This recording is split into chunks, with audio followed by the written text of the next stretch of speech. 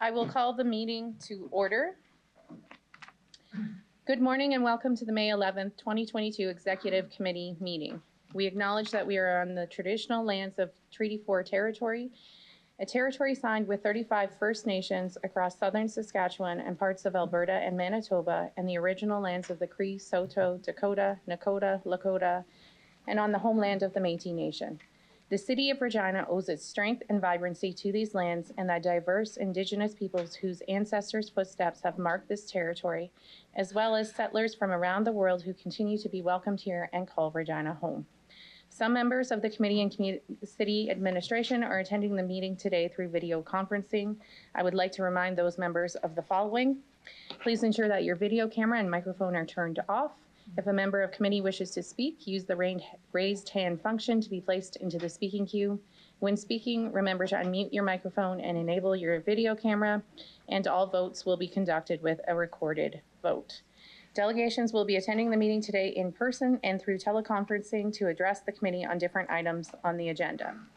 Reports will be considered by City Council at its meeting scheduled for May 18th, and the deadline to register as a delegation for the City Council meeting is 1 p.m. on Thursday, May 12th. Can I have someone move a motion to approve the agenda at the call of the chair? I'll give that to Councillor Bresciani. Any opposed? Carried. Can I have someone move a motion to approve the meeting minutes from the meeting held on April 27th, 2022? Councillor Stadnichuk, any errors or omissions? Okay, I will call the question. Any opposed? Carried. We will now consider item EX 22-52, follow-up to Board of Police Commissioners report. Can I ask Byron Wary from administration to introduce the report? Good morning, Madam Chair, members of committee.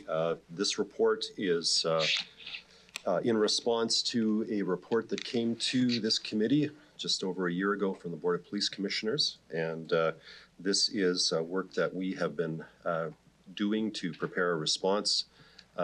Andrea McNeil-Wilson, the manager of bylaw enforcement, and her team have put together this report. There's been some consultation with other branches within the city that are involved in responding to these types of problems. The report itself contains some recommendations for some policy changes to the community standards bylaw.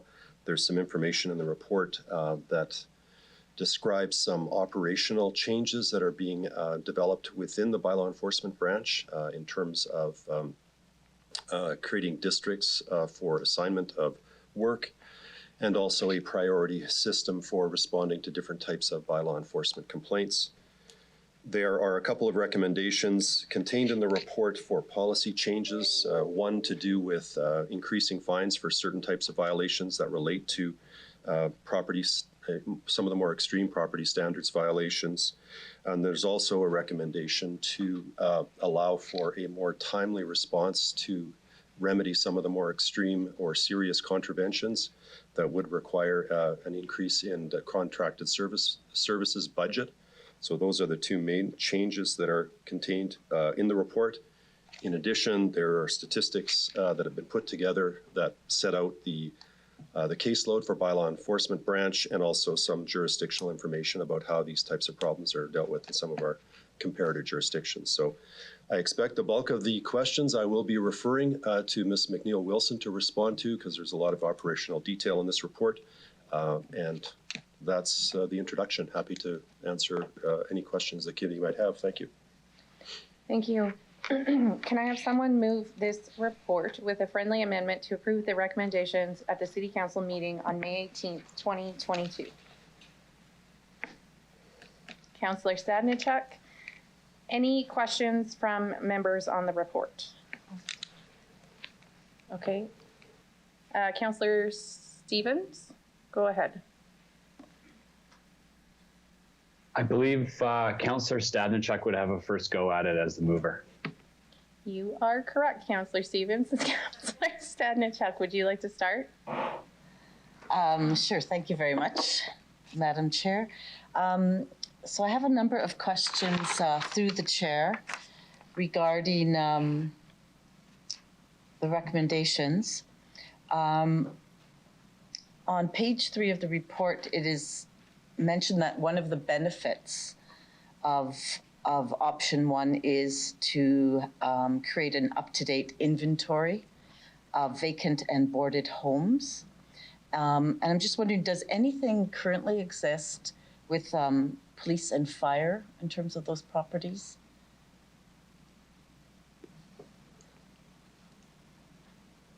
I'll refer that question to Ms. McNeil-Wilson to respond. Through the chair, there is currently no formal list that is maintained by Regina Police Service or by the fire department. There, however, would be records pertaining to their specific call outs. And the follow-up question through the chair, would an inventory that the city would create would be of benefit as well to police and fire? Through the chair, yes, it was information that we would certainly share. We already have a collaborative working relationship with Regina Fire and Protective Services, as well as Regina Police Service. Okay. Another question through the chair. On page 7, there's a lot of discussion about secured or unsecured buildings. I guess I would like to get a better understanding of the definition of unsecured from your perspective. What if a building appears secured, but that it's quite easy to be broken into? Like, is it just the fact that the windows are boarded? How do you define what looks like a secured building? So through the chair, an unsecured structure is defined within the community standards bylaw. Okay. So it could be any combination of exterior doors or windows or other openings of the structure that are damaged, broken, or otherwise in a state of disrepair. So if a vacant building has a door that is closed and the windows are intact, then it would not be considered unsecured. Okay. And another question through the chair. On page 9, there's a discussion about abandoned properties, that they're not considered abandoned properties if they're continuing to pay property tax. So I am a little bit concerned about what the impact of abandoned buildings, homes that might be 10, 20 years that no one has lived there. And I do have an example in Lakeview of a house where the neighbors have complained quite a lot that the house has been vacant. Nobody's lived there, nothing has happened, but it is secured. The taxes are being paid, utilities are cut off. So is there any consideration in terms of length of time that a place has been abandoned, or how it might impact neighbors who feel that there's a risk that the house will be broken into or vandalized or so forth? I'm going to direct this first to Mr. Weary, who will then direct it accordingly. Thank you, Madam Chair. I'll start the answer, and perhaps Ms. McNeil-Wilson can speak to how, from an operational standpoint, her team deals with this issue.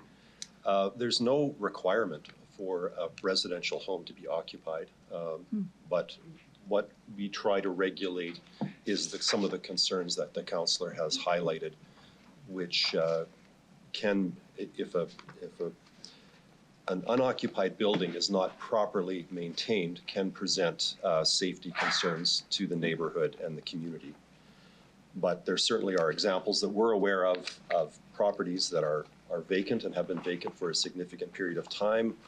Sometimes the owners will deal with landscaping and the new requirements for snow removal on city sidewalks. That'll be a new requirement. And paying the property taxes, of course, is key to that. So where we monitor them is if there are problems with ongoing maintenance, if there's broken windows, if it appears that it's not secured, and that from our perspective is where we get involved to try and make sure at the very least the property is secured so that there aren't the public safety risks that would otherwise be presented. But just look to Ms. McNeil-Wilson if there's anything to add.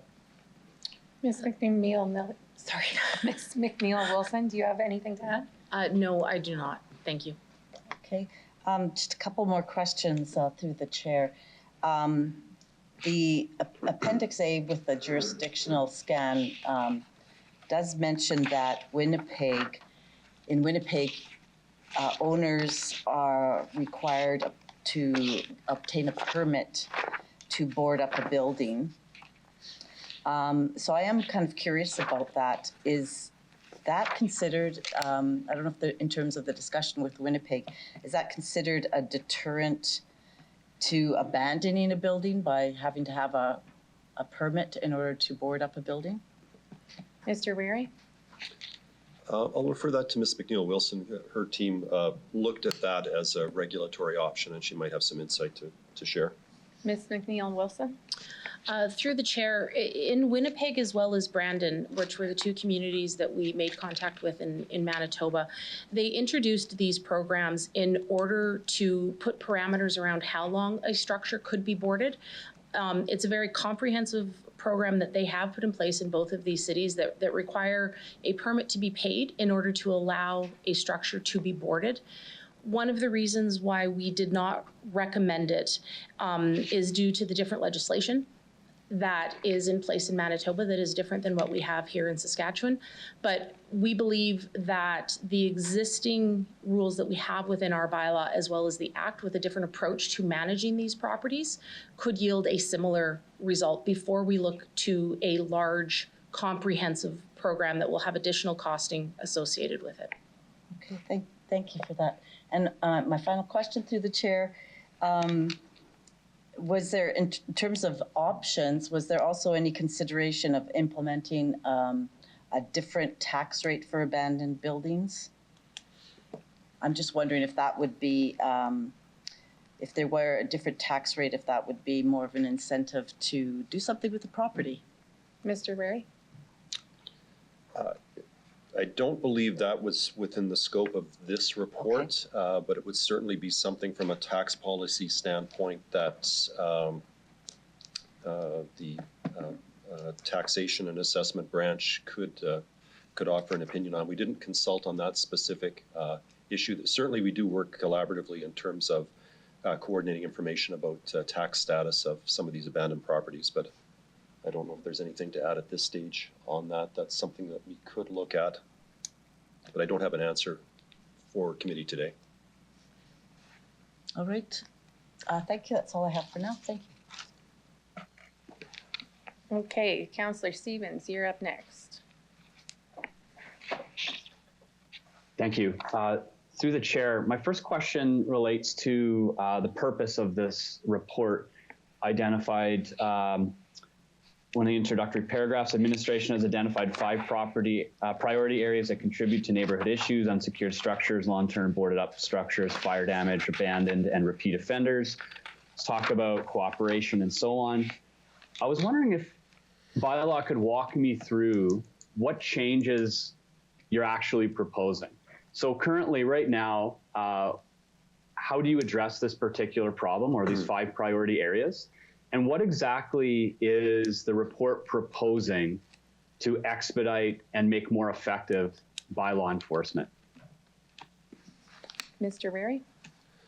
I'll ask Ms. McNeil-Wilson to run through those options for the council. Great, thanks. Ms. McNeil-Wilson, I have trouble saying your name. Through the chair, I guess I'll start first with the actual bylaw amendments that we are requesting. So they are specific towards some of these problems, specifically unsecured structures. A structure that remains unsecured in a high-risk neighborhood that can be prone to vandalism, squatting, arson, or anything like that does pose a risk not only to the community, but also has an impact to the resources of Regina Police Service and Fire and Protective Services. So initially, through that amendment and removing the right to appeal, that will enable the bylaw enforcement branch to deal with those situations much more efficiently, meaning we don't have to issue an order to wait that 15 days for somebody to appeal the order to then go and board up that structure and hope that they don't file the appeal. This means that with that particular amendment, we would be able to secure the structure the same day, rather than allowing it to exist for an extended period of time. To do so would require additional cost, as the Cities Act would not allow us to pass that cost onto the property tax account by removing that right to appeal. In terms of the other changes that we're making, some of the amendments are just to enhance our effectiveness, particularly around the housing standards enforcement team when we do interior inspections, to allow us to be more prescriptive in how mold will be remediated to ensure that there's proper ventilation and opening windows, just to enable and support the goals of the housing standards enforcement team. In general, with some of more of the process changes that we're looking at, what we are looking at doing is, rather than approaching all cases within the city in terms of a first in, first out, what we are looking at doing are prioritizing those complaints that pose an immediate risk to public health or public safety versus violations that are just a nuisance, that those resources will be focused to deal with those matters, and to deal with those ones more efficiently while still providing similar level service to other neighborhoods. And so that between the introduction of a priority system as well as a zone enforcement system, acknowledging that there are different bylaw violations within the community, we hope to focus rather on the issue and we hope to focus more so on the issues that exist within certain neighborhoods and those priorities that exist within certain neighborhoods to decrease the time that it takes to deal with them.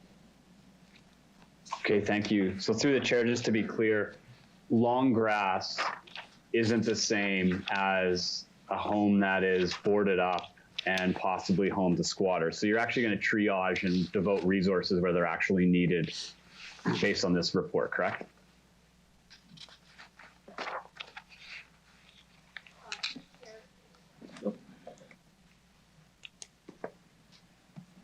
Sorry, is that Mr. Weary or Ms. McNeil Wilson? I'll let Ms. McNeil Wilson explain the priority system that's proposed here.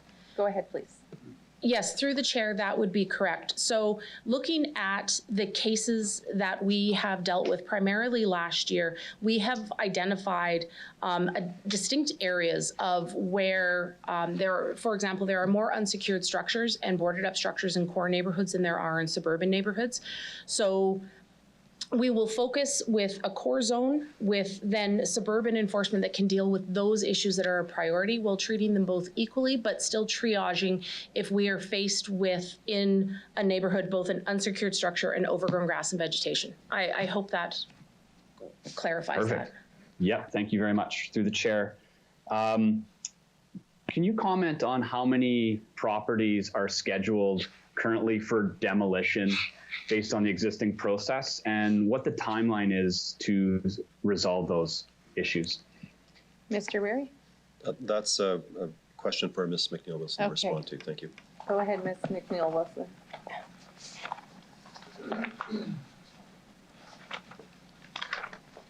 Sorry, I'm just looking for my notes here.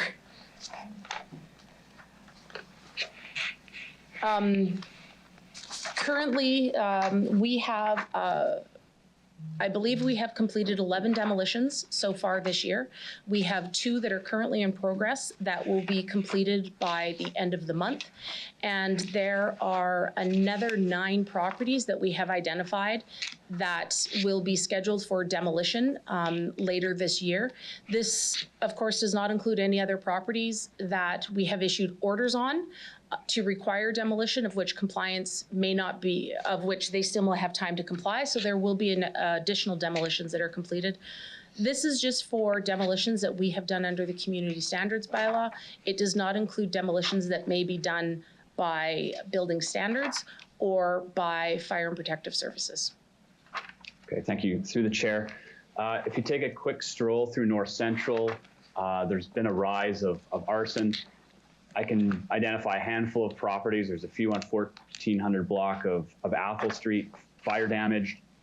What would it take to get those properties demolished and just bring it back to an empty lot within a month? Seems like a nuisance, both to the neighbors as well as the community.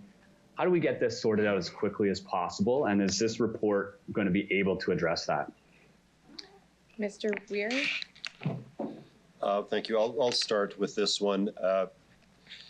The timeline for some of those types of issues, obviously demolition of a residential property is the most extreme remedy that we would exercise under this bylaw or the other bylaws. And so therefore, there are sort of natural justice due process rights that are important to make sure that we respect in terms of dealing with properties and trying to get them to comply. In those extreme situations where there isn't compliance, we still have to go through a legislated process in terms of giving the property owner notice, as Ms. McNeil-Wilson has described, the potential appeal of that order to the Regina Appeal Board and subsequent follow-up. So not sure I can give a definitive answer in terms of whether it can be done in a month. It's unlikely, given the scheduling of appeals at the appeal board. It's a multi-month process. I maybe would look to Ms. McNeil-Wilson in terms of in an ideal scenario in terms of process, moving through a process. I maybe look to her to see what a realistic timeline is. We have talked about the use of this summary process to deal with situations that present themselves where there's public safety risk, but I would be unlikely that we would use that summary remedy to do a demolition, only in extreme cases. But I'll look to Andrea to speak to the timeline that typically we see for getting through to demolition. Go ahead, please, Ms. McNeil-Wilson. Through the chair, if we are dealing with a property that is boarded or fire damaged, if our first step will always be to make contact with the property owner to determine their intent behind the property, whether or not they have made contact with insurance, have began the process of remediating the property. And from there, depending on the extent of the damage, we'll determine whether or not we would then issue a maintenance order or a demolition, or a maintenance order, meaning to repair the property, or an order to demolish the property. As Mr. Wary indicated, this can take some time in order to give an opportunity to that owner. Assuming that there is no appeal, we can commence a demolition once it is sent to the contractor within a couple of weeks. Great, thank you. Through the chair, that's helpful. The report also speaks to the enforcement process in terms of proactive and reactive. I think there's a misconception that bylaw enforcement is only reactive to complaints. And that is an issue that I hear consistently from residents. The report says otherwise. You do both. Can you comment on that a little bit further and tell me what operational changes will push bylaw enforcement to be even more proactive in identifying and resolving issues in the community? Mr. Weir? I'll refer that to Ms. McNeil-Wilson to speak to. Go ahead, please, Ms. McNeil-Wilson. I don't know, your name is very difficult for me. Please go ahead. Through the chair. So bylaw enforcement officers spend upwards of 70% of their time within the field in investigating both service requests and proactive cases. They are required to come back into the office in order to update their case files, upload photos and log notes, that sort of thing. So the service request will bring a bylaw enforcement officer to a neighborhood, and it is from there, as the enforcement officer is in that neighborhood or as they're driving to the neighborhood, that they will notice other violations that that would be in non-compliance with any of the bylaws that we enforce. What we are looking at doing by introducing a priority system and putting parameters around what is proactive and what is not proactive is focusing on those violations that pose a risk to safety or are in the public interest to enforce. So it doesn't mean that we won't respond to a service request, but for some violations, we may not cast our net as wide to deal with them proactively. Okay, thank you. That helps a lot. This is an undertaking for administration, and it's specific to fleet and fleet vehicles used by bylaw enforcement. Currently, my understanding is that bylaw enforcement officers actually use their own personal vehicles, which seems quite astounding to me, given that we do supply police officers and others with fleet vehicles. There is a review of our existing fleet procurement. If possible, could there be consideration in using existing vehicles or roping in bylaw enforcement into future procurement offers? And I put that as an undertaking considering the work is already underway. Can administration comment on that if there's any inaccuracies in my statement and whether or not this can be done? Mr. Berry, please go ahead. Thank you, Madam Chair. The process for the budget is we have submitted a business case for this specific type of a request for dedicated fleet vehicles for bylaw enforcement officers. So that is something that has been discussed administratively. So in terms of, I'm not sure if I understand the undertaking from Councillor Stevens, but certainly it's something that is part of the current budget process. I don't know, Mr. Nicol wishes to speak to it further, but it's... Okay, go ahead, please, Mr. Nicol. Thank you. Through the chair to your question, Councillor Stevens. Yes, the department or the branch has put forward a business case with respect to including or securing assigned fleet vehicles for bylaw enforcement officers. There are, obviously, as in any budget year, there's going to be a lot of pressures on various capital expenditure requests, but I certainly think that there's a lot of merit in us discussing that at the ELT table prior to it coming to council. We've heard discussions before, whether it's safety related, whether it's people coming forward to say there's somebody skulking around my property because they don't know who they are. When you drive up in a vehicle that says, you know, you're with City of Regina, that certainly sends a message.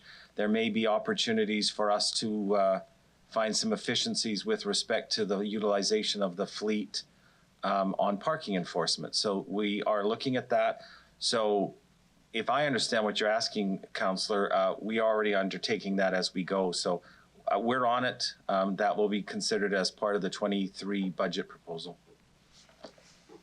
Perfect, thank you. That's what I wanted to hear. There are two options in the report. Option one is being recommended. Mostly what we're talking about right now, procedural changes, some investment in resources. Option two is a bit more considerable in terms of increasing staff. Might it be possible 1 year from us advancing this report and any appropriate changes to see a report come back to council on the effectiveness of these revisions and bringing back option two if it's suitable?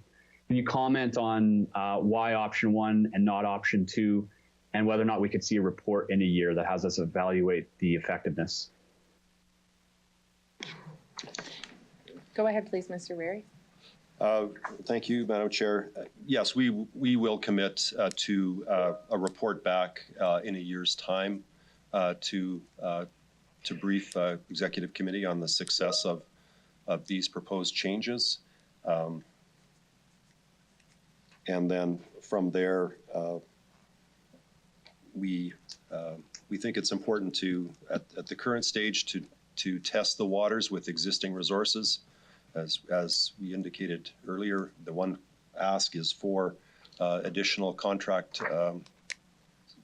services dollars to do some of those kind of expedited remedies. So that's what we're recommending this year. Obviously, if there was a wish for the branch to do more, most of the costs of the bylaw enforcement branch are staffing. So if there was an increase to staffing, it would probably allow for greater specialized enforcement to take place. As the report indicates, most of the bylaw enforcement staff are generalists, so they are assigned an area of the city to investigate, and will take on most, if not all, cases that come their way. There is a limited amount of enforcement that's done. If council wanted us to be more active in this space, then it probably would require more dedicated resources for this type of enforcement. These types of files that we're talking about in this report are some of the most labor-intensive ones in terms of the investigation, the ongoing monitoring of properties, and then trying to get compliance from the property owners. So these are some of the more challenging files from an enforcement standpoint that we deal with. So just look to Ms. McNeil-Wilson if there's anything to add in terms of the rationale for trying this out with our existing resource complement.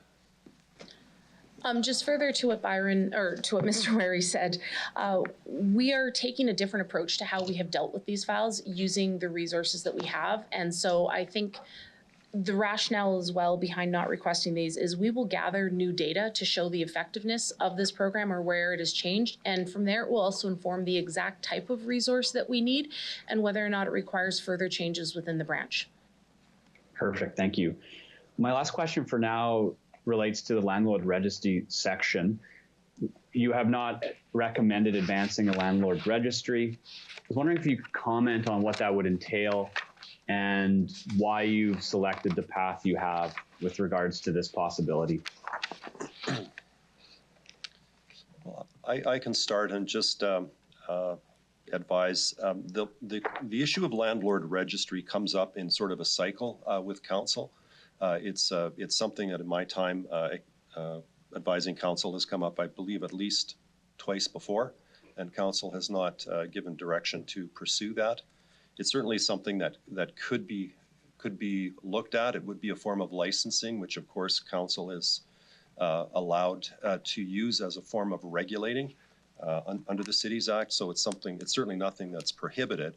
The concern that we would identify is just simply, is there going to be overreach here? Because we don't, in our view, there's no way to do this on a sort of geographical basis. If you set up rules of this type, then it would probably need to apply to most, if not all, rental properties in the city. And so you might be over-regulating some areas that don't require it.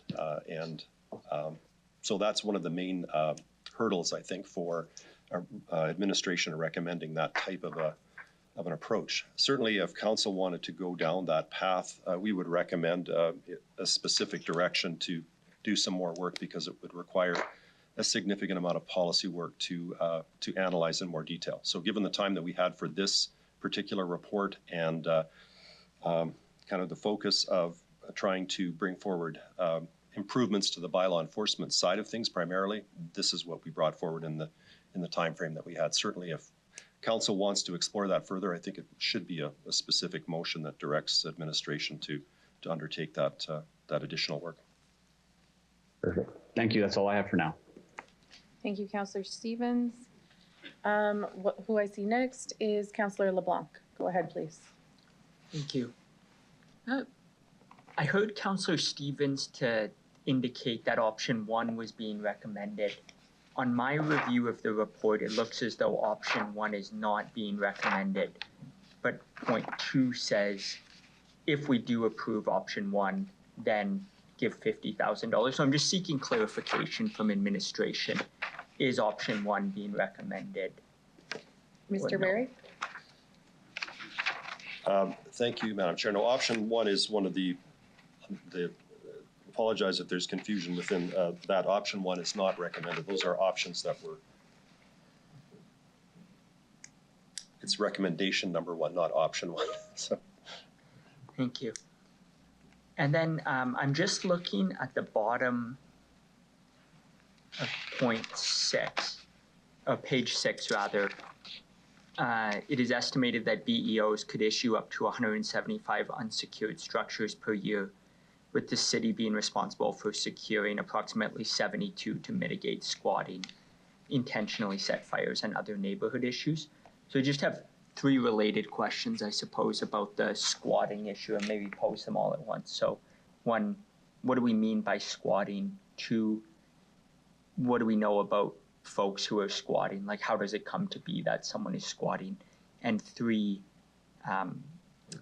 of the 72, how many of these annually would be squatting as opposed to the fires or other issues? So through you, Madam Chair. Mr. Berry? I'll refer that question to Ms. McNeil-Wilson for some comment. Ms. McNeil-Wilson? Through the chair. So the term squatting was taken from our discussion with the Board of Police Commissioners, as well as the Board of Police report, as one of the issues that they feel increases with an unsecured structure. So in terms of squatting, it would be somebody who is not permitted to be in a property through having a tenancy and an agreement with the property owner to be in a property, and is in there for whatever reason that it brought them there. I can't speak to how other organizations or agencies deal with squatting, but I can tell you that when it is encountered with the housing standards enforcement teams or with some of the officers in the field, we have made connections with agencies that do support vulnerable people to put them in contact in order to get them adequate housing if that is one of the reasons that has brought them to that property. Through the chair, I don't recall the third question that was asked. I can, thank you. So of the 72 approximate annual cases referenced for squatting, arson, or other neighborhood issues, how many of those 72 would you anticipate would be squatting? Ms. McNeil Wilson, gonna stop trying. Through the chair, I'm unable to answer that question, as it would be 72 unsecured structures that could contribute behaviors such as squatting. Thank you. And then I'll direct to page 8 of the report. Indicates as part of the research for this report, we looked at North Central, July 2021, there were 129 boarded houses. And I understand currently it's not being recommended. We analyze how many there are in the city, but does anyone have an educated guess of if there are 129 in North Central, how many there may be in the city, or are we totally blind until and unless we gather further data? Mr. Weary, I'll refer that to Ms. McNeil Wilson again. go ahead, please. Thank you, through the chair. So yes, we only did a moment in time snapshot, which generated a list of 129. We were unable to get to the heritage neighborhood, but we would estimate approximately the same. One of our goals as part of this program with having additional enforcement officers dealing with unsecured structures is to create a new inventory of North Central as well as Heritage and the rest of the city to be able to monitor this. And that will be one of the measures that we will use to determine whether or not our amendments and the program changes have proven to be successful. Thank you. And Ms. McNeil Wilson had indicated, but I just want to clarify through the chair. So page 9, it has recommendations. Administration will complete an inventory of heritage. 2 questions. When will that be completed, and how, if at all, will that be communicated to council? Mr. Weary? I'll refer that to Ms. McNeil Wilson again. Great, thank you. Go ahead, please. Through the chair, if the recommendations that are presented within the report are approved, the effective date would be August 1st of these amendments coming into place. So we would have that inventory completed by August 1st, which would be the starting point with the new bylaw amendments. In terms of informing council of that, I would actually direct that to Mr. Wary in terms of how we would look at bringing that information back. Yeah, we can commit to bringing back that information once it's gathered. It just, one thing that we may need to look at is just the sensitivity of the information and how we might want to report that without just needing to be careful about what, it's a little bit easier to report on a statistical basis. It might be more, it may not be appropriate to be listing street addresses, et cetera. So we may have to mask some of the data, but certainly we will commit. If we gather this information, we will be sharing it in whatever way we can with Executive Committee, whether it's in public or private session. Thank you. And then to page 12 of the report has a chart, top 5 community standards, bylaw violations by ward. The second listing within it has untidy property, and the third has property maintenance. My question is, which category would these sorts of things fall under? Would it be the untidy property or the property maintenance issue? Mr. Berry? I think I know the answer, but I'm going to refer it to Ms. McNeil Wilson just for out of an abundance of caution. Go ahead, please. Through the chair, the issue of a boarded up home would fall under property maintenance in terms of whether or not there are adequate doors, windows, siding, exterior cladding, eaves troughs, that sort of thing. Great, thank you. I don't have any more questions. Thank you, Councillor LeBlanc. Up next, I see Mayor Masters. We're fighting over the mics. Go ahead. Thank you. Through the chair. I think my first question is, what is the total number of staff currently attributed to bylaw? Mr. Wary? I'll refer that to Ms. McNeil Wilson for Sounds the good. exact number.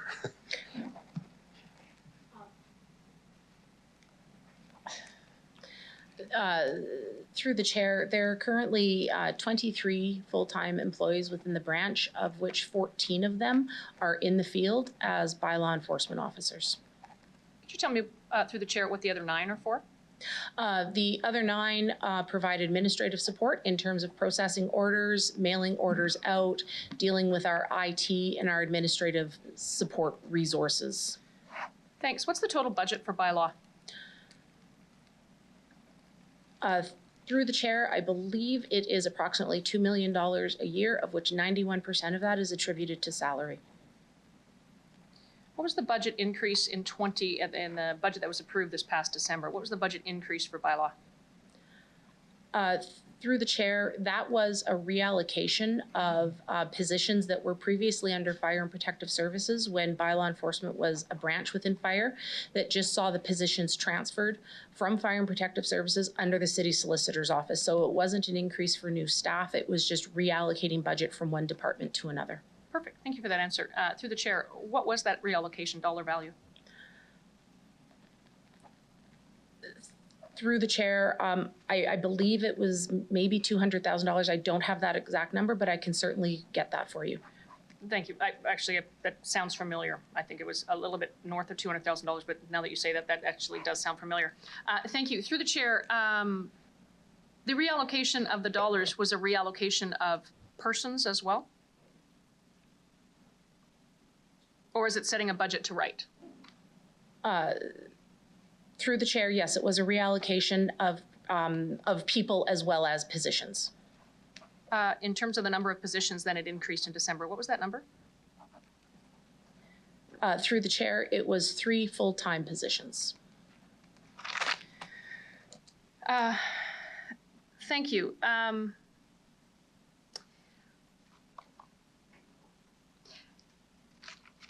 HSET used to be a program, and I see in the report that it was reestablished in 2018 and has been doing good work in terms of knocking down unsafe buildings or buildings that have been damaged by fire or whatnot. Is that correct? Reestablished in 2018?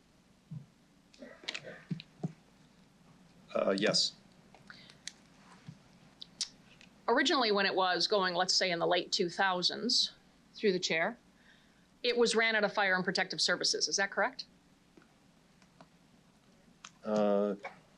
I will look to Ms. McNeil Wilson for some of the history on this. The bylaw enforcement branch has moved around within the organization. So I'll look to Ms. McNeil Wilson to provide the history on where it reported in the late 2000s. Go ahead, please. Through the chair, the Housing Standards Enforcement Team, regardless of which iteration it was, has always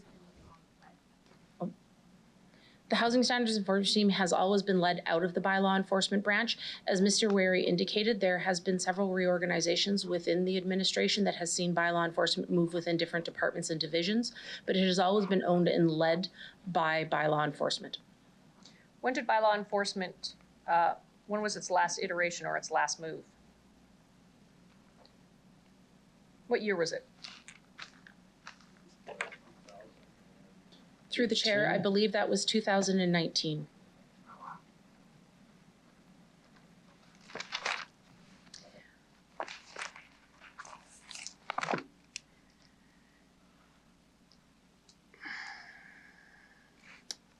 When I look at the increase in personnel or the reallocation, I'm actually interested to know, 5 years ago, do you know the number of inspectors? We have 14 now out in the field. Do you know 5 years ago how many we had?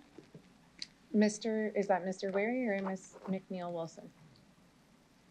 I would have to verify that, but my research on this topic indicates that there's been very little change in bylaw staffing levels of officers going back 20 years. It's been in that 10 to 15 range. So I'll look to Ms. McNeil Wilson for any more specifics, but it has remained relatively flat. Go ahead, please. Through the chair, I believe what Mr. Wary has indicated is correct. I do know that there were previous decisions made to convert some bylaw enforcement positions to other support positions, such as a business solution specialist to maintain and support the software that is used by the bylaw enforcement branch. In option number 2, which suggests that additional resources would need to be added to the tune of $360,000 for salary, benefits, and other related costs, and I appreciate most of this is salaries, and that's fine. If this work was being done before, why would there need to be a new allocation now? Are we that much more offensive when it comes to bylaw infractions? Mr. Wary, go ahead, please. I'll refer that to Ms. McNeil Wilson to respond to. In terms of the trends with property maintenance specifically. And as I indicated before, there would be increased resources would allow for increased specialization. Go ahead, please. Through the chair, could I get that question repeated? Well, HSED has always been a team that has gone out and done enforcement. But I think what we're hearing, and definitely what I hear from citizens and from, frankly, the other branches, clearly from the Regina Police Service and from Regina Fire and Protective Services, is that it hasn't been as effective over the last, whenever, reestablished or reinforced or whatever the language is in the report around 2018. The work's been being done by existing staff for well over a decade. So why would option number 2 require an increase of more FTEs if the work has been going on forever? What's different about option number 2? So through the chair, option number 2, as Mr. Wary indicated, would allow us to have more resources to deal with any general complaint that would be coming in through bylaw enforcement. It just would increase response time, increase the number of officers that are citywide.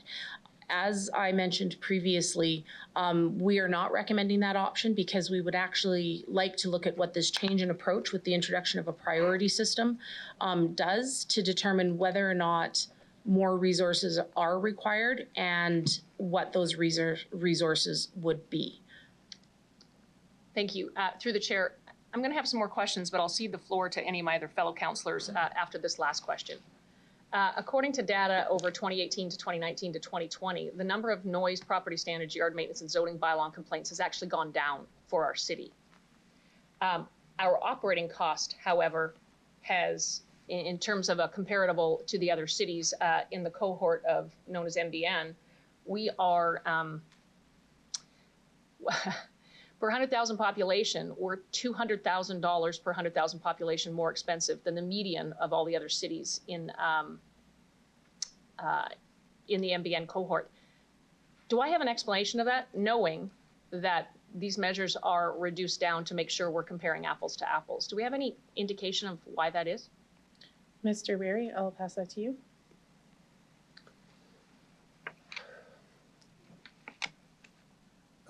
I don't have an explanation for it.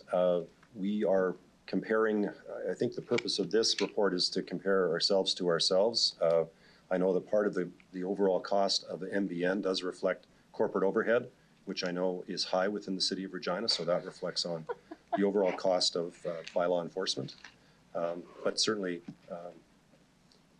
that's the explanation I have. I'll refer it to Ms. McNeil Wilson if she has any more insight on MBN analysis. Go ahead, please. Through the chair, I have nothing more to add. Thanks. I'll cede the floor. I may have more questions. Thank you to the chair. Great, thank you. Who I see next is Councillor Bresciani. Go ahead, please. Thank you very much. So on page 6, the focused approach indicates that we'll be supporting bylaw amendments and the implementation of key performance indicators, so the KPIs to measure success. So what is the process now, and how will this now change moving forward with introducing? Do we have some KPIs, or how is this going to change? Through the chair. Mr. Weary, would you like that, or? I can start, Madam Chair. We do track cases. We have an Enforce system that allows us to determine the number of complaints that we receive. There is tracking done to determine how many are resolved and in what fashion. We also are conscious of time to resolve. I'll let Ms. McNeil-Wilson go into more detail on that. As with other areas across the city, I think we're looking at developing more effective KPIs as part of the overall corporate initiative. So that certainly will apply to this area as well. And perhaps we will have a better answer in terms of both the costs of responding to these things and then determining where are the high cost complaints and how does that impact our ability to deploy resources. So we are working on that. Part of the report back, I assume, will occur around the same time as the corporate development of KPIs.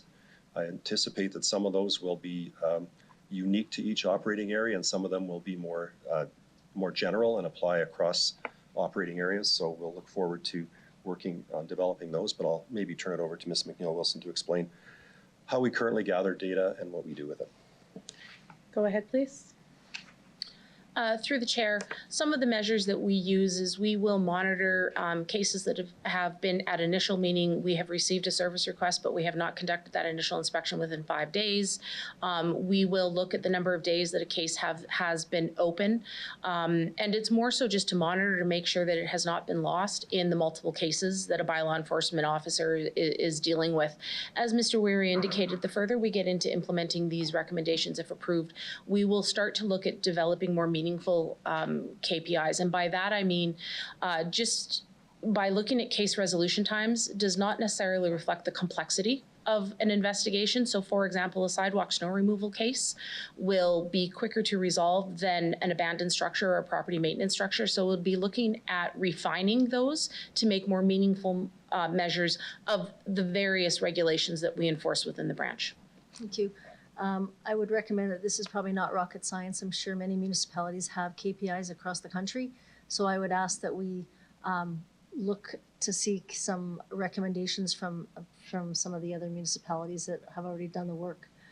In regards to the staff of how many 23 staff, how many does Saskatoon have? Do we know through the chair?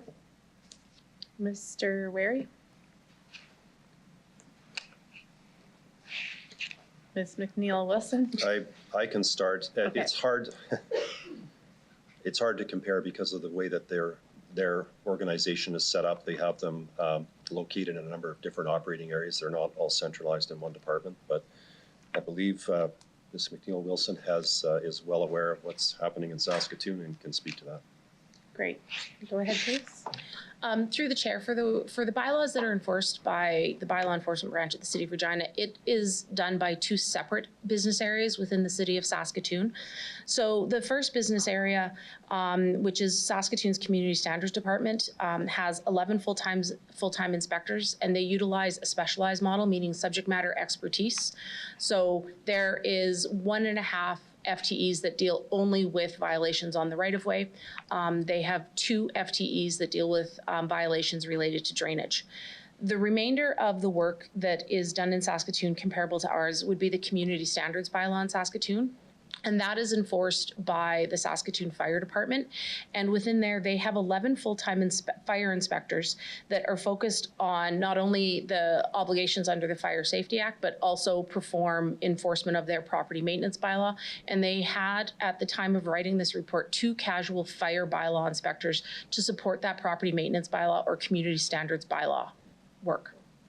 Okay, thank you. So as of right now, do we not have 2 separate areas as well, through the chair? Mr. Weary? Sorry. We have a number of different areas that are responsible for enforcing of bylaws. So in some respects, it's a bit of a misnomer to say bylaw enforcement is responsible for enforcing all bylaws. We're not. The main focus is, as set out in the data at the back of the report, in terms of what our focus is. But as you've heard from a number of other operating areas, there are people that are doing enforcement of different bylaws that are specifically delegated. Even in most recent memory, drainage, waste management are two of the more recent examples where those are being done. That enforcement is being done in other parts of the operating area, or other operating areas, I should say. Thank you. So then what is the actual total of all of them from the different departments?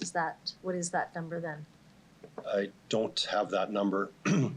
I suppose the other thing I should add is there's also licensing staff and parking enforcement. So in terms of, I certainly have the number for my area. I don't have the number of staff for the other operating areas that have enforcement staff. In some cases, they're not dedicated staff. They're part-time enforcement, but I don't have that information at this time. We certainly can get it, but it would be, I would be necessary to consult with some of the other areas of the city. Thank you. Would that information be available in a breakdown before council? Would that be something that could be prepared as an additional to before council, or a part of the agenda to council through the chair? I could attempt to do that. I'd need to get the information from other areas of the city. So as long as they can provide that information in that time frame, then we will commit to that. Thank you very much. I would appreciate that. Again, it would give us the holistic view of who we have working in what areas and what they're doing. I would like to ask also about one of the biggest pieces, I think, when we look at if it's garbage, or if it's yards, or if it's weeds, or if it's abandoned homes. One of the things that I hear constantly about bylaw is the fact that their time is really not monitored. Do we have GPSs in vehicles? And is that something that's going to be happening with this, through this change, through the chair? Mr. Wary?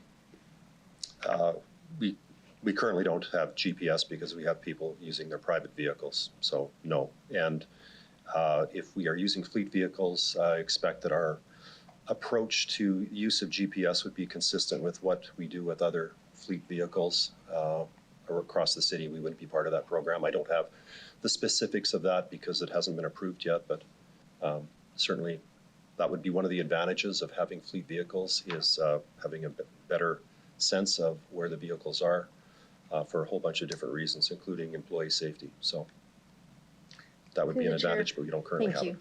Oh, sorry, thank you. To the chair, so, what is the reason that we don't have GPSs when we're paying employees to do a job and go around the city? Do we pay them for their gas? To the chair? We do not have GPS in private vehicles, and we don't have any plans to do that. If we get fleet vehicles, we will do it, but I don't think we're equipped to put GPS in private vehicles. Can I ask, through the chair, does Saskatoon or any other municipalities provide cars for their bylaw enforcement officers? I think we've done that analysis, Madam Chair. I can ask Ms. McNeil-Wilson to provide that information. Go ahead. Through the chair, in the case of Winnipeg, with their property standards inspectors who deal with matters similar to the community standards bylaw, they have a select number of fleet of vehicles available to them. In the case of Saskatoon, Saskatoon Fire staff do have access to fleet vehicles. However, the employees in the community services department do not have access to fleet vehicles. I do have the information in terms of which municipalities do have access to fleet vehicles for bylaw enforcement officers and which don't. It is in a different document, but I can certainly provide it to Mr. Wary and the city clerk. That could be circulated if you would like that information. Thank you. Thank you. Through the chair, yes, that would be appreciated. Through the chair, do we know that any other municipalities do not have GPSs in vehicles, personal vehicles? Through the chair? Is that for Mr. Wary? I don't have that information. Thank you. I would like to ask for if there is an undertaking to see if other municipalities do use GPSs in personal vehicles. Because I think in that, as Councillor Stevens had asked about looking at that report coming back with vehicles, I would also like to add the GPS piece as well. Through the chair, could that be done? Mr. Wary? Mr. Onrait says that we can do that. Thank you. My personal view is we need fleet vehicles for credibility of bylaw enforcement. Having personal vehicles creates a whole host of problems, but we'll certainly track down whether GPS in private vehicles is done elsewhere. Thank you. In regards to the, when we look at, and I'll use the example of empty lots. So we're talking about taking out homes that are boarded up and being able to knock them down at some time. What about the vacant lots that they become after these homes are torn down? And I have a few in my area that are just vacant lots and people have not built on them. And these are areas that have been around for 30 years or more. What happens to those lots that people can just leave and not have to build on? And it would be no different than in across the city. What's the process there about having something to be on it? Because after it becomes weeds, garbage, even if they fence it. Through the chair. Mr. Wary? Thank you, Madam Chair.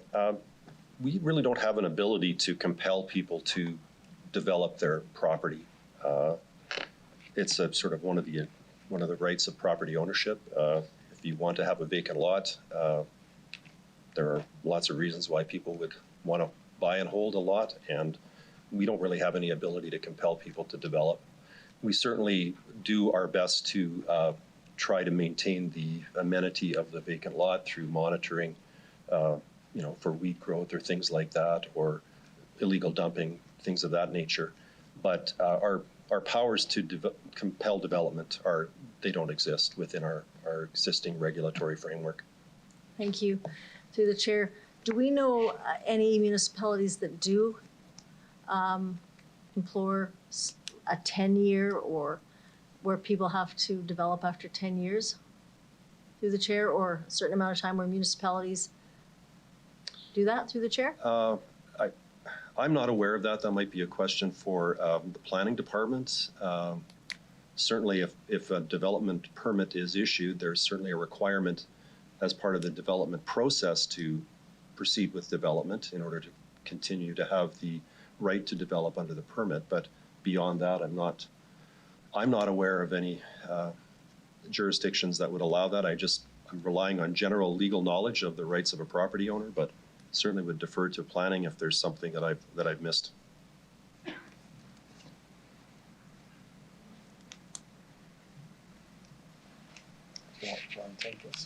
Go ahead, please. Thank you, through the chair. I really have nothing further to add to Mr. Wary's comments outside of the development process. If people don't have a development permit, they just have vacant land, they can have the vacant land sit there. And I think that's within Saskatchewan's legislation, that would probably be the end of it there. Thank you. I would ask that if possible, I think that one of the things that a city does look, we talk about maybe taking these homes and be able to, eventually knock them down, make it look like a cleaner city, but it doesn't look very clean when you got a whole bunch of vacant land sitting around the city that is not developed. So I would like to ask if I think I've heard it in my neighborhood, there is no push for people to ever have to build. I know in other jurisdictions, say, where I have my cottage, you have 2 years to build. So when we say, and I'm not saying it has to be 2 years, but I do think when we've got many of these owners of these properties don't even live here anymore. I look at Broad Street, for example. I mean, some of these vacant properties sit there and sit there and sit there. It does nothing to beautify our city. So I would like to ask, I don't know if it'd be an undertaking or if it can come back with that report about other municipalities, what they, if there is, what they do, if there's a time frame that from other municipalities that they actually can enforce building within a certain time frame. Is that Mr. Wary? Thank you, Madam Chair. That's not an undertaking I can make. It's not within my area of responsibility. So Okay, Ms. Bryden? Thank you, through the chair. So I think we can't force people to build. So I think in some instances there might be leases, like where you lease a property, or they can put certain requirements on certain things like that. But we can't compel a property owner to build on their piece of land in the city. There are some things the city can implement. Incentives of some kind, or I think earlier there was different tax rates mentioned, or things like that for vacant land that could be considered. Those are some tools that council has available to them. But outside of those things, we can't, from a development perspective, force people to build on a vacant piece of property. Sorry, I just need clarity. So who's saying we can't? Like what law is that, through the chair? I just need clarity. Who is saying we can't do that? Is that, I'm sorry, I need clarity. Mr. Weary? I'll try and offer a perspective that's maybe somewhat uninformed, but I think the context that the councillor is referring to might be where people purchase lots as part of a development, and then as part of the condition of purchasing that lot, there is a requirement to build on that lot as part of a new development within a period of time. So I'm aware of that being an issue, but I'm just not aware of a vacant lot in an existing residential neighborhood that's been previously developed. I'm just not aware of any angle that we could use to compel development. But I understand the councillor's example, but I just don't have anything more to offer on that issue. Okay, looks like Ms. Bryden does. Go ahead, please. Through the chair, Ms. Dawson, do you have any comments that would help provide clarity? I have a couple of comments. The Planning and Development Act is legislation in Saskatchewan that authorizes development. So when you issue a development permit, there's a limitation on time that you are required to do that development. And under your building permit, there is a certain time that authorizes you to do that building. So if you've applied for a building permit, you are required to build or authorized to build that development within that time period. So that's kind of where the time limits get set. But if you choose to keep your land vacant, it can remain vacant as long as it's in some kind of tidy state and meets municipal bylaws. There's nothing under the provincial legislation or requirements under municipalities bylaws that requires you to build if you've chosen not to apply for a permit. So I have phoned a number of different municipalities. I've worked in a number of different municipalities and throughout Saskatchewan, and there's nothing that compels you to build that would be under municipal or provincial legislation. As Mr. Weary has indicated, sometimes if you purchase a lot from a builder or a developer, there is time limitations through the contract for sale, and so sometimes that does come into play. Okay, thank you. I'll leave it there. Just the last question. I have a building in my ward on Green Apple and Chuka. I call it Capital Point 2. It sits there for now over 8 years. When we use the term like it's got to be deemed safe, I guess the question I'm wondering is, what is deemed safe? So if it's still a half-built building, interior, exterior, fencing around it, like what are the levers, or any levers in here that are going to help us move forward on existing builds and kind of prevent that, that gives tools to our bylaw officers to be able to go out and move this forward? Mr. Weary? For situations like the one that the councillor is referring to, I think that the rules are pretty well established within our bylaw. I don't want to comment on solving specific cases or properties in dealing with this report, but certainly aware of the frustration in the community about that unfinished development. But certainly, the longer a property sits vacant like that, that's something that can factor into what our remedy might be. I don't think I would say more than that at this stage, but a lot will depend on the circumstances of individual properties. But the threshold from my perspective is primarily related to is a property becoming so run down that it is becoming a threat or a concern around public safety. If it's just simply a bit of an eyesore in the community, in my view, that's not going to meet the legal threshold. But the longer a property sits vacant and unattended to, I think we need to keep an eye on that. And as the councillor has said, the one example she's referring to, it's now many years. So don't have more to offer on that, other than to say the remedy likely, if there was one, would be for that type of a scenario would be under community standards, unless there's some structural piece to it that would result in it being something that would be dealt with under building. But if it's just a vacant property that otherwise is structurally sound, then it probably is something that if there is any remedy, it would be under the community standards. That's all I have. I'll let others ask. Thank you. Thank you, Councillor Bresciani. Who's next is Councillor Mancinelli, please. Thank you, through the chair. Enjoyed the conversation so far, and it kind of spurred me to want to bring up forth an amendment. To point 3 of the recommendation, I'd like to add on, as part of the 1-year update report, administration bring back options on taxation of abandoned buildings / properties, alongside projected outcomes for implementing option 1 as defined on page 3 of the report. So I have that written down. I'll bring it over there. Is that an amendment, or if because it's a report, is that potentially an undertaking? It's an amendment, okay.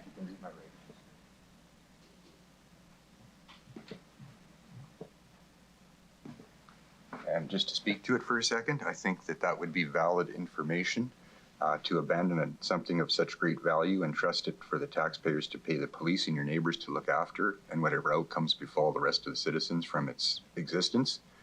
I'd like to know what taxation structures could exist and how we could use some of those to curtail some of the outcomes we're talking about today.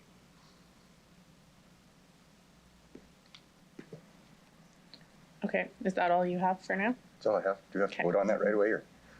Yeah. Okay, so we'll be displaying that.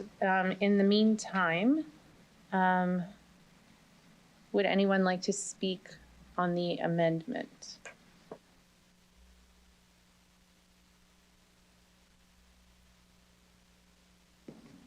Mayor Masters? Thank you, through the chair. Just wondering if my fellow councillor would look for a friendly amendment. I'm not prepared to wait 1 year. If we're collecting data monthly, I think this would be an excellent report, just even to come to a receive and file quarterly to council.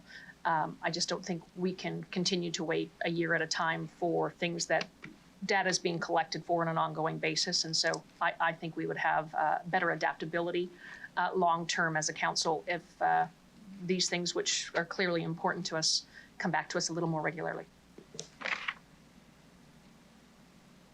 Councillor Mancinelli? Sounds agreeable to me. I guess my only pause would be the effects of the taxation policy, if there's any time needed for that. And I'd look to administration for a little bit of clarification there. But as for more information and keeping up to date with this, I'm totally in agreement. Okay. If you want to leave that one at a year, I'm fine with that one. Good with that as well. Okay. Thank you.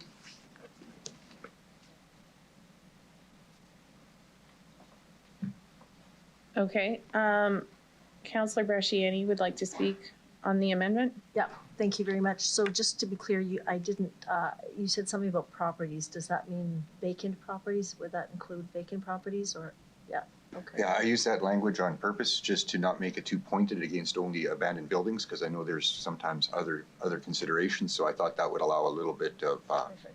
Flexibility. Yeah. Thank you.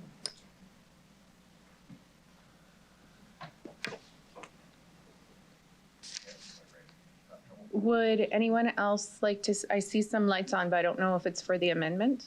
No, it looks like Counselor Stadnichuk. The full amendment and then.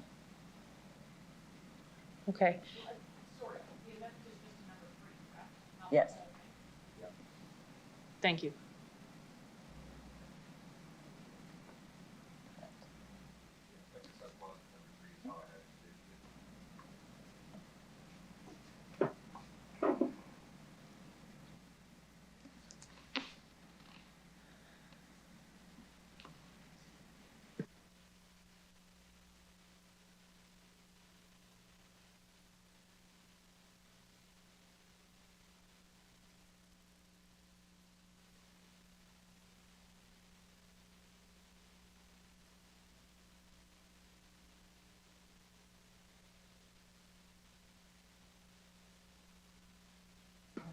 Are there any, okay, Counselor Stadnichuk has another question. I support this amendment, but I do want some clarification just based on some of the responses we've had from administration during our discussion today about the properties, abandoned properties, that we cannot compel people to build on abandoned properties. So I would feel more comfortable with the abandoned buildings. So anyways, and maybe administration, just to follow up on some of the points that were made before, whether or not, anyways, I'm just a little bit, I would be more comfortable with it being just the abandoned buildings, because that is the discussion before us right now, and that is what this report is regarding, so that's what I'd feel more comfortable having this amendment deal with. Mr. Nicol would like to speak to this. Thank you, Chair. With respect to where Councillor Stadnichuk was going, I might respectfully suggest that you just tweak the wording to say on taxations of abandoned buildings or vacant properties. Because a property that is vacant is not necessarily abandoned. Sorry, it's a bit of a hair split, but. Or vacant land instead of a vacant property, or vacant land. That might be better, vacant land. Councillor Mancinelli, you said you're, Yep. Okay, that's fine with you. Thanks. Councillor Stadnichuk? No, I'm fine. Okay. Councillor Shaw, you also have a question? Just a clarification. We're talking about abandoned buildings and vacant land. What about the city-owned vacant land and city-owned abandoned properties? How would this play into this?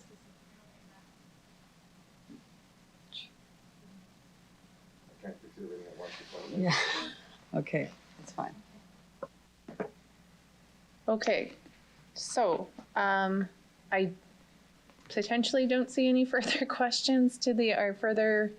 Councillor Fundura, were you wishing to speak on the amendment? Okay. Okay, and does anyone on Teams have questions? Because I can't see that right now. Councillor Hawkins, go ahead, please. Thank you very much, Madam Chair. I appreciate where this amendment is coming from, but I'm not going to support it in the context of this report to Council. How we do or do not tax abandoned or vacant land or buildings seems to me to be a hugely complex problem. Just in the definitions alone, I think it's complex, but it's also complex to know whether the tax system is the appropriate vehicle for implementing disincentives with respect to this kind of behavior. And on that, I have some doubts. The second thing is, I'm not sure whether this amendment covers the idea of creating regulatory list of these kinds of properties, something which, as I mentioned earlier, hasn't been adopted by council. So I think there's an enormously complex area. I think it clouds this report. I'd rather see this report pass, go ahead, and see where we're at in a year from now. And if we're not at a satisfactory place a year from now, to then look at alternatives. But I'm just not prepared to see the administration invest the kinds of resources to produce what would be a very difficult and sophisticated report without first trying the recommendations in this report as they're contained today. So I'm not going to support this amendment. Thank you very much, Madam Chair. Thank you, Councillor Hawkins.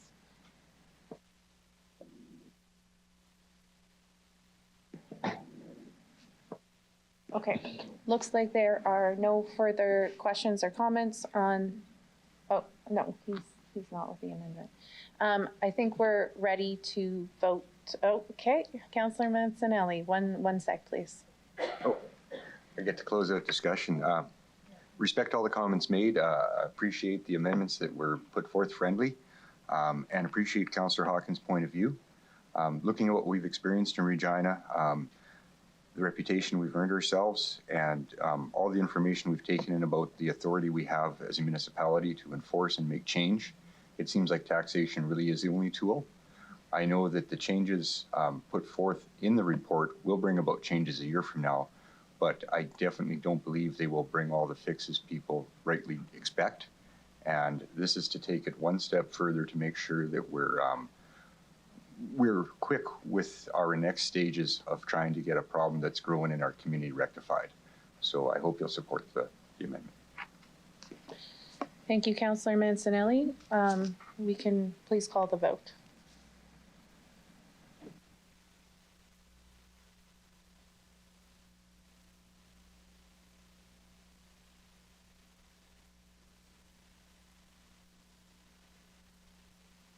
Madam Chair, I have to cast a voice ballot.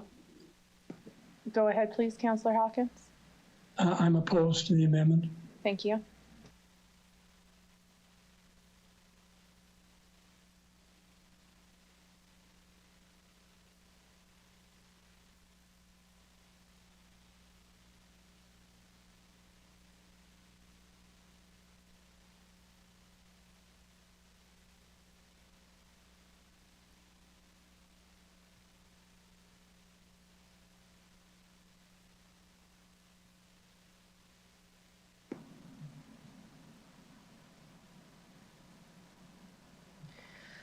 Through you, Madam Chair, the motion carries 7-3 with the following voting in favor as follows. Councillors Bresciani, Shaw, Stadnichuk, Stevens, LeBlanc, Mancinelli, and Zakidniak, and those voting against are Councillors Findura, Hawkins, and Mayor Masters.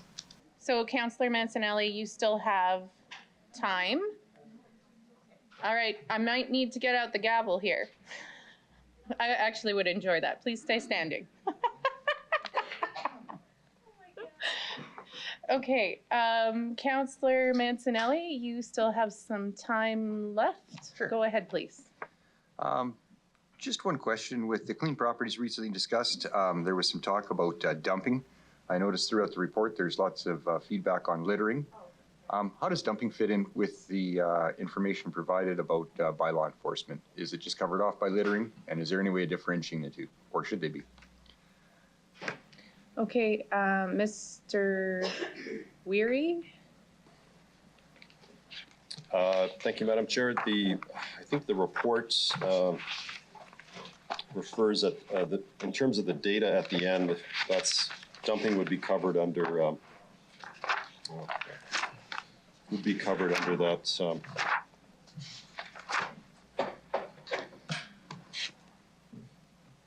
covered under the untidy property. So if there is a violation, it's under the clean property bylaw. The illegal littering, whether it's if it's on public property anyway. If it's on private property, then we typically are pursuing a different remedy. there. But yeah, that would be covered within the stats that would be gathered under community standards bylaw. But again, we don't charge very many people because we don't catch very many people in the act, so it is very hard to investigate and prosecute. Just to reiterate the former point brought forward, many people are on social media with phones, cameras, household security systems, and I hope that we have prosecution of people dumping with a more heavier presence in our community in the future. And the last thing I wanted to mention is looking at the tables of infractions and action, Ward 9 kind of rocks, so I just want to say that. Thank you, Councillor Mancinelli. I see Councillor Findura, you're up next.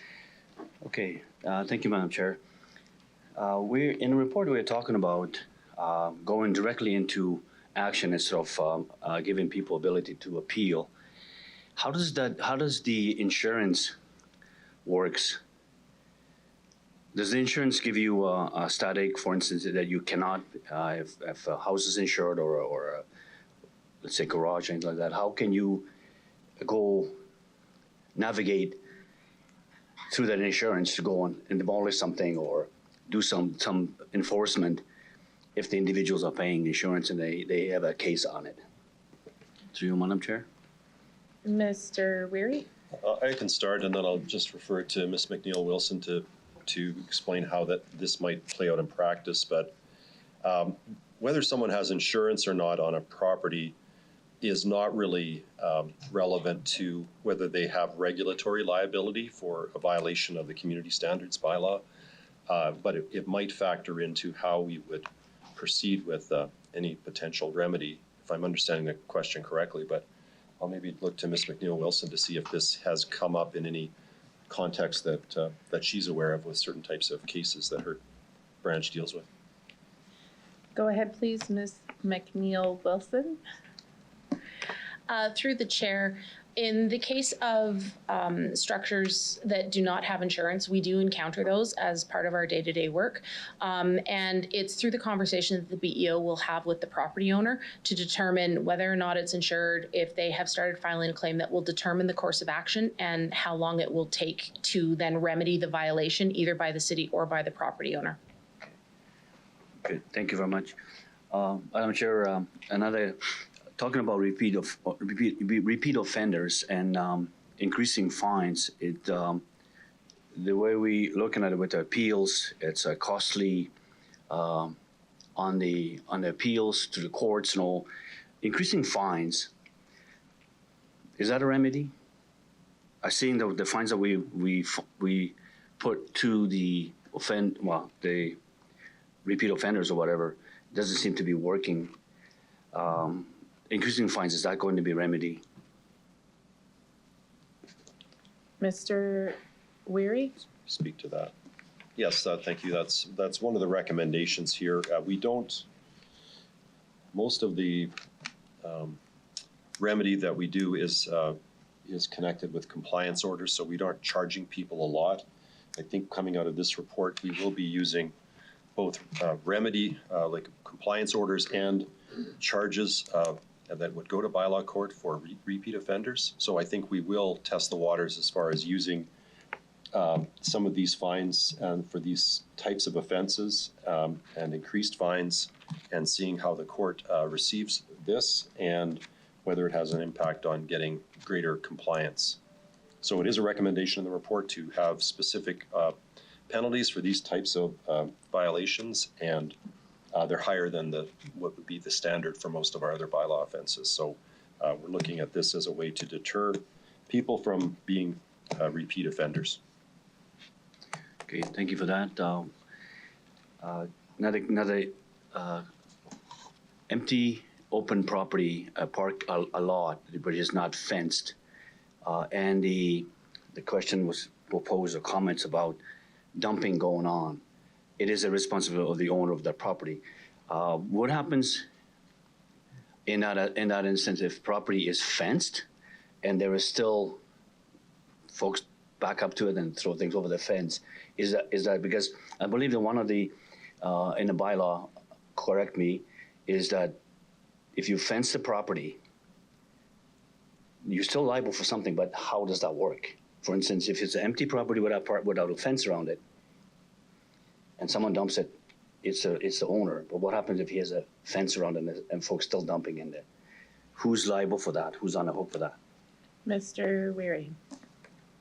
I will refer that one to Ms. McNeil Wilson. I don't believe there's a difference, Councillor, but I'll just confirm that. There might be a way in terms of how we exercise discretion, depending on whether the property owner has taken measures to secure the property or not. So I'll refer it to Ms. McNeil Wilson. Go ahead, please. Through the chair, as Mr. Wary indicated, we will make contact with the property owner to determine the circumstances of what occurred and thus creating that violation. However, the presence of a fence is irrelevant. It's ultimately the property owner who is responsible for ensuring that their property is in compliance with the bylaw. Okay. Okay. Thank you very much. I'm good. Thank you. Okay, Mayor Masters, you're next. Thank you. Through the chair. I have a question about how many of the boarded or vacant properties are in property tax arrears in the city? Mr. Wary? I'll refer that to Ms. McNeil Wilson and maybe in consultation with the tax people as well, but start with Andrea. Go ahead, please. Through the chair, I am unable to answer that question as we just compiled the initial inventory as to the property that is boarded. We are dealing with them on a case-by-case basis, so I have no specific number for you. I'm not sure if Ms. Mills or Ms. Bryden has anything, or Mr. Lacey has anything to add. I see nothing from Mr. Lacey.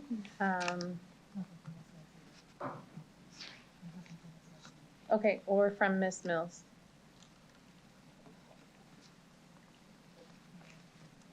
Do you have anything further, Mayor Masters? Yep. Do you think that would be an important piece of information to have about vacant and boarded properties? Mr. Wary? Yes, that is something that if people are still paying their property taxes, we view that as being evidence that the property is not abandoned.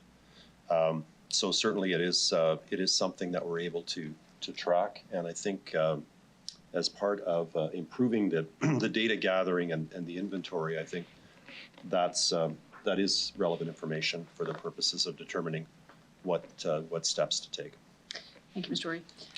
Through the chair, there was reference, I believe, to the Saskatoon Fire Department having 11 full-time fire inspectors. Mr. Onrait, can you tell me how many full-time fire inspectors we have with our fire department? 1 second, please. Mr. Onrait, go ahead. Through the chair, we have 7. Do we have any casuals? Go ahead. Through the chair, can you repeat that, please, Mayor? Do we have any casuals? I understand Saskatoon has 2 casual fire full-time. Okay, so we have 7. No, we don't. And Saskatoon has 11.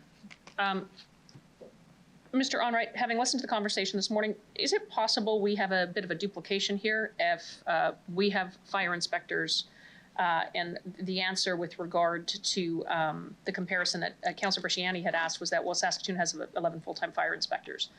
And so are we duplicating the work? Are fire going in and doing inspections on fire safety and our building standards are going in and on the same, for the same issue? Mr. Onrait? Through the chair, I don't know that we would have duplication. We've had conversations about the work that HSET does and how fire's involvement is with that group, which by law enforcement officers are involved, RPS is involved. But fire inspectors normally are going in to find cause. And they also do pre-work in terms of determining whether a building is safe and meeting code requirements. I'd have to do a little more investigation or have some conversations to do a direct comparison to see if there is. I believe Mr. Wary would like to add something. Yeah, just maybe a sort of indirect answer to the mayor's question as far as duplication. The three main areas that work on these types of problems are the fire department, the building department, and then bylaw enforcement. So we are careful. I think there's good collaboration. It is important sometimes to determine who's in the best position to use their regulatory authority to remedy the problem. And sometimes we can, if we're not careful, we can get in each other's way and undermine the enforcement efforts. So it is important for us to determine who is in the best position to respond to a particular problem. So we are working on doing that. And I think we've developed good collaborative relationships there. Thank you, Mr. Ray. I'm going to come back to the fact that the RPS wrote the Police Commission a report suggesting that more collaboration and partnership could be needed with RPS in the community. And I think that one of the issues I continually hear about is that it's not working. Or elements are working, but it could be better. Their recommendation, point number 2, is to authorize an additional $50,000 for contracted services within bylaw enforcement branch budget for 2023. Can you tell me currently, what is the budget for contracted services within the bylaw enforcement budget? I believe that's for Ms. McNeil Wilson. Go ahead, please. I don't have the exact number in front of me, but I believe it is approximately $150,000. Okay. And do you know, based upon, the completed annual returns, which would then have to be converted into budget versus accrual, cost versus accrual, that bylaw enforcement spends the full $150,000 every year? Oh, sorry. Go ahead, please, Ms. McNeil Wilson. Through the chair, in some years that amount has been spent and in some years it hasn't. For example, in 2020, I believe that number was just over $80,000 in terms of what was spent for contracted services. Sorry, I apologize. Could you tell me what was spent again?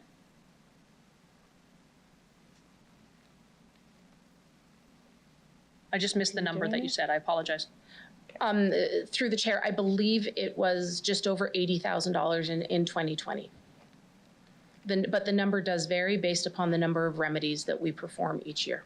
So if I'm understanding correctly, in terms of the number of calls, and I appreciate Appendix B actually a great deal, through the chair, I see that there's a total of 16,818 inspections completed. Is that correct? For 2021, yes, that number is correct. How does that compare to the previous 5 years? In the previous 5 years, I believe, going off of recollection of the last 3, this is the highest number of inspections that we have done. Due to the pandemic, our inspections were lower than normal in 2020. And I believe in 2019, we were just below the 2021 numbers. Yeah, it's been, thank you for the answer. It's been pretty stable around 2,200 to 2,400, according to the MBN data that's been reported. If I'm reading this correctly, is it correct that 26% of all inspections are done around overgrown grass? Mr. Weary, is that for you or Ms. McNeil? Okay. Through the chair, yes, that would be correct. Is there a lot of paperwork for compliance around overgrown grass? There is a lot of paperwork in general, in terms of issuing orders, entering log notes, taking photos. The basic fundamentals of conducting the investigation are the same, regardless of whether it is an overgrown grass case or an abandoned property case. It's just the amount of detail and the number of notes that may change.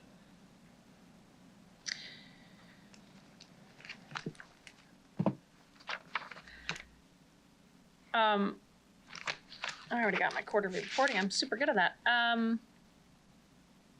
believe Councillor Bresciani was asking a question around what the targets are. So if $50,000 additional money for contracted services is approved, although I would suggest it has not been borne out by the information that's been presented or the lack of information presented to make the case for more funding,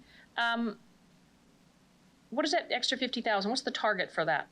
How many more buildings are we going to get dealt with? Mr. Weary or Ms. McNeil Wilson? Okay. Through the chair, the contracted services budget deals with all violations that we remedy, from overgrown grass up to and including securing structures. When we follow the process of issuing an order and allowing the right to appeal by the property owner, if they do not comply with that order after the appeal period, we then still pay the contractor but apply that to the property tax account. The $50,000 that we are requesting is focused on dealing with unsecured structures where we remove the right to appeal and have made that decision. And it's covering those costs within the branch to get that work done, because we are unable to apply those costs to property tax if we remove that right to appeal. Understand. I do understand that over the course of at least 2018, 2019, and 2020, that our compliance rate for notices issued and compliance being no action or prosecution is required went from 92% to 95% compliant. Is that kind of reflective of your experience? Ms. McNeil Wilson? In general, yes, that is true. I don't believe that is a reflection of the length of time that it took to achieve the compliance and a breakdown of the violation that had occurred of what we had achieved compliance for. But as overall, for the 10 plus bylaws that the branch deals with, that would be correct.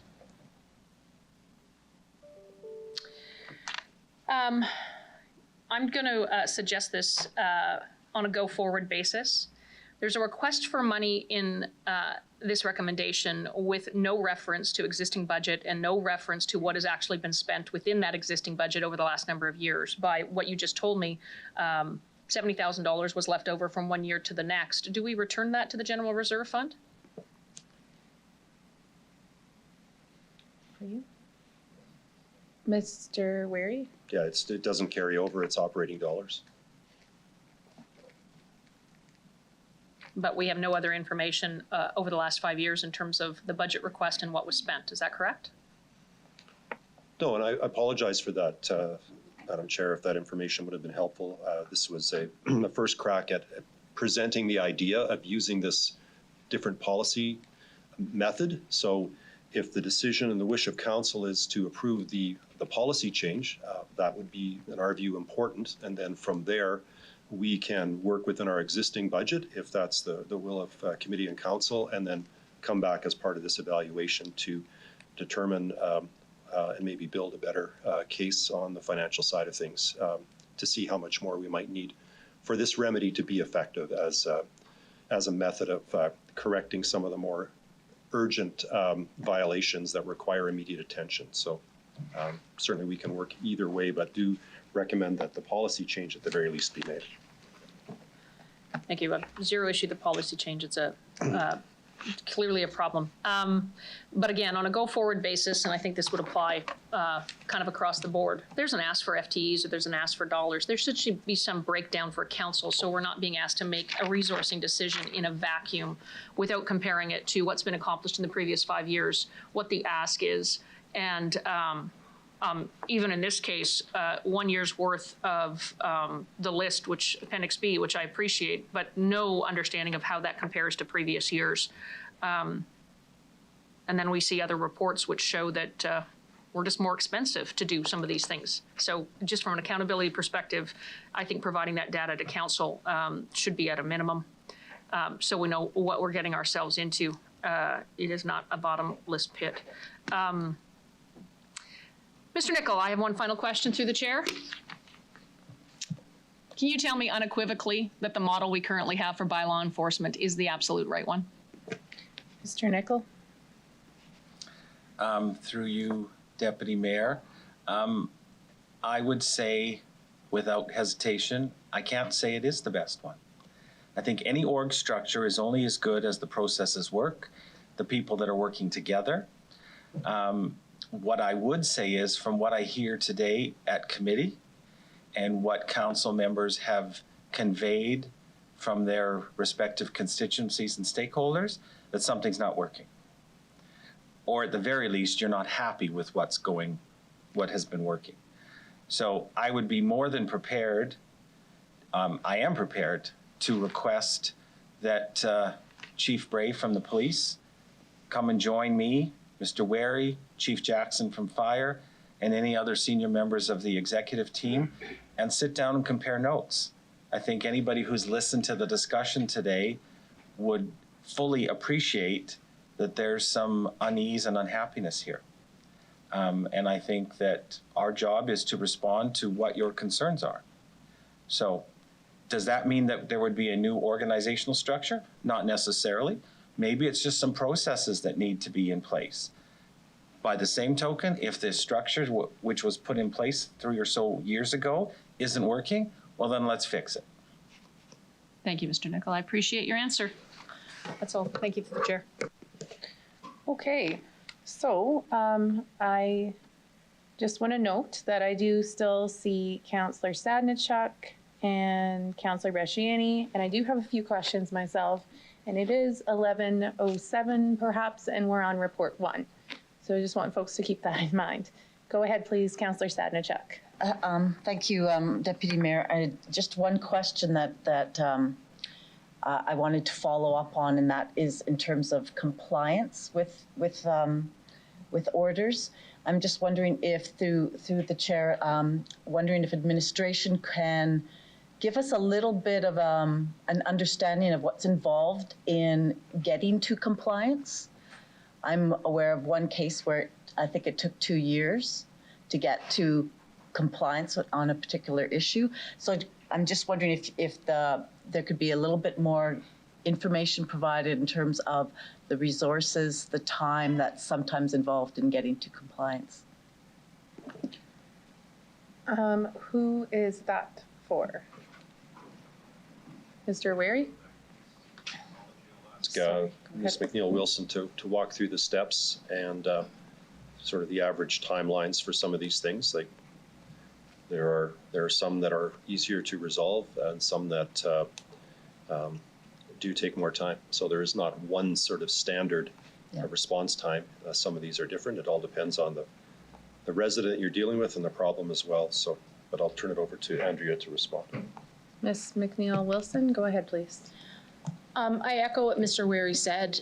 The time it takes to obtain compliance depends on the complexity of the violation, the willingness of the property owner to work with us, any extenuating circumstances that are there. We have to ensure, regardless of the violation, that we have given the owner every right to try and remedy the situation on their own before we then exercise our authority under the Cities Act to then do that work and apply the cost to the property tax account.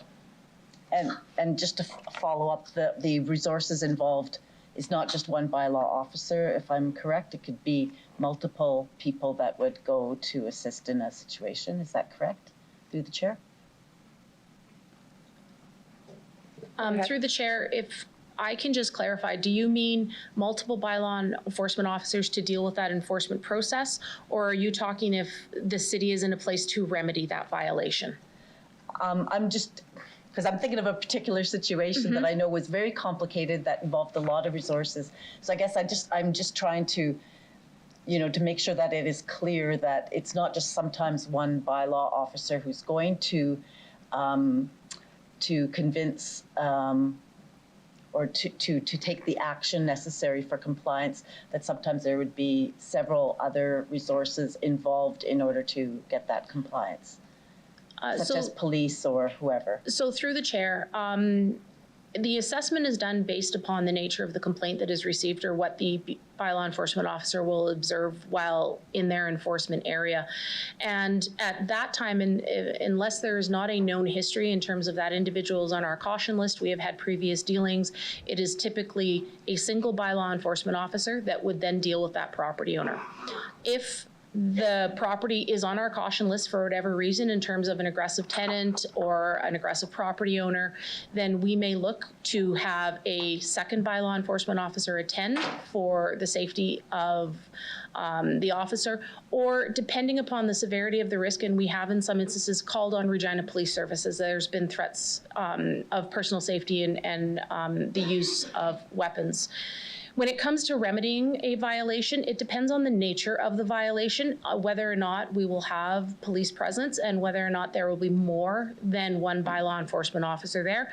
Sometimes when it comes to overgrown grass and vegetation, it will simply be our contractor, whereas when we are conducting a yard cleanup, there are 3 bylaw enforcement officers on site, plus our contractor, plus at least one Regina Police Service member. Okay, thank you. That's all I have. Thank you, Councillor Stadnichuk. Councillor Bresciani, please go ahead. Thank you very much. Just to clarify, in regards to what Mayor Masters was asking about the 50,000, I want to ensure that it is part of the recommendation, but it's not a part of it because we're not approving option 1. Is that accurate? So we're not approving the 50,000. I just need clarity through the chair. Mr. Weary?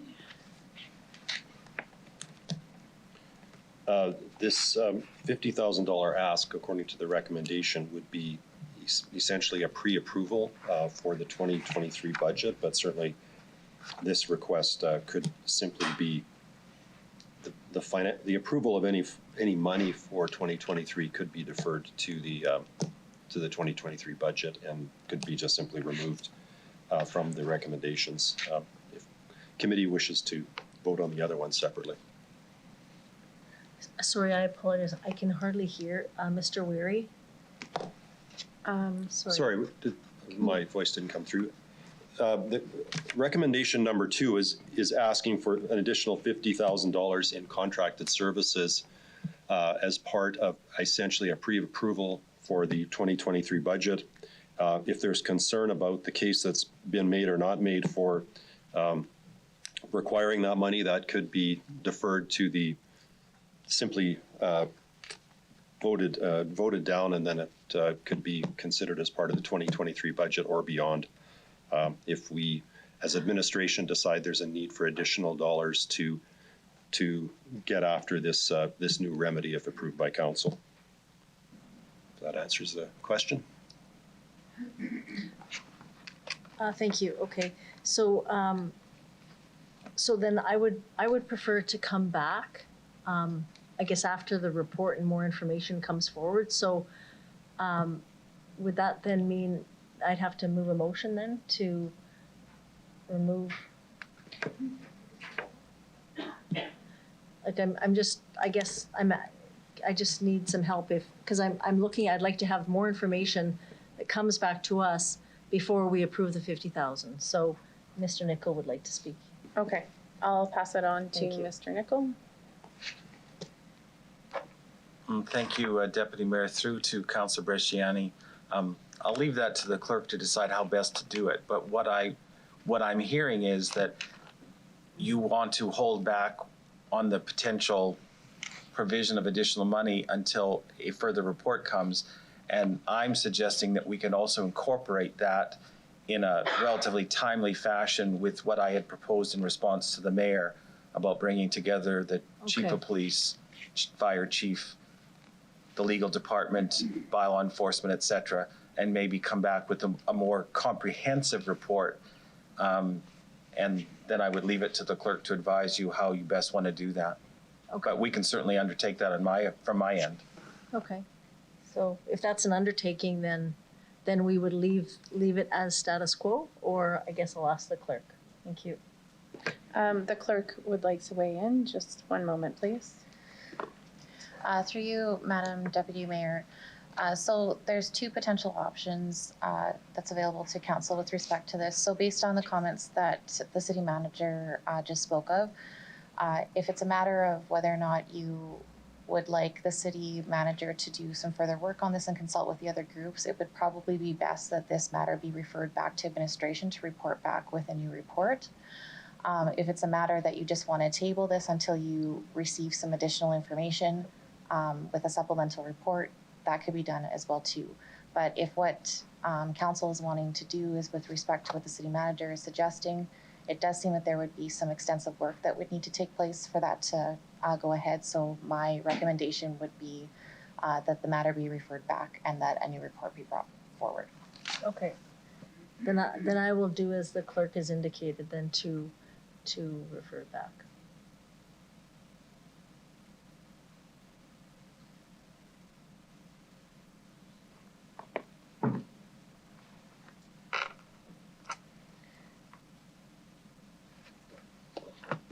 Counselor Bresciani, are you suggesting that you would like to move a referral motion? Yes, I would do that. Okay. Now, okay, yeah, I go ahead. see that Counselor Hawkins has his hand up. Counselor Hawkins, if you have a point of clarification, please go ahead. I guess, sorry, when would it come back, though? I didn't get a time. I guess that's important.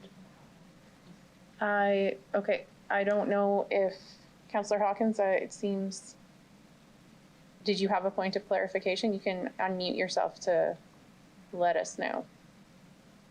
I'm sorry, that's my fault. I was just suggesting there's a third option, or really a refinement of the clerk's option, and that is that item number 2 be referred to the 2023 budget process where we normally consider budget requests. Thank you, Counselor Hawkins. One moment, please.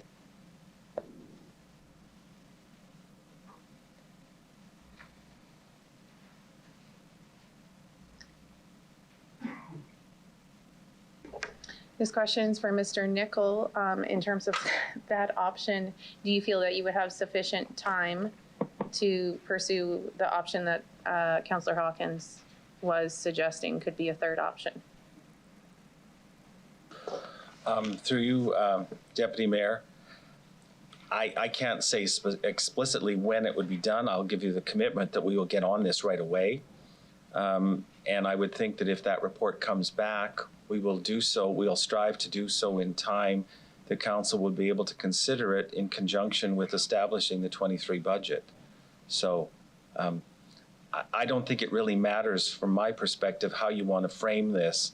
We will bring you a report back in advance of consideration of the budget so you can determine at that time whether some potentially revised processes or redesign is warranted to consider providing the additional 50,000 as initially requested. So.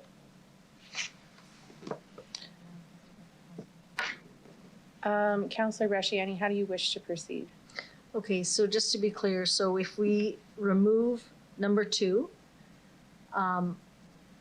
then that'll come back before, that's an undertaking then that would then come back before council? I guess, or we refer it all back and then it just comes back collected before budget with all the information? I'd like to ask the clerk. Sure, Madam Clerk, please. Through you, Madam Deputy Mayor, the entire report would be referred back and they would come back with a new report. But not with what Councillor Hawkins is suggesting. My understanding from the city manager was that they would commit to bringing something forward in preparation for deliberations for the 2023 budget. Okay.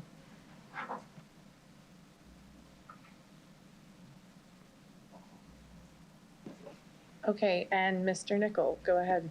Yes, just to confirm, Councilor Bresciani, if the entire report is referred back for additional information, that's going to encompass what I have committed to with respect to this meeting of the senior people affected. When we come back with the report, it may say we recommend doing X or Y. One of those might be, yes, in fact, the 50,000 is warranted, or no, we may have a different approach. So I'm comfortable with the complete referral of it. The $50,000 is not going anywhere until we come back to council for a decision. And sorry, through you, did you have a time? I'm sorry, approximately? It'll be before budget, obviously. Yes. Okay. I would like to do just the referral then. Thank you. Okay, so there is no debate on a referral motion, so I'll ask the clerk to call the vote, please.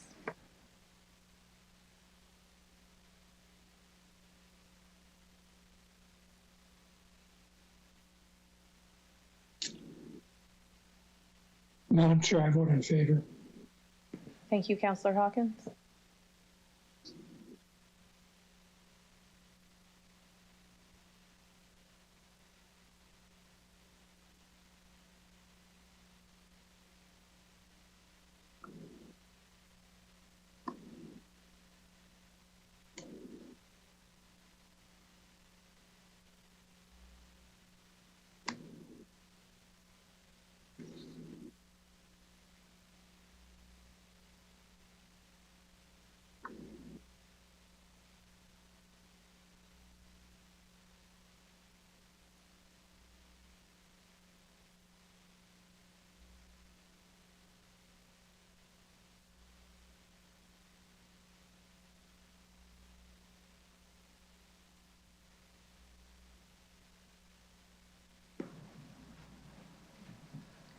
Through you, Madam Deputy Mayor, the motion to refer the matter is lost 6-4.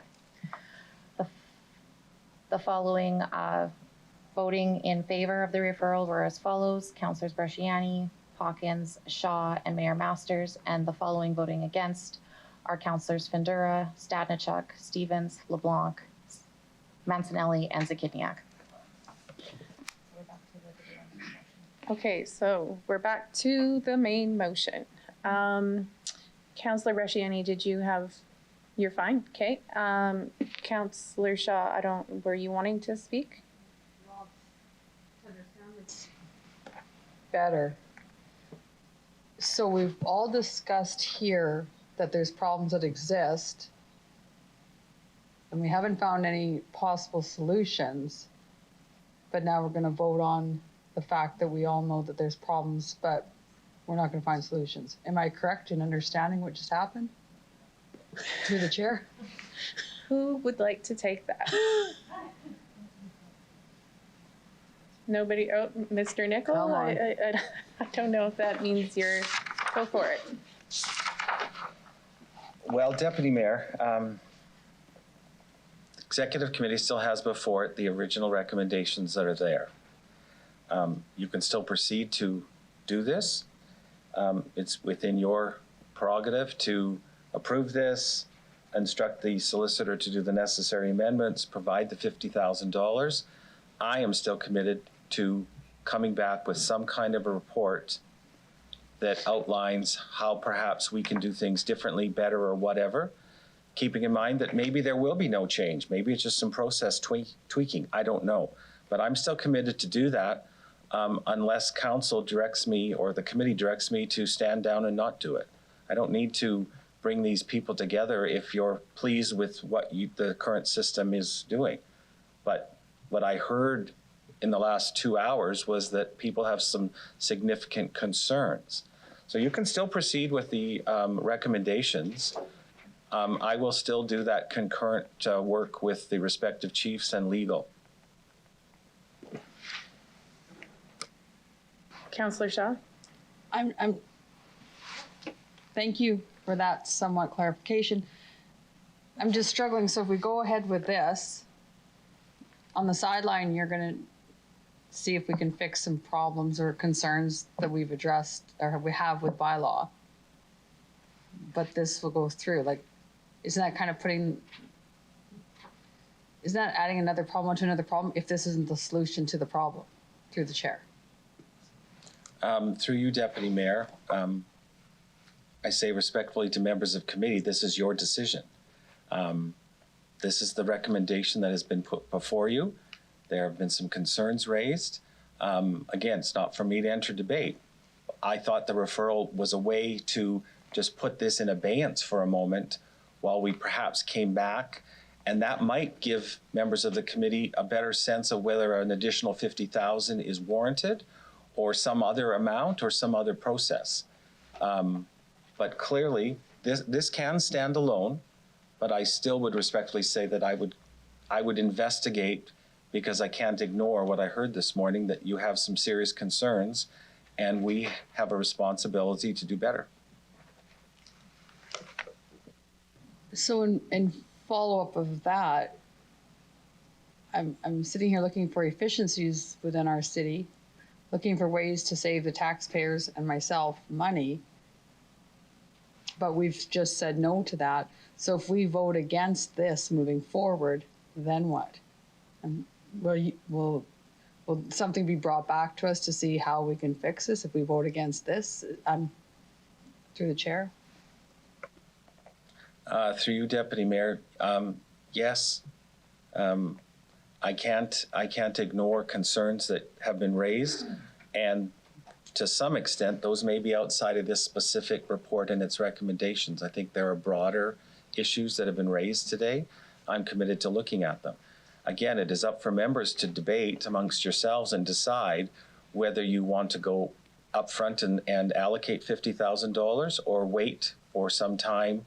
And again, I will commit that it's not going to be too long to determine whether you want to spend that or not. You may, in fact, respectfully decide to spend much more than that if there are identifiable problems that can only be addressed that way. But I don't want to presuppose the discussion. I'm just saying I will undertake this broader look at the entire problem and get back to you. Thank you for that.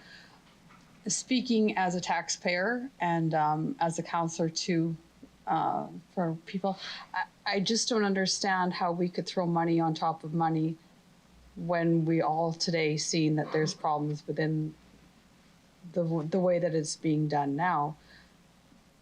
I can't see how anybody responsibly can vote in favor of throwing money upon money. So I'll be voting against this. Thank you.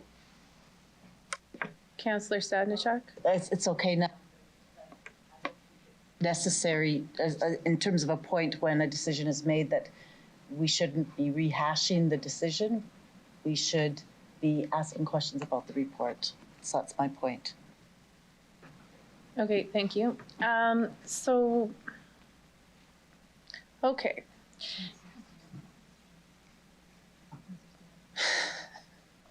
Okay, then. I see that Councillor Stevens has a question, and I also see that Councillor Mancinelli. Please go ahead, Councillor Stevens. Just two comments in response to the debate. One is the iron law of council, which is the smaller the financial ask, the longer and the more protracted debate. And I refer to the $50,000 here. That seems to be coming up a lot. I appreciate the concern, but to Councillor Shaw and others' point, what administration is proposing is a change. It's actually in detail outlined in the report, and it's quite substantial. I'm not sure why the city manager and others are being so agnostic about it, but the entire report is about a fundamental change in how we deliver a particular service. And I think efficiency is embedded within that, within the report and what they're asking. I believe that this did come from extensive discussion, and I appreciate the city manager's point about continuing the dialogue, and that's already also embedded in the report, in that we're asking for a review, an update, and further conversation about the changes that we're going to propose, which are meaningful. So I think we're getting distracted by the $50,000, which is meant to advance a serious policy consideration, which we've identified as a problem in many areas, one being the underutilized land study in here. So I think we're getting distracted with the dollar amount, which is not substantial compared to the changes that we're proposing, and they're actually costed and outlined in here. But I do appreciate asking for information going forward in terms of where we're at currently and how this new investment is going to make a change. But I see important changes in here that are urgent, and we should not defer and kick down the road further, which we've done in the past. Thank you, Councillor Stevens. Councillor Mancinelli. Appreciate the conversation around the money tied to this report. Also understand the concept of budget crawl from adding money onto previous budgets, especially when they've been unspent. Through the chair to administration, if we were to remove point 2 and the $50,000 from this report, and you said about the work of this report, by the time it came budget time for 2023, would you be able to identify if you have the necessary assets from within to complete the work, or if the ask was actually necessary? Mr. Weary, go ahead, please. Sure, I can speak to that. A lot will depend on if this recommended policy change is approved by council. If it's not, then it's just simply kind of status quo in terms of how we remedy these contraventions, and then use the process in the Cities Act and add the cost to the tax account of the property that's in violation. So that would stay the same. If this is delayed any further, then we're really not going to have any data. If we don't have this remedy available to us until the end of the year, then it probably doesn't make sense to ask for money right out of the chute. It might be something that we would evaluate within our existing budget and then come forward with a recommendation. I appreciate that committee has an interest in keeping an eye on how this if approved, gets rolled out. So I think that would be part of the discussion for future years in terms of how much money do we need. It truly is an estimate right now. We thought it was a conservative estimate, but we certainly are open to direction from committee and council on the financial ask here. So I'm not sure if that answers the question, but really, this is something that we think it's important that this remedy is available to enforcement in selected circumstances, and then how much of this we would use and how expensive it would be, I think will be only determined by actually operationalizing it. So if there's a concern about the financial ask, we can have better data to bring forward to committee and council in the future year.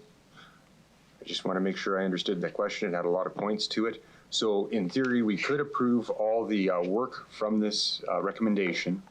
We could remove the $50,000. You could go about your work for the duration of the year. We could come to 2023 budget time. You could look from your contracted services, of which you identified 80,000 last year. You might have enough to bridge the gap without adding to the budget right now, and complete and initiate the work. Or it could go the other way, in which case you've identified there's more work and this money is absolutely needed, and you could identify at a budget time and complete the ask then. But either way, I think the most important thing about this whole recommendation is getting at it and getting working. Would that be a pretty good summary? Correct. So I'd like to make another amendment that we remove point 2 and that we get on to other matters of the day. Okay, would anyone like to speak on this new amendment? Councillor Shaw, I see you have your light on. Would you like to speak? Yes, please. Thank you for that, Councillor Mancinelli, because that was my concern. So now that that's out, I can support the bylaw. I just couldn't support 2. So thank you for that. Councillor Hawkins, go ahead, please. I'd like a procedural ruling from the clerk on whether or not we've already voted on the removal of point 2. Put my cards on the table. I'm not too keen on the 50,000, but I'm really keen on the right to remove the appeal. I simply want to know what it is I'm going to vote on. Through you, Madam Chair, technically, yes, point number 2 could be removed, as we haven't voted on the main motion. The only thing that we have voted on thus far is the referral and the amendment to number 3 of the recommendations being proposed. And so right now, Councillor Mancinelli is making an amendment that number 2 be removed from the main motion. Thank you very much. I thankfully see no further questions, so we will vote on this newest amendment. Call the vote, please.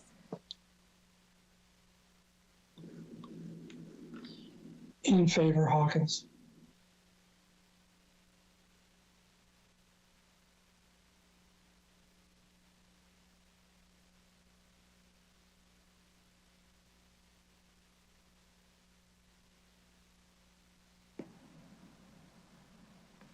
Through you, Madam Chair, the motion carries 6-4 with the following members voting in favor: Councillors Bresciani, Hawkins, Shaw, Findura, Mancinelli, and Mayor Masters, and the following voting against are Councillors Stadnichuk, Stevens, LeBlanc, and Zakidniak.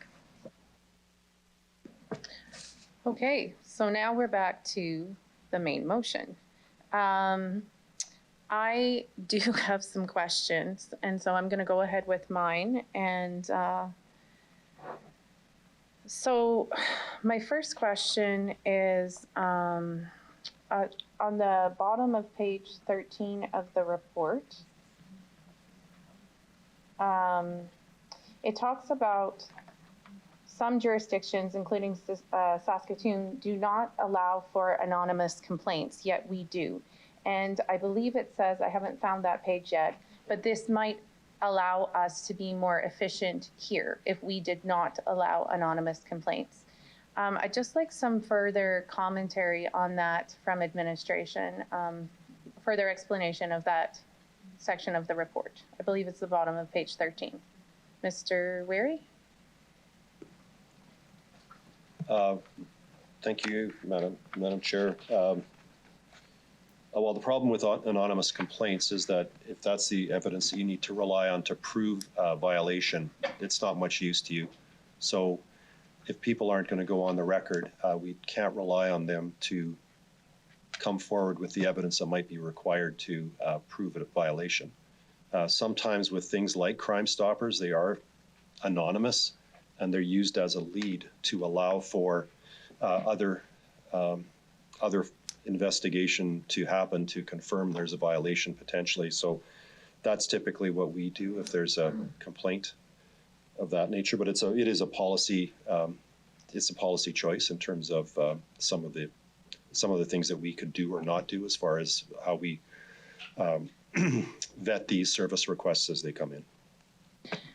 So as not to add another amendment to the mix, I wonder if to the city manager, as you're sitting down with other folks and trying to troubleshoot some of the existing problems with implementation of bylaws, would you be willing to add that to the conversation? What the recommendations would be from those folks in relation to anonymous complaints, whether we continue with those or whether it be helpful to move to no longer accepting anonymous complaints? Through you, Deputy Mayor, yes, that'll be part of the mix. We'll consider everything. Thank you. Okay. Now, a more general question that I have is when I read where this report came from, this is the police service, Regina Police Service, presenting a report that recommends we take more responsibility and stronger bylaw enforcement on housing standards was just one of them. Other topics mentioned were body rub parlors and other bylaw enforcement issues. I saw nothing in relation to body rub parlors or other bylaw enforcement issues. Is that something that is planned to be reported on at a different time? Is that for you, Mr. Weary? Sorry, yes? Thank you. This was our attempt to respond to some of the issues that were raised by the Board of Police report. As you are aware, Council has been briefed on the other items to do with the body rub establishment enforcement. So in my view, that is on a different path and didn't warrant comment in this report. Other bylaw related issues is somewhat vague, so I think that would be part of the discussion with the police service, fire department that Mr. Nicoll is going to schedule, and then we can report back if there's other work that needs to happen there. This, from our perspective, from the bylaw, from working with the police service over the years, this was where we thought the primary focus needed to be as to where bylaw enforcement can assist with some of the things that they were raising as concerns in the community. Okay, thank you. And finally, I just want to point out that on page 12, there's a typo. There's a typo in the numeration of the wards. There's 2 Ward 5s, so the statistics, that table needs to be amended in terms of which one is actually Ward 6. That's all I have. Thanks. And I guess, Councillor Stadnichuk, technically you do have the option to close out the debate if you wish. Nothing else to say? Thank you. I will say that's wonderful. I'd like to ask the clerk to call the debate on the, or sorry, no more debate, the vote on the main motion as amended.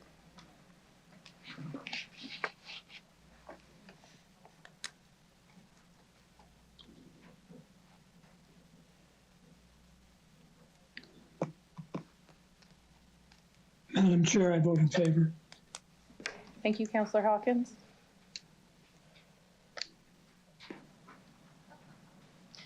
Through you, Madam Chair, the motion carries unanimously with all members voting in favor. All right, so we will now consider item EX 22-54, 2021 review of public outstanding items. Can I ask Amber Ackerman from administration to introduce the report? Thank you, Madam Mayor. So this is a report that is brought forward annually just to report on the action items that council and committee has directed administration to report back on.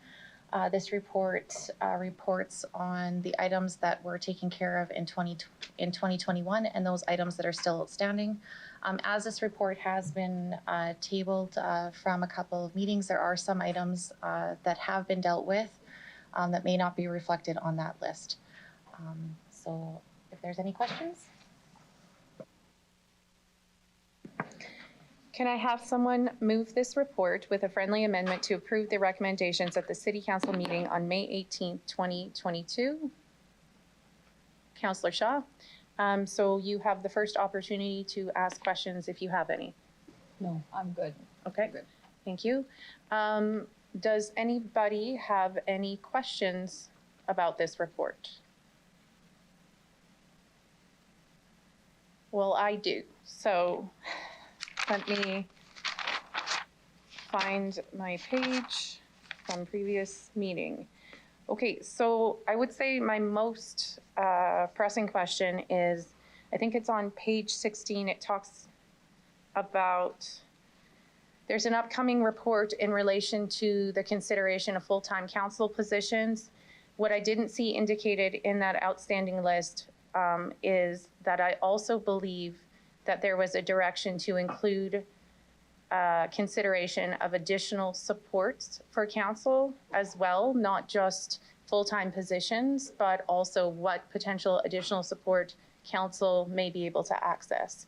So I just want to ask if that will be included in that report. Through you, Madam Clerk, yes, that information will be included in the report when it comes forward. Great, thank you. And I think that's all that, I just wanted that clarification. And I don't see any further questions. Councillor Shaw, you're good?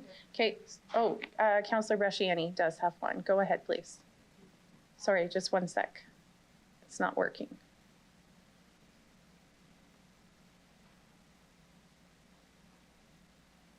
I don't know. Oh, go ahead. Yeah. Thank you. So on page 5, the zoning bylaw regulations for massage parlors, it says Q2 2022. So I would like to know, is there a public report coming back? And if so, when is that then? Through the chair. I'm not sure who to direct that question to.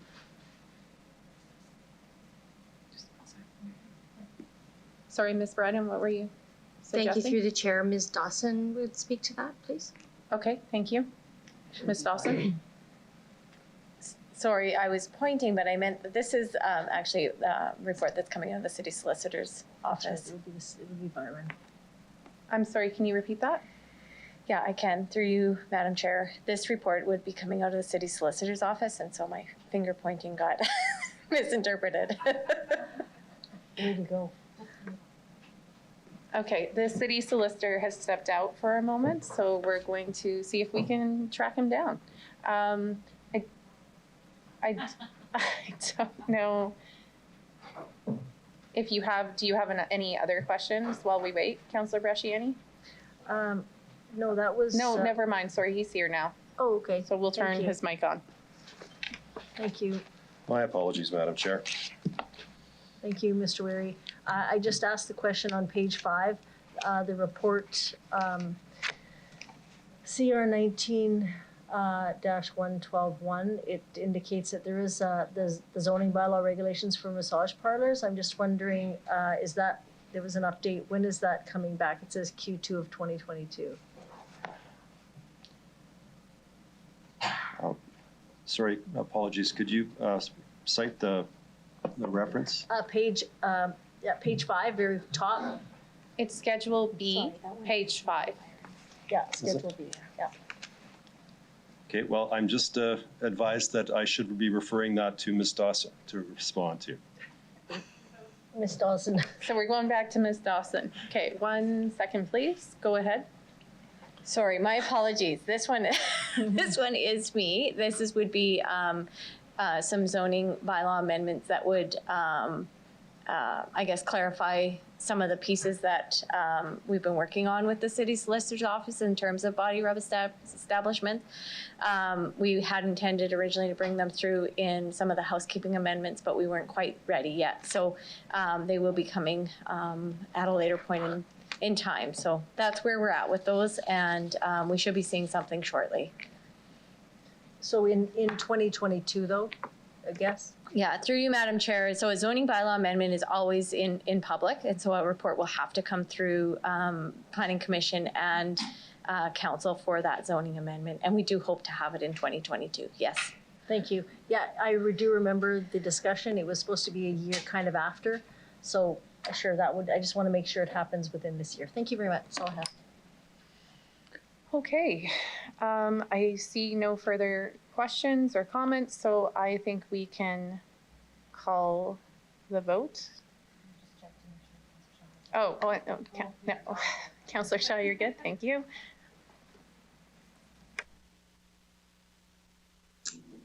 In favor, Hawkins. Thank you, Councillor Hawkins.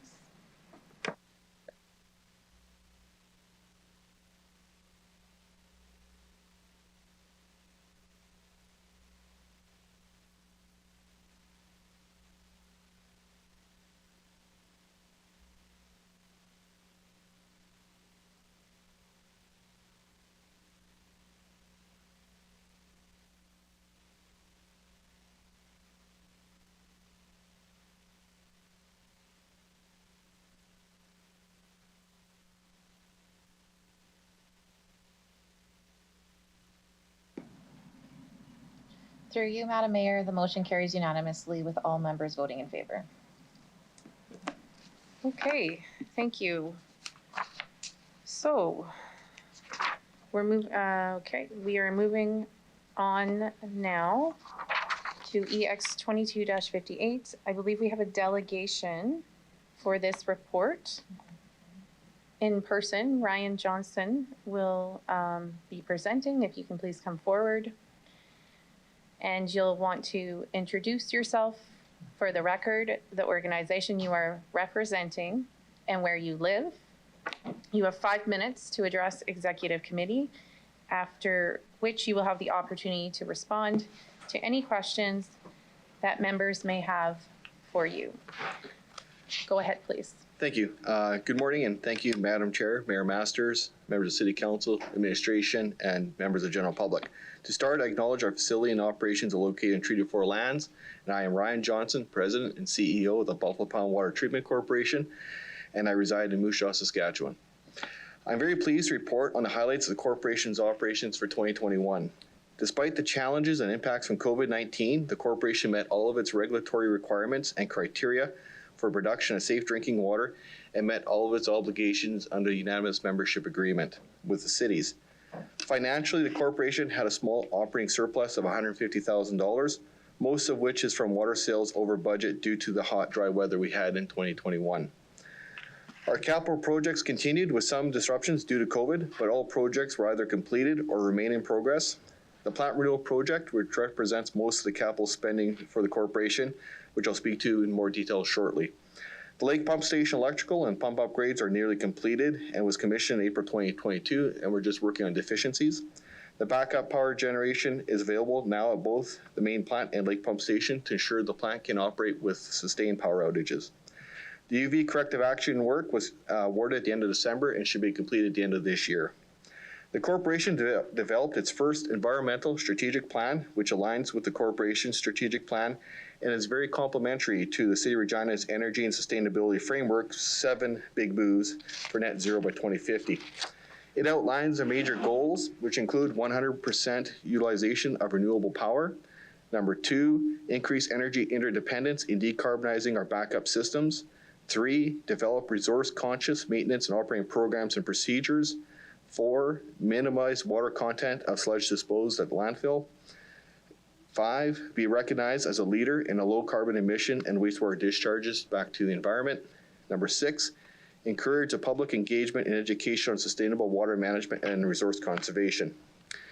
The 2022 operating budget was developed as a status quo budget with some minor adjustments to address inflation. The decision was made not to increase our rates for 2022 and absorb the $195,000 projected deficit as the corporation has an operating surplus in 2021 of $150,000. The capital water rate was developed based on receiving $163.4 million of ICIP grants and from the federal provincial government, and the corporation financing the $60 million to meet its obligations for the grant. The electrical rate did increase based on anticipated SaskPower rate increases to cover the carbon tax for 2022, and the increase was set at 9.6%, and electrical power accounts for about 5% of our cost of water overall. And the power is only for the power utilized by the City of Regina and City of Moose Jaw owned pumps. Overall, the water and capital increase for 2022 was zero, and the total cost of water sold to the cities is 61 cents per cubic meter. This accounts for about 28% of the rate the residents pay for water. After plant renewal, once actual costs to operate are known, adjustments will be made, and our plan is all of our operating expenses should be set to around CPI. For the plant renewal project, the design has progressed very well and was about 70% completed at the end of the year. As the design advanced, value engineering sessions occurred to reduce the project's costs where possible. Financing is in place for $225 million of construction, and this is mainly made up of the $163.4 million of the grant funding and $60 million from the debt financing, which was received on December 1st of 2021.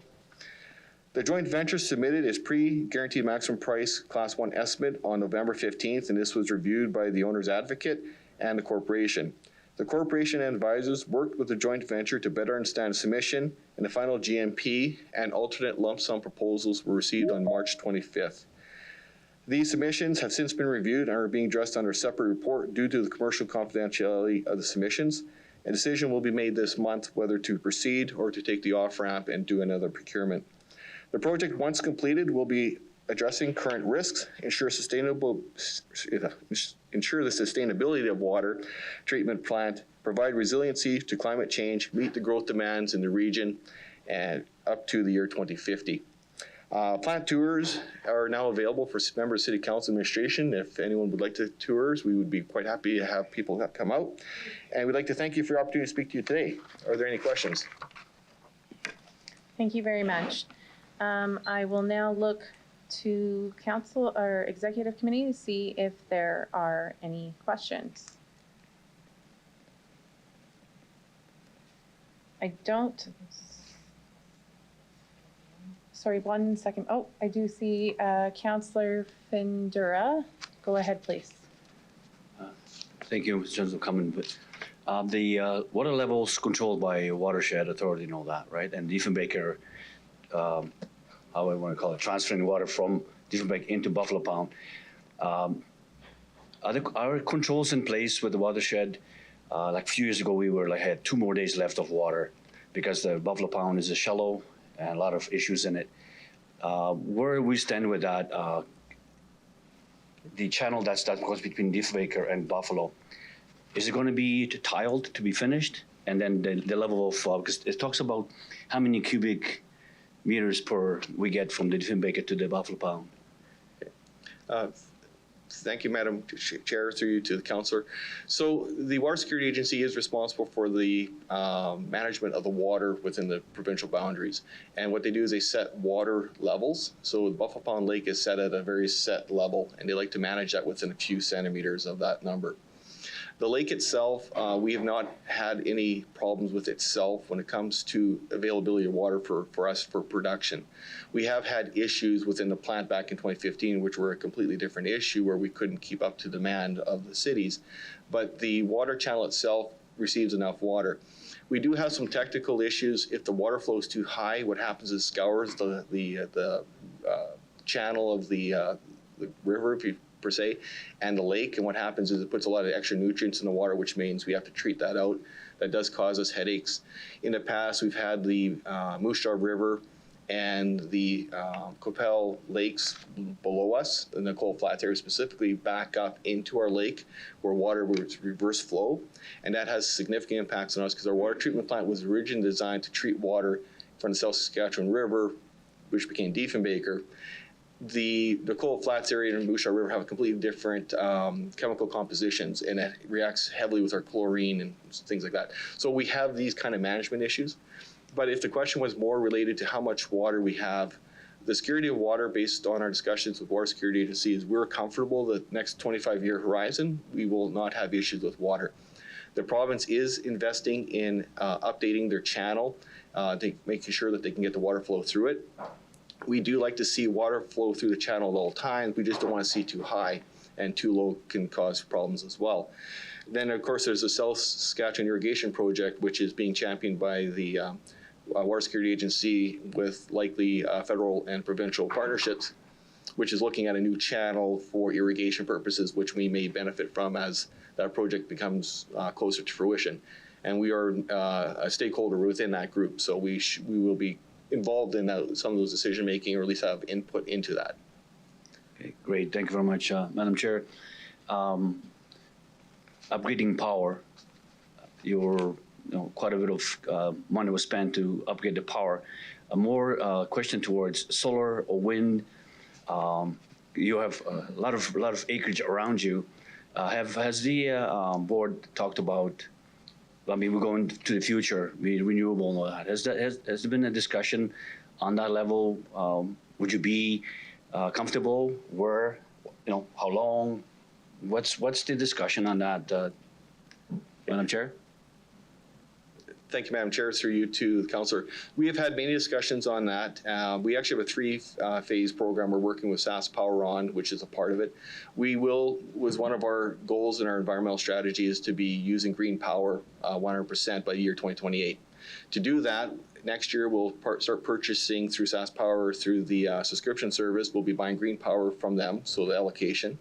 Through the plant renewal project, which I'm sure we'll talk to shortly, we will be doing about 10% or 2 megawatts worth of on-site solar generation, which will be completed by 2027.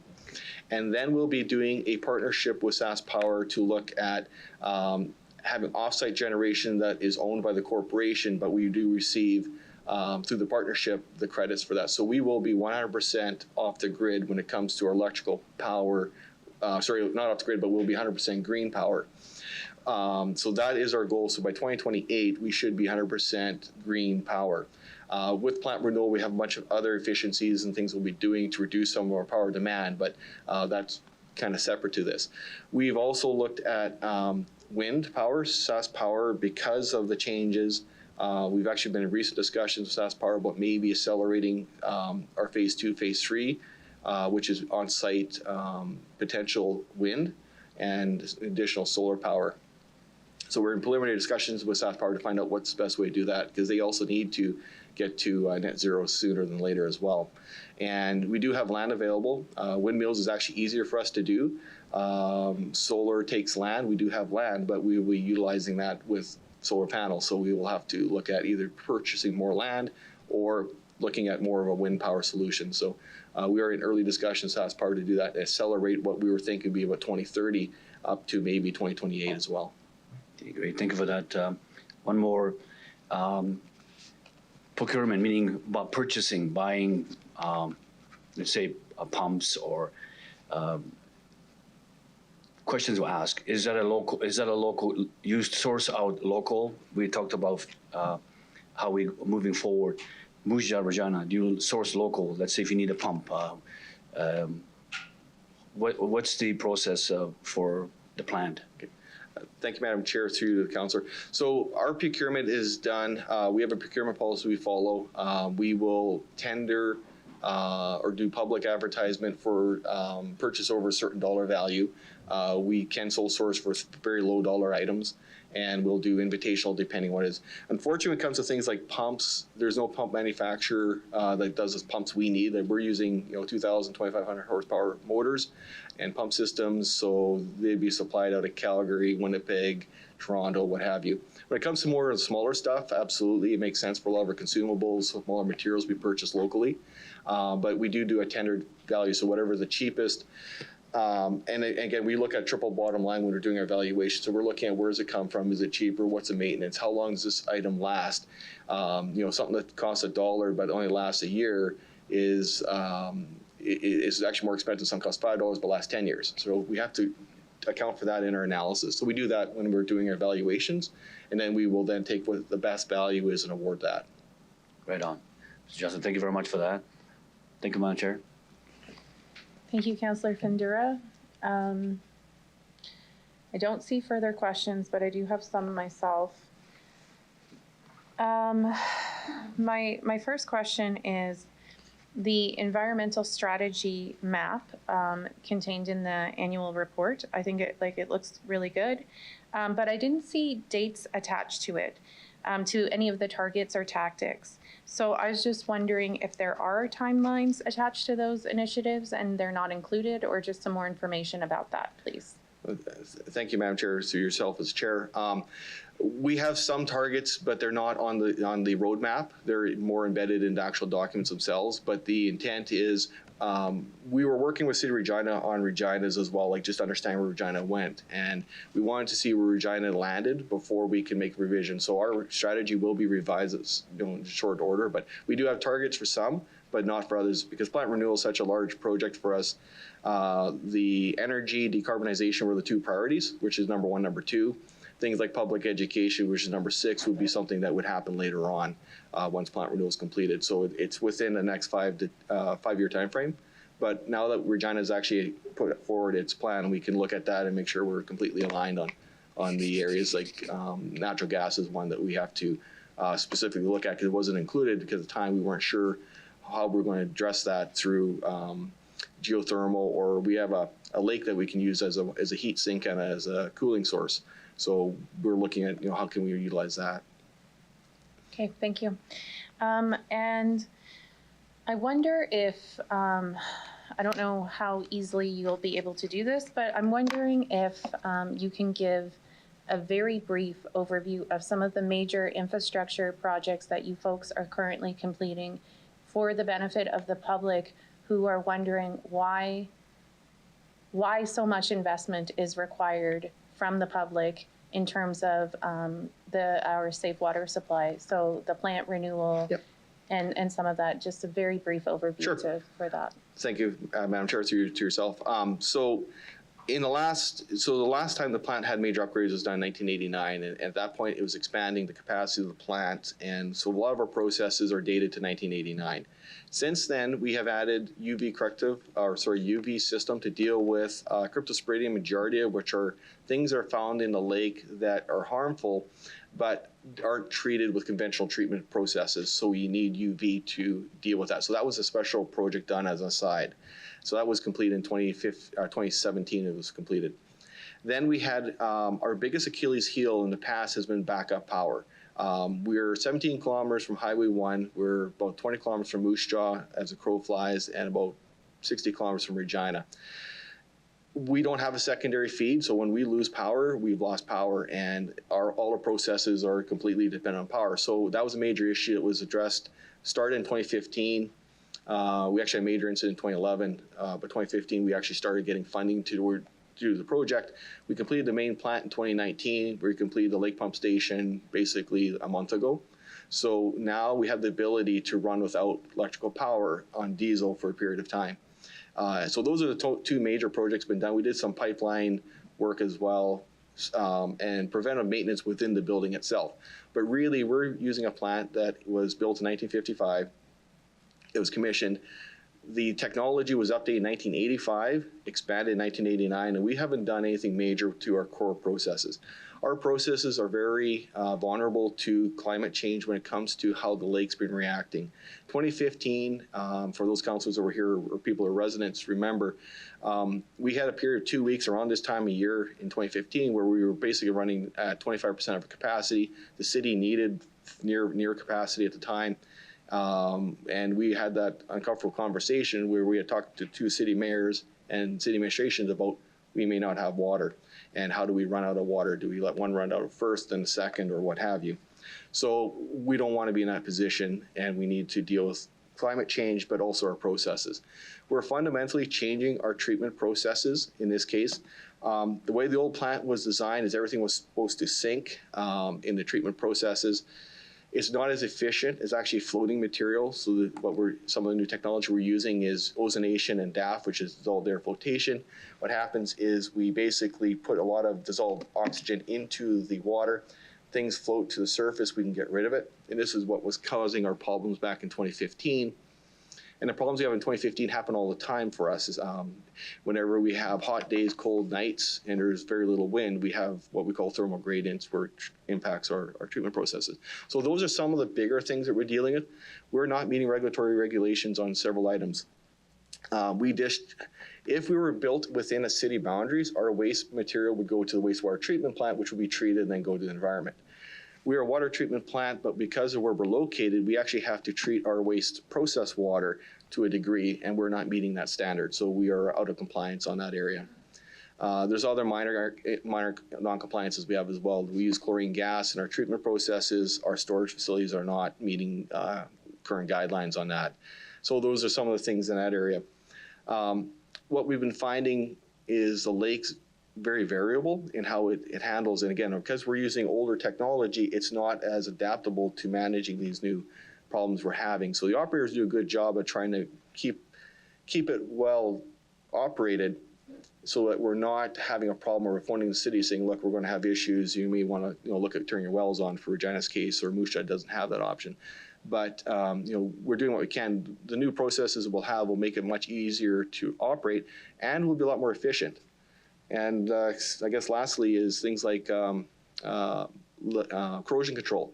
Our plant doesn't have the ability to change our pH to reduce the impacts of corrosion. Of course, lead lines is a major concern to the cities of Regina and Moose Jaw.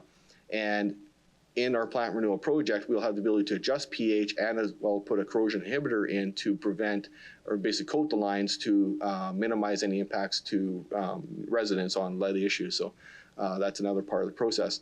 And with our modernization of our control systems, is we'll be able to be a lot more efficient and effective at how we treat water. So right now, the operators have 2 levers. This new one will have a whole range of things that the operators can do to really treat the water so that we can be very precise in what we do, instead of having to side on a caution and we over do our safety net, I guess. Thank you. And so I appreciate that. That's helpful for me, particularly as a newer counselor. And on that note, I would appreciate a tour. And I was actually just speaking with Mr. Lacey about that earlier today. So I'll look forward to that opportunity. I do see some additional questions.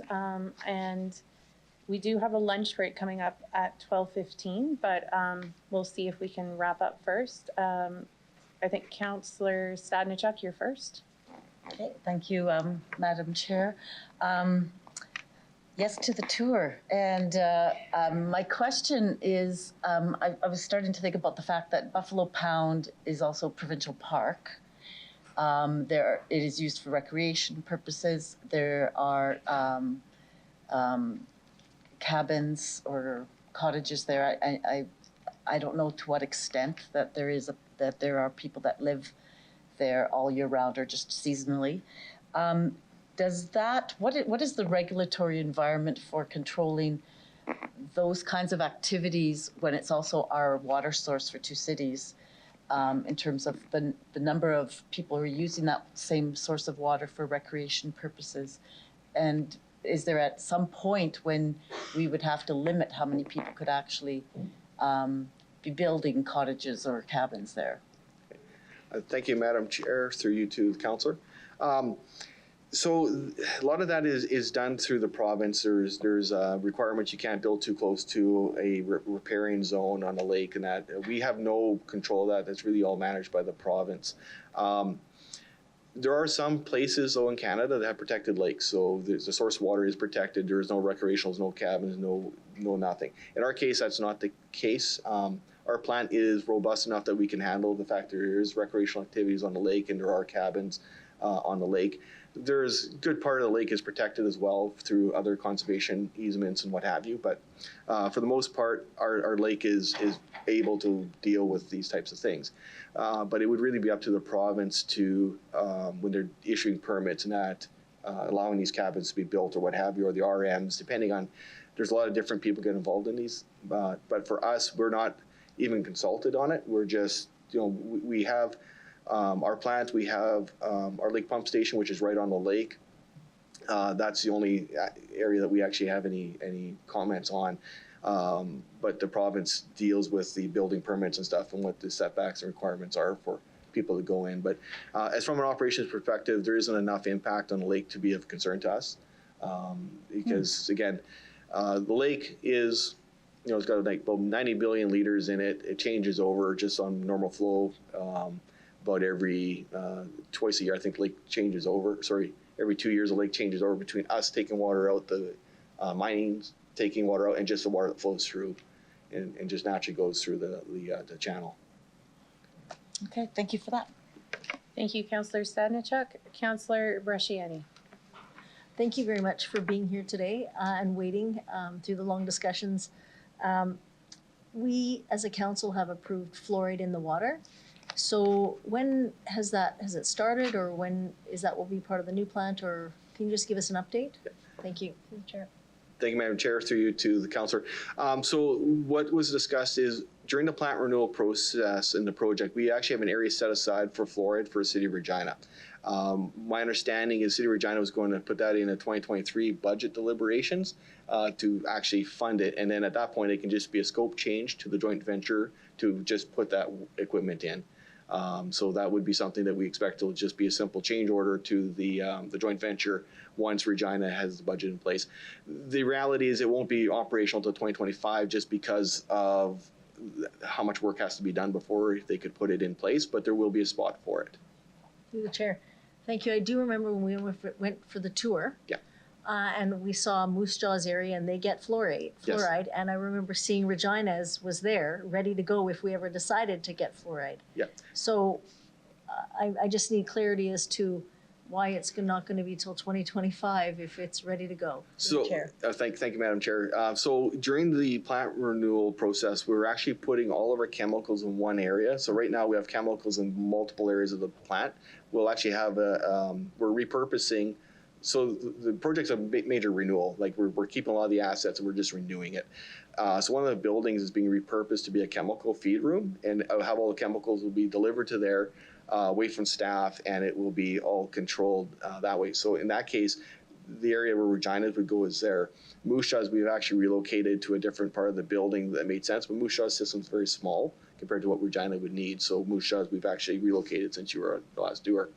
So come out again, I'll show you, but that's what it was, is okay. It made more sense to actually have it located with the other chemicals. Thank you. And the last question through the chair. So what is the cost then that we'd be seeing in the budget that would be, that staff would need to have for this upgrades and this change? Do you know offhand, or? Sorry, you trailed off there, Matt. Sorry, the cost. You said that the city is going to put the cost into the budget. For fluoride? What does that cost through the chair? I think the fluoride was $2 million-ish. I don't remember, and the operating cost was in that $100,000 to $210,000 a year, something like that for chemical. But yeah, whatever number we had, I mean, with the way the market's gone, it may be a little higher than that, but I think there was a little bit of cushion in that number. Okay, thank you. And the last question, there was an increase, of course, in the budget because of COVID, the costs. That amount was what, through the chair, the increased costs? Through the chair, Councilor, now we're talking about for the plant renewal project? Yes. We weren't changing our budget until now. We actually have the actual costs. But the market's been seeing 20 to 40% increase, and ours came in, I'm not sure if I should say in public. I'll wait until the in-camera session. Okay. I can get into details. Okay. Thank you. That's all I have. Thank you. I don't see any further questions, so you may return to the gallery. Thanks for your time, Mr. Johnson. Before we get into the report, because of the many items left on the agenda and time demands, we are, the suggestion is to table the last report, City Center Core Framework, prioritize policies and recommended actions. That's EX 22-64 to a future meeting. Is anybody, I'll need a mover for that. Councillor Mancinelli, is anyone opposed to that tabling? Okay, thank you. We will proceed now with considering item EX 22-58, the Buffalo Pound Water Treatment Plant Corporation 2021 Annual Report. Can I ask Barry Lacey from administration to introduce the report? 1 second, please.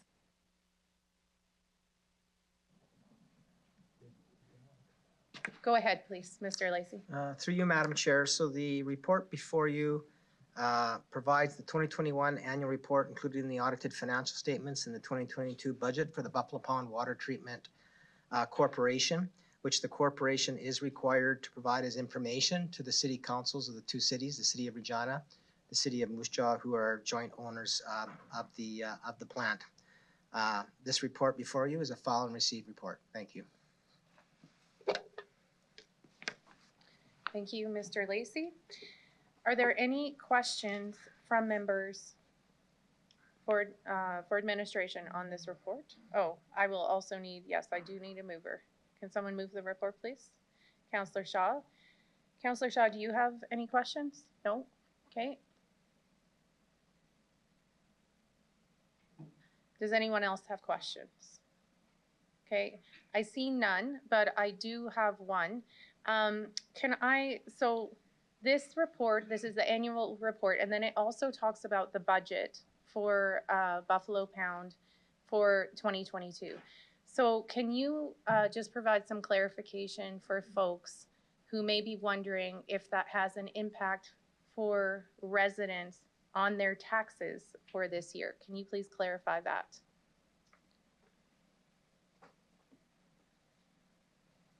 Yes, thank you. Through you, Madam Chair. So we purchase water from the Buffalo Pound Water Treatment Corporation, so from the plant, just like the city of Moose Jaw does.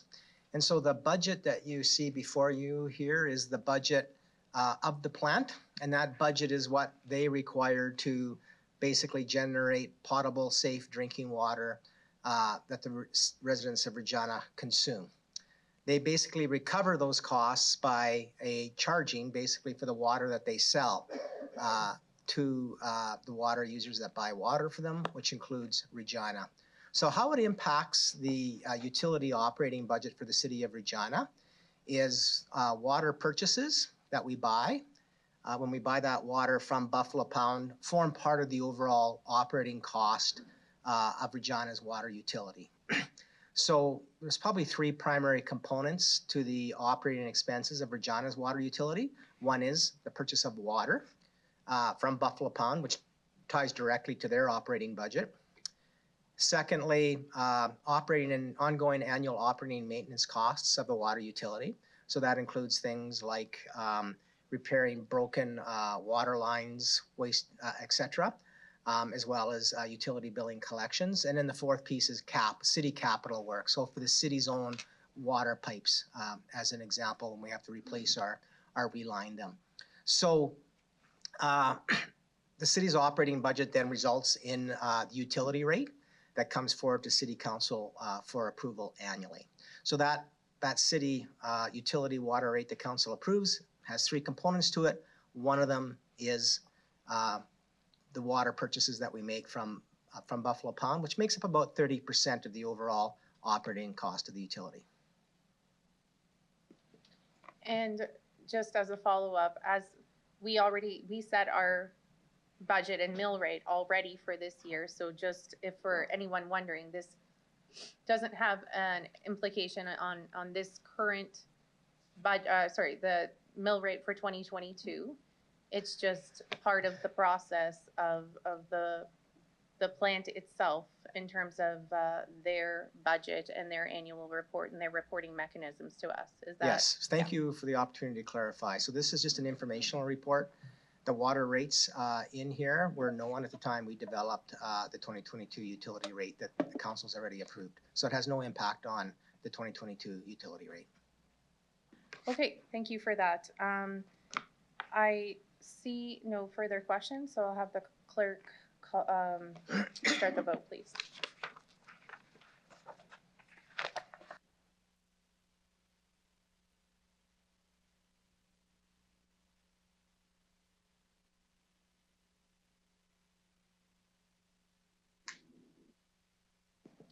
Councillor Hawkins, can you give your verbal vote? I'm in favor. Thank you.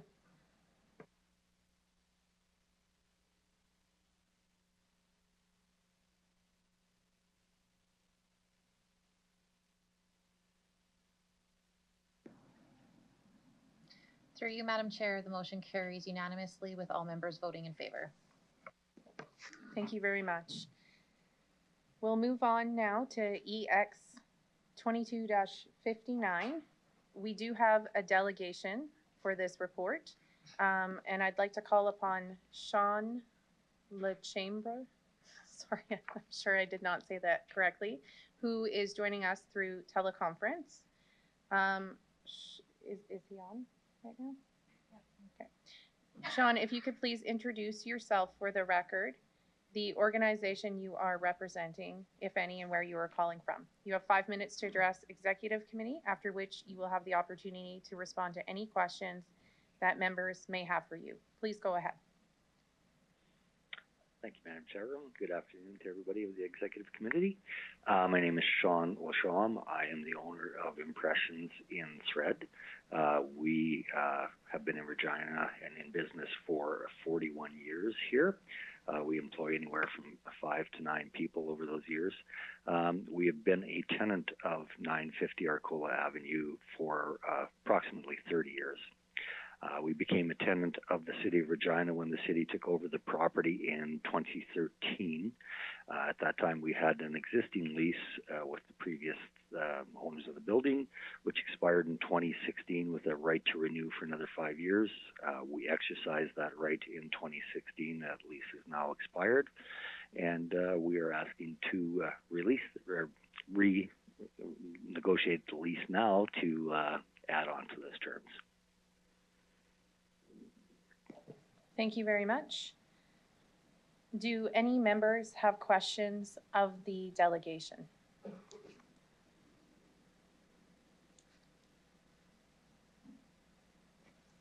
I see no questions. Thank you for addressing Executive Committee. You may leave the meeting now. Thank you. We will now consider EX 22-59 PB Impressions in Thread Lease, 950 Arcola Avenue. Can I ask Barry Lacey from administration to introduce the report? Yes, thank you. Through you, Madam Chair. So as the delegates indicated, they've been at this location for over 30 years and have been a tenant of the City of Regina since we acquired the property in 2013. City acquired the property in 2013 for the eventual widening and redevelopment of Arcola Avenue. The lease is up for renewal. Before you, administration is recommending that the lease be renewed at fair market value with a term of 5 years and an additional ability for the tenant to exercise an option for an additional 5 years for a total of 10. That 10-year time frame is currently outside the projected timeline when Arcola will be widened. Having said that, the lease will have a provision in it that with 1 year's notice, the city will have the ability to cancel the lease should plans change. The items before council, because it is a lease being offered without a public offering, which requires council approval. Thank you very much, Mr. Lacey. Can I have someone move this report? So moved, Hawkins. Okay, we'll give it to you, Councillor Hawkins. Do you have any questions? No, I don't. Okay, thank you. Do any members have questions for administration?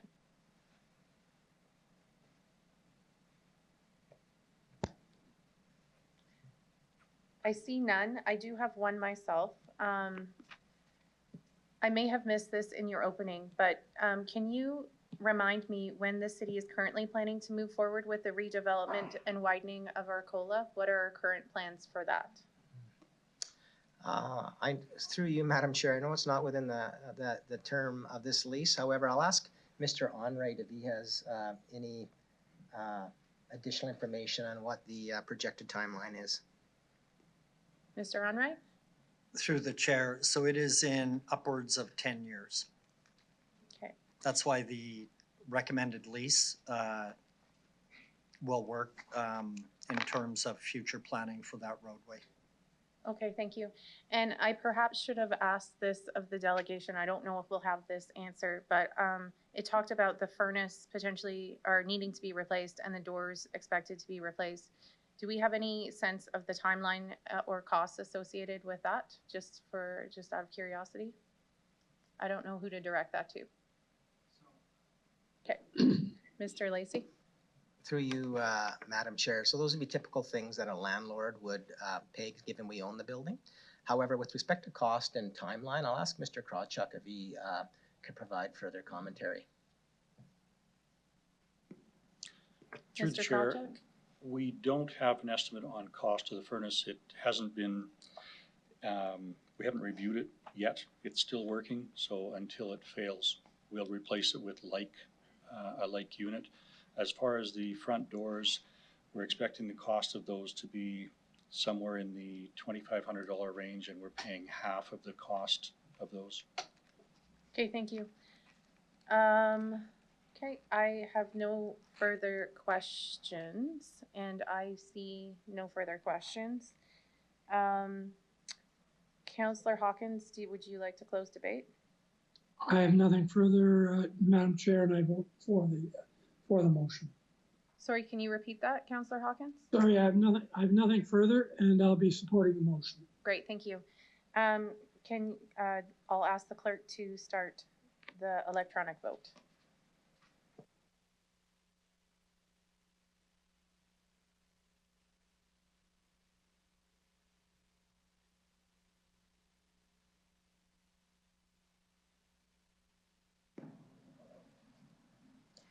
Through you, Madam Chair, the motion carries unanimously with all members voting in favor.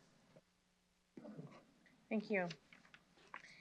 We will now consider item EX 22-60, Kin House lease at Rambler Park. Can I ask Barry Lacey from administration to introduce the report, please?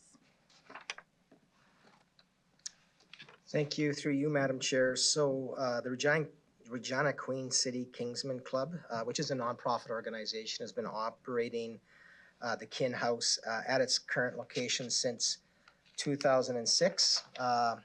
Again, this is an item before council as the lease is up for renewal.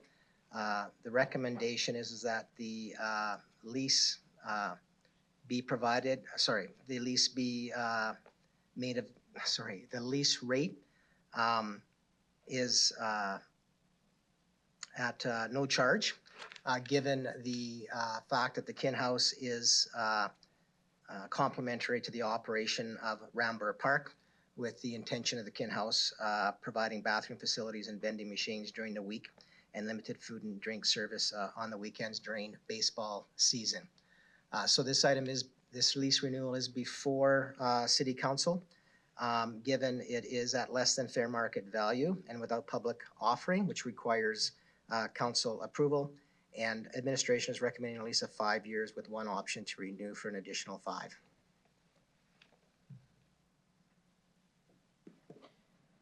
Thank you very much, Mr. Lacey. Can I have somebody move the recommendations in the report? Okay, Councillor Findura, do you have any questions? No? Do any members have questions on this report? Councillor Stevens. Thank you. Through the Please chair. go ahead. Just one. To support the agreement. This particular property in Rambler Park always solicits really weird complaints and service requests from residents. And for those of you who have represented this area, you probably hear about them. I just want to confirm that the facility itself is open to the general public. If I need to go to the washroom, I'm watching a game, it's open, I'm down in the area, I can use that facility as a member of the public, and I don't have to be associated with any of the leagues or the operation or the services of the actual Kinsman facility. Is that correct?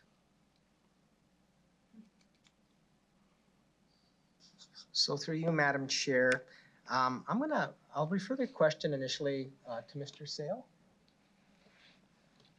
Oh, I'm going to refer the question to Mr. Krawchuk, who I believe will further refer that question. Thanks. Mr. Krawchuk? Through the chair, I'll refer that question to Mr. May, please. Mr. May?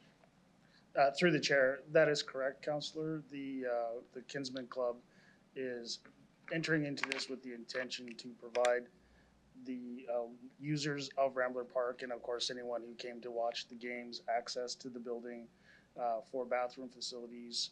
In the first year, they'll have some vending machines available for pop and drinks and things like that. And their intention is to reach out to the user groups of Rambler Park to set a service level that will work for all use cases, and then go from there to make this a place, a bit of a hub for the users of Rambler Park. Perfect. Thank you. Thank you, Councillor Stevens. I don't see further questions. I also have one myself. This area used to be in Councillor Stevens' ward, and with the 2020 boundary alteration is now in my ward. So I've heard some of those same requests. My understanding is that currently it's not open at all. So just to confirm, this is a change where it not only will become open and provide services to folks utilizing Rambler Park, will it also provide services, bathroom services, just to be clear, for anyone who needs to use the bathroom? Like, it's not just users of the Rambler Park, it is it's a public bathroom. Is that what is going to be occurring? So I'll start with Mr. May. Through the chair, yes, that's correct. Great. Okay, thank you. Just wanted to make sure I understood, and I also support this lease. I see no further questions, so I'll ask the clerk to start the vote. In favor, Hawkins. Thank you, Councillor Hawkins.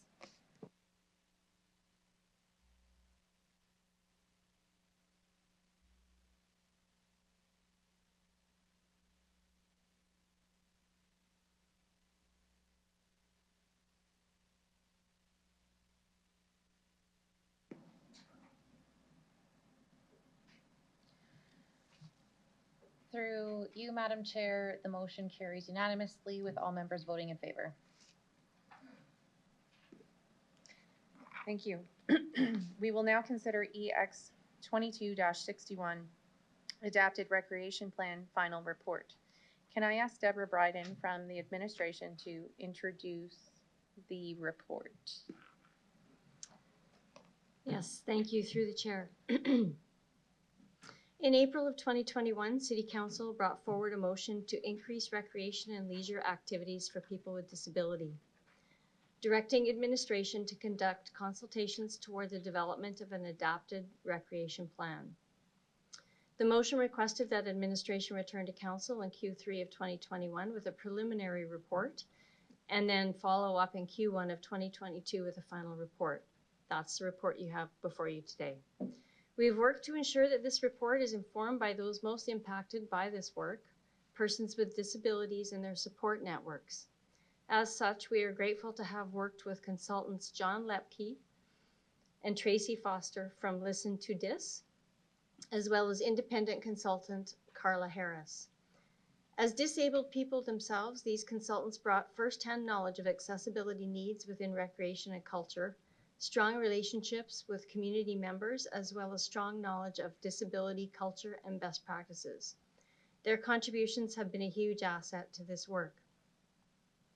The recommendations in this report are informed by consultations with people with disabilities, their support networks, and the recreation and leisure sector, including focus groups and a public survey. They are also informed by an assessment of the local program environment, an assessment of external funding opportunities, accessibility audits of city facilities, and administration's previous and ongoing experience delivering adapted recreation programs and services. We have the team here. and we would be more than happy to answer any questions you might have on this report. Thank you, Ms. Bryden. Can I have someone move this report? Councillor Brasciani? Are there any questions, or Councillor Brasciani, I'll let you start with any questions you may have. Just one moment, please. Go ahead. Thank you very much. First of all, thank you so much to the staff for all the work that you've done on this. It is great to see, and I think it's long overdue. So I want to say thank you for that. One of the questions that came out in this, or comments, where there were 4 points, and I just want to ask about priorities. 1 was ongoing consultation. 2 was hiring more people with disabilities. 3 was building trust, and 4 was cross-department collaboration. Can you just elaborate on those 4 points, I guess, to enhance the accessibility and the whole programs? How will that be worked on with this additional funding, through the chair? I will pass that to Ms. Bryden. Through the chair, Ms. Stock. Ms. Stock, please. Thank you. Yeah, through the chair. So the first one that you mentioned, and that's in the report, was ongoing consultation with people with disabilities. That was a key part of the consultant's report in order to inform our next steps in delivering better or more accessible recreational and leisure programming. And so the idea with that is to engage, to have some budget for honorariums that we can use to pay people for their expertise in advising administration on next steps, and that we would do that kind of on a case-by-case basis depending on the specific project that we need to engage on, and looking for people with direct experience or knowledge around that specific project. Hiring more people with disabilities is another, it was the second item, and there are some recommendations in this report that would see us starting to do that. We also, with the approval of the preliminary report, have already, we're actually currently hiring for 2 full-time positions. One of them will be required to be filled by someone with a disability, and the other one will prioritize disability alongside some other qualifications. And then the other piece that's in this current report is an FTE in communications, which would be required to be fulfilled by someone with disability.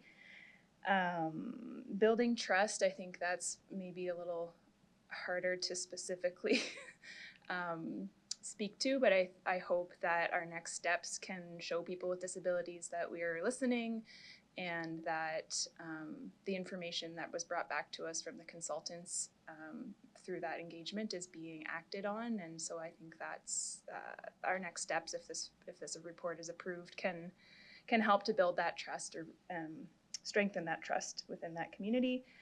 And cross-department collaboration, we've already been doing that through the development of this report, and so there's been lots of communication and collaboration between Parks, Recreation and Cultural Services, and Communications and Transit, Facilities and Engineering. So we're already having those conversations, and we'll continue to do that as we undertake the next steps for this report.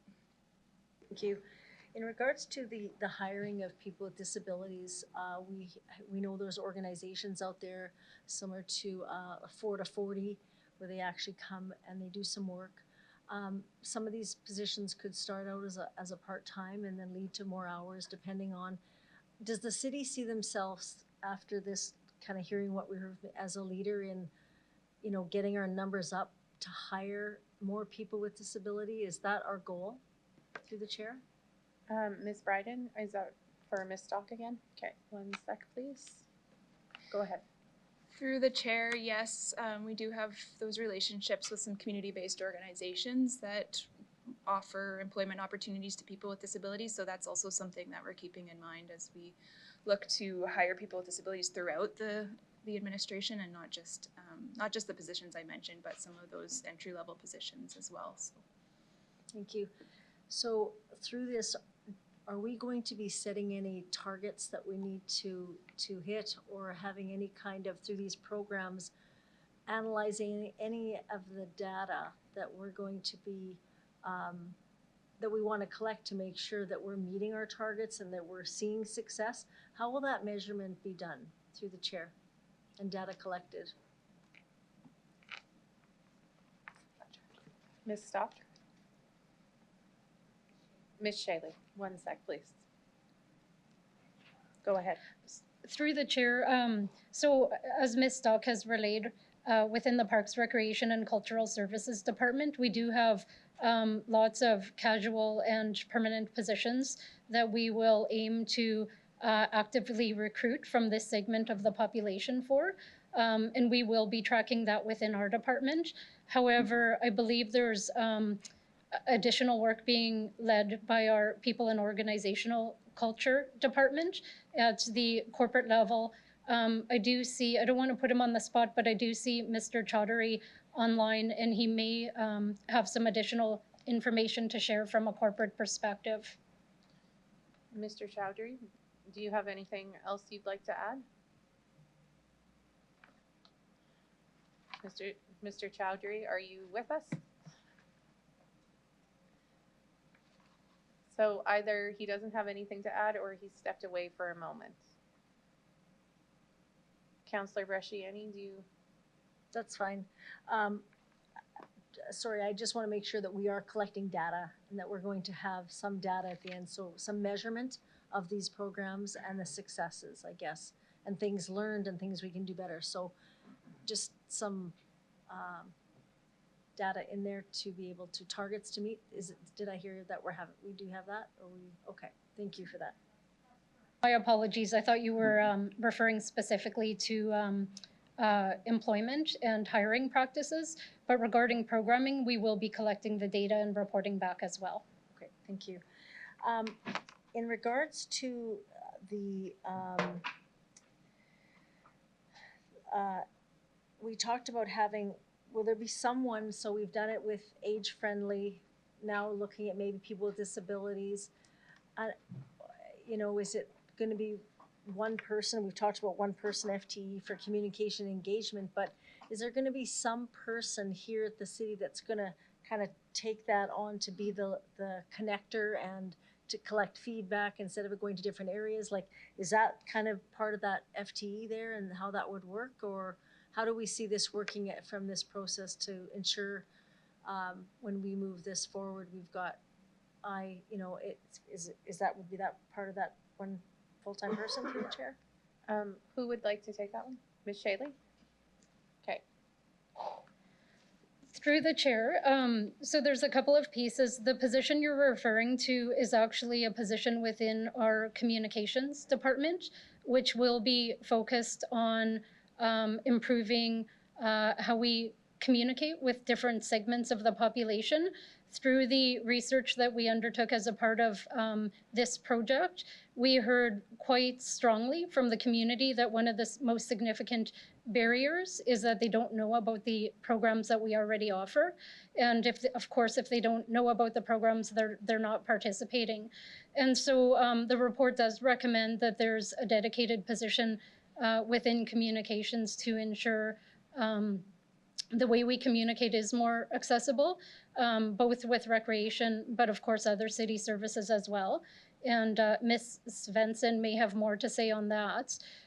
Regarding programming, we are making some changes within our organization structure within the Parks, Recreation and Cultural Services Department to better coordinate the delivery of services to all segments of the population. And one of our priority areas is vulnerable segments of the population. And so we're undertaking some work to do additional engagement in the community and set up a dedicated work unit within our department to focus not only on providing services to the age-friendly and accessibility segments of the population, but other vulnerable segments as well. Thank you. So having that unit, then that would also help with the cross-department collaboration to access all of that, to make sure the messages and what's happening in different areas that would assist that? Through the chair, that's correct. That is our plan. We've actually been quite proud of the cross-departmental work that's been done on this specific area, and we're seeing a lot of energy across various departments and interest in engaging in these kinds of initiatives to better provide services to our diverse customer base. Thank you. Last question is in regards to support workers. I saw in the report that people were a little bit worried is what information do you have to provide to the city if someone needs a support worker to take an art class or take a swimming class? What is the process that we would be looking for someone who is unable to take the class but is looking for support to do that? Through the chair. Is that for Ms. Shaley? Ms. Stock? Okay. Yeah, through the chair. So we're just developing that support network now. We're currently hiring for an inclusive recreation advisor who will lead that team. So we don't have all of the logistics worked out yet, but we've heard from consultations that people are generally really supportive of the idea of having kind of a bank of city staff or contracted employees that can provide one-on-one support on a case-by-case basis, and also that people want consistency and they want some choice in who their support worker will be. So we are going to be having to take that into account as we develop it. I think there will be options for people to have some choice and consistency in that support, but yeah, we're still figuring out what that'll look like. Okay. I think I'll let others ask, and I might have a few after. That's it. Thank you, Councillor Bresciani. Councillor Shaw, you're next. Oh, sorry. Leave the button. There you go. Thank you. I think we all know how dear this is to Councillor Bresciani and myself's heart. I'm really happy to see the work that's been done so far. There's a lot further for us to go. We have a long ways to go to feel invited and welcomed into our city. I want to speak briefly about, now, when I first became a councillor, we praised ourselves on the playgrounds being accessible. Find out they're really not accessible. Has those standards been changed? What's been done around that to bring it up to an actual standard where a person with a disability, either walking, sight, vision, can access the facilities? Has that been a higher standard now through the chair? Ms. Shaley? Through the chair, so our approach with playgrounds is we've strengthened our engagement and the degree to which we involve individuals from the community who are experiencing a disability and their support workers in helping us design our playgrounds. And so you'll see some fairly significant changes at the playground adjacent to Wascana Pool, at the Regent Par 3 redevelopment. And so we're using a more extensive engagement process to improve the way we design our playgrounds. As well, we're also bringing on some assistance externally from a consultant who has lived experience to help us take our standards to the next level. So that work is underway right now as well. So you'll see some improvement this year, and we'll continue to respond to what we hear in the next several months through the work on the standards. So the standards of what's being deemed as accessible, that work is being done right now. Am I correct in that, through the chair? Through the chair, that's correct. Thank you for that. I had a comment, and I seen in our leisure guide we have one person in a wheelchair. People don't feel invited if you're the only one. That's something I really think that we as a city should work a little bit harder at, to have pictures of people, whether it's ethnic, color, disability, age, a broader variety of people, pictures within our print system, things that go out to print, being engaged in that. So I look forward to having more of that in the future. Another thing, we're looking at the leisure guide, and I seen we added basketball to the activity, which I think is great. I just want to question an administration, if you can kind of help me with this, why ages 5 to 7? Why only ages 7 to 12? Why is there such a small age group in these activities that we're doing through the chair?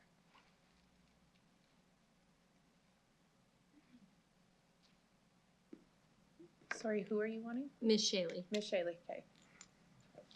Go ahead, please. So through the chair, our approach to programming includes both targeted programs that serve a very small segment, as well as other programs that serve a broader segment of the population. So sometimes we serve a very small age group, which is really based on the feedback that we hear from the community in terms of interest in different programs.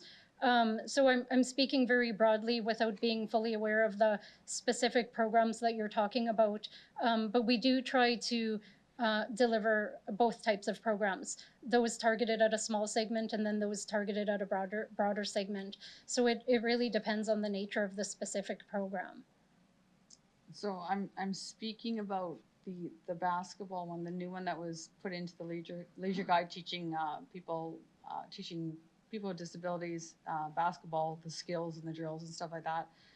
But the age was 5 to 7, and I know specifically from conversations with the Accessibility Committee, the surveys,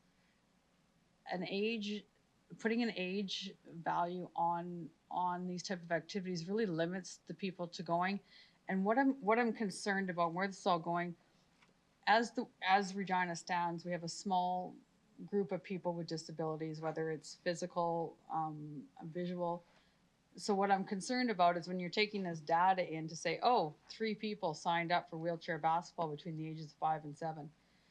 That's what I'm concerned about, and I'm trying to see if there's any way that we can maybe adjust that even going forward in this year's leisure guide. Is that possible through the chair? Through the chair, I can commit to taking that away and having a conversation with our program staff. I'm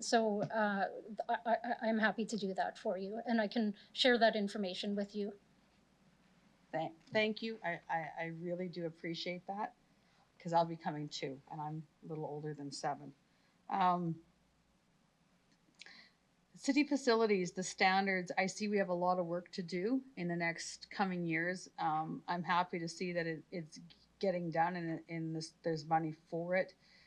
I do question, I know you're going off of Rick Hansen's standards. And Rick Hansen and I had a few chats about his standards when it came to the Mosaic Stadium. If there's things that come up that are above and beyond what Rick Hansen's standards are, which we found out at the Mosaic Stadium, is that something that we'll be addressing on the side, or will we even be addressing it through the chair? Is that for Ms. Shaley or Ms. Stock? Okay.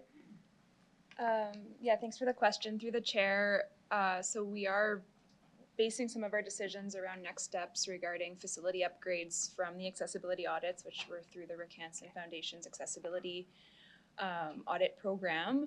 But we've also, that's not the only input, so we're also taking into consideration all of the consultation we've done around adapted recreation, the focus groups, the survey, and we have also just had a lot of engagement with local recreation and leisure organizations and organizations serving people with disabilities. And so it will be directly in response to the needs of the community. So if there's things that are coming through from those consultations that aren't in the accessibility audit reports, we'll definitely include them as part of our next steps. Thank you. I really appreciate that. We talked about, and it came up in the survey, and this is something I've actually had experience with my daughter. She can't stand in lines for very long because her legs get sore. There's nowhere that there's that provision like there's in Disneyland that you can go to the front of the line, which is great. And I've offered to rent her out to anyone going to Disneyland. But something like that, I really feel that maybe that could be hopefully addressed in making changes to everything going forward. When we have these long lineups and when we have these activities and stuff like that going on, there are people that can stand in long lineups. There's elderly people. If those issues can be addressed, maybe, and hopefully this will come through education with our staff as to different types of disabilities and what that means to everybody, just to maybe lend a kinder heart to people that are in those positions. I would really appreciate that. I want to thank everybody. And I want to, oh, sorry. I want to thank my fellow counselors for bringing this forward and making this a priority. I often compare my daughter and other children and other people with disabilities as, could you imagine going to a pool and you can't go in the pool? Can you imagine phoning somebody ahead of time and saying, am I allowed to go into this area because I don't know if it's accessible? And I've had a bazillion of those phone calls. The barriers are breaking down slowly. It may be not as fast as I know Councilor Brichiani and I want, but it's coming. And I'd really like to thank everybody for having this as a piece of in your heart to say that we can do better for all citizens of Regina. Moving forward, I'm going to put my little note in here, our wheelchair accessible water slide that we'll be bringing into Regina. Not going to stop until we get it, and I'd just like to thank everybody for all their work. Paratransit, I'm super excited about that. When people, nobody thinks of it, but you know, when you're in a wheelchair, in a big wheelchair, you don't have a family member that you can say, hey, can you pick me up and take me to the lake or take me somewhere? Not everybody has that, and it's a pretty lonely world sometimes when you're living in a wheelchair, and being accessible to things that you and I take for granted every day. So I'm very happy to see that paratransit has really stepped it up and given people opportunities to get out of their house, to get out of Regina. We're the first in Canada to ever offer this, and we're going to speak about this next week. And just a thank you to everybody involved in this. So that's all I have. Thank you, Councillor Shaw. Councillor Stadnichuk, you're next. Thank you. I really, really appreciate this report and all the work that was done in it. I do have a number of questions, mostly financially. Last year, we approved $1 million for this work, and I just want to get clarification on whether or not this particular budget ask before us is in addition to the $1 million that was approved in the budget last year, or if the, like in particular, the $258,000 in point 3, if that is part of that $1 million, or if that's something new. Through the chair. I'll pass that to Ms. Shaley. Through the chair, last year council approved $200,000 in accessible recreation grants, and then I believe roughly $180,000 for programming and the one-on-one support services that Ms. Stock referred to, which is dedicated towards helping people access the programs that we offer. So that's what council approved last year. And then this funding is in addition to that. Okay, thank you. Follow-up question through the chair, but there was also for paratransit in order to support this program, that was also approved. So that funding would be ongoing as well? Through the chair, that's right. That funding is ongoing. And how much was that, sorry, through the chair?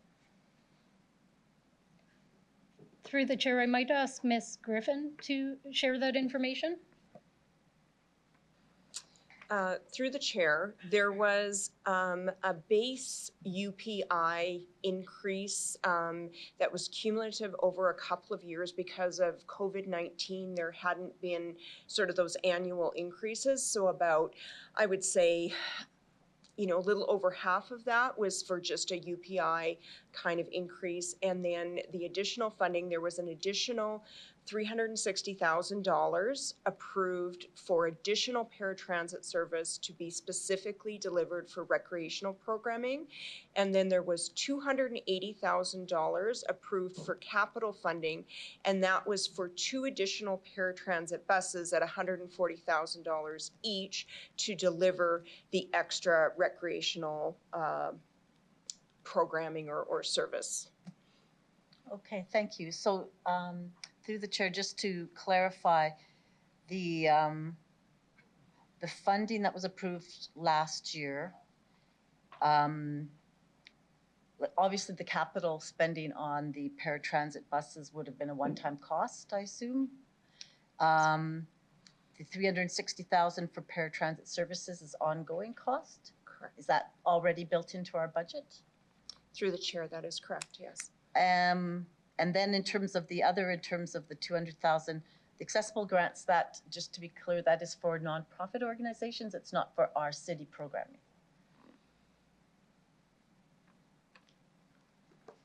Through the chair, that's correct. Okay.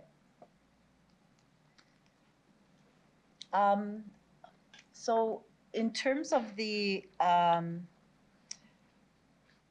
capital cost, the request is for $2.5 million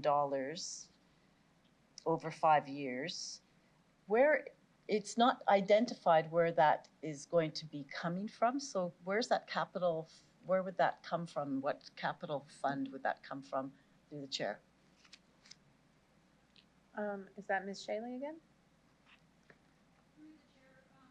This report recommends that we invest $500,000, or we consider investing $500,000 per year for 5 years in improving the accessibility of our facilities, and that this go through the budget process. So through the budget process, we would have discussions internally and put forth a recommendation related to funding source. I will say there are a number of grant opportunities that have been identified from staff. We've applied for some and not been successful yet, but staff are continuing to pursue these kinds of opportunities. Okay, excellent, thanks.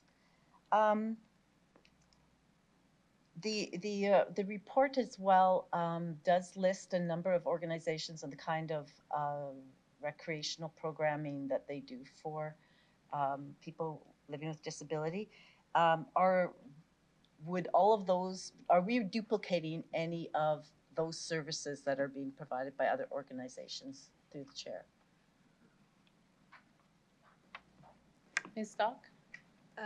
Through the chair, yeah, we, as part of the engagement for this report, we did conduct an assessment of all of the existing local programs, recreation programs for people with disabilities. And so the goal with that is to not reproduce what's already happening, and also to look for partnership opportunities where maybe there's opportunity for the city to partner with an organization that's already got a great program running and needs some extra support. So yeah, the goal is to not duplicate that work. Okay, thank you. And I think this might be my last question. In terms of the number of people in the community with disabilities that would benefit from adapted recreation programming, do we have a sense of how many that would be? Through the chair.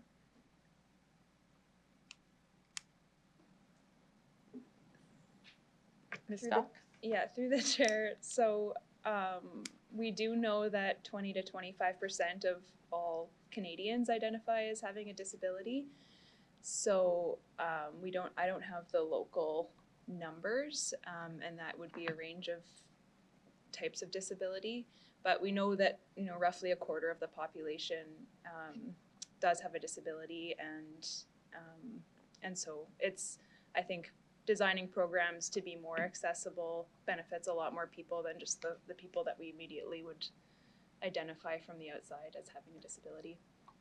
And to follow through on that, because I think that's a really important point, because we know that of all the equity groups that exists, the only one that a lot of us would have the possibility of becoming would be, one with a disability, because it's harder to join another equity group. but you can become disabled in your life. So are we looking at this in terms of those who have existing disabilities, looking at it long range in terms of as seniors would need maybe more supports and accessibility, or people who might even have temporary disability, so they would all be able to participate in these kinds of programs. Is that correct, through the chair?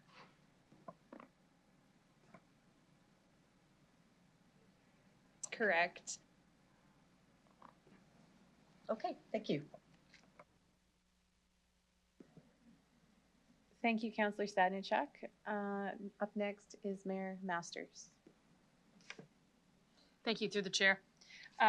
In follow-up to a question Councillor Stadnichuk asked Ms. Brodin, if you're okay, I'll go direct to Ms. Shaley. Ms. Shaley, the request at present isn't a request for funding. It's simply to plant the idea for consideration in terms of budget investment into the 2023 budget, correct? Through the chair, that's correct. And you did say that you are following up in terms of different grant money that may be out there to support the city's programming? That's correct. There is mention in the report on page 7. One of the main conclusion takes from the project is that each City of Regina programming decision must acknowledge how it intersects with these and other outside systems. Do you feel right now that we have a deep understanding of what those outside systems are? Through the chair, I think we've learned more through this process. And Ms. Stock may be able to talk about that, but we certainly, one of our key findings is that we do need to continue to engage this segment of the population and the partners we work with extensively.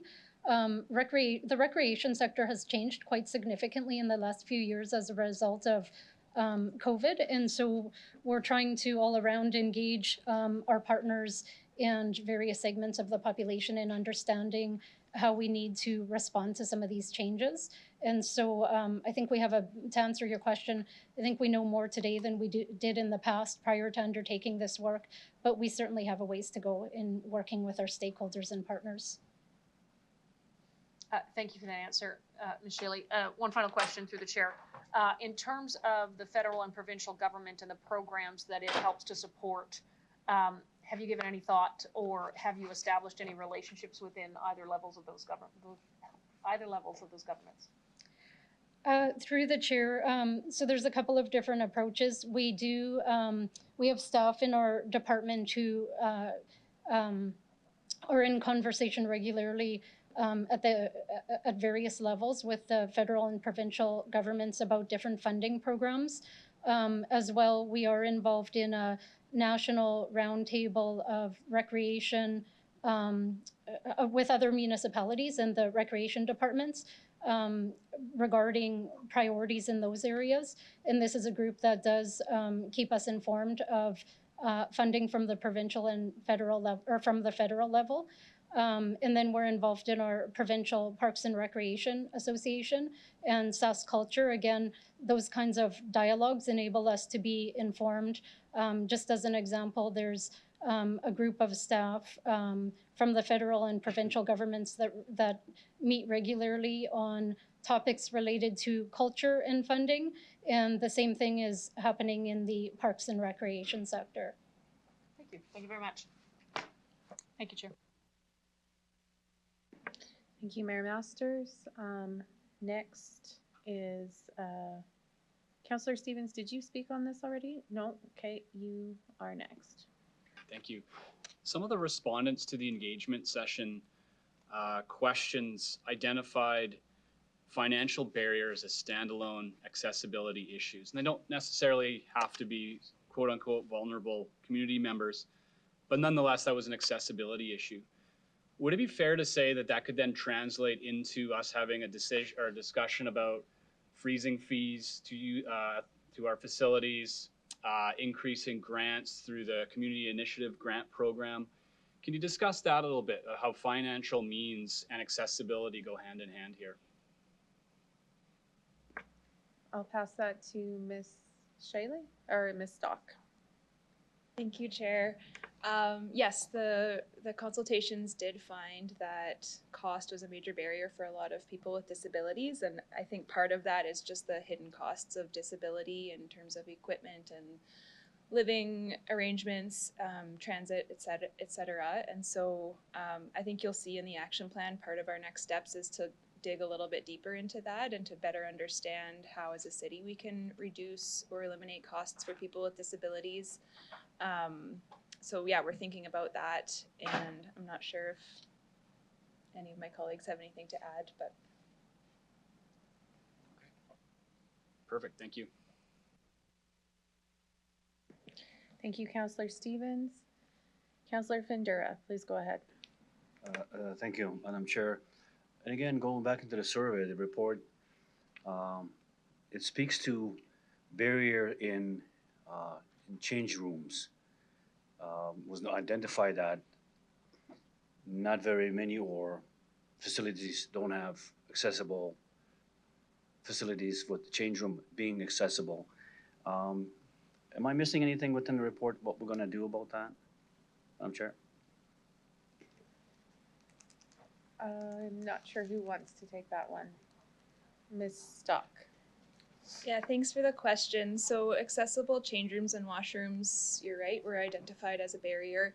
There has been some work already that the city's been doing over time as resources have been available to upgrade washrooms so that they are more accessible. And we do, just within the last couple of years, have a few more accessible washrooms in our recreation facilities.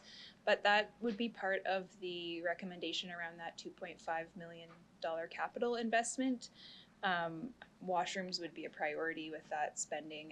It's one of the highest, most frequently cited barriers for people accessing recreation facilities. So washrooms and change rooms would be part of that. Thank you very much for that. Going to the, it's a great report, long time coming. One question would be, we're talking about municipal facilities. Have we connected with private providers, private businesses to help out with the certain, I mean, there's a lot of gyms, there's a lot of facilities out there. Have we, maybe I missed something, maybe it's not in a report. Have we connected with the private industry out there or find private folks that are running some of these facilities? Madam Chair?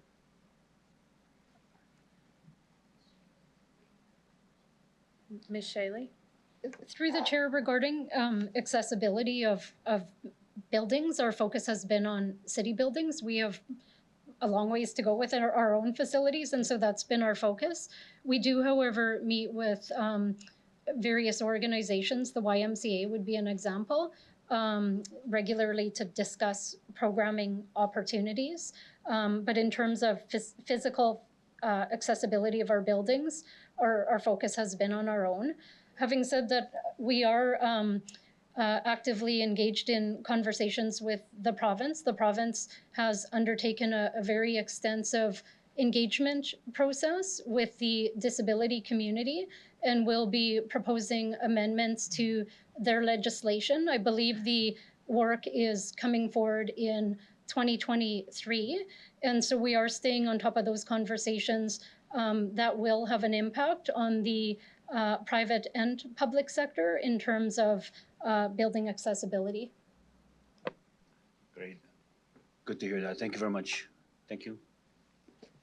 Thank you, Councillor Findura. Sorry, I'm just trying to, I think Councillor Mancinelli, you are next. Thank you. Appreciate the report. A lot of good information, and like everyone said, much needed. I only have one worry, and of course it's monetary like everything else. Just for a little bit of clarity on this report, it asks for consideration under point 2, but not for an actual spend of $500,000. Am I interpreting that correctly? Sorry, just one moment, Ms. Bryden. Go ahead. Through the chair, yes, that is correct. I noticed that this doesn't delineate very well what the $500,000 will be spent on, that not all buildings have been assessed yet. And I know we have a facilities asset management plan as well.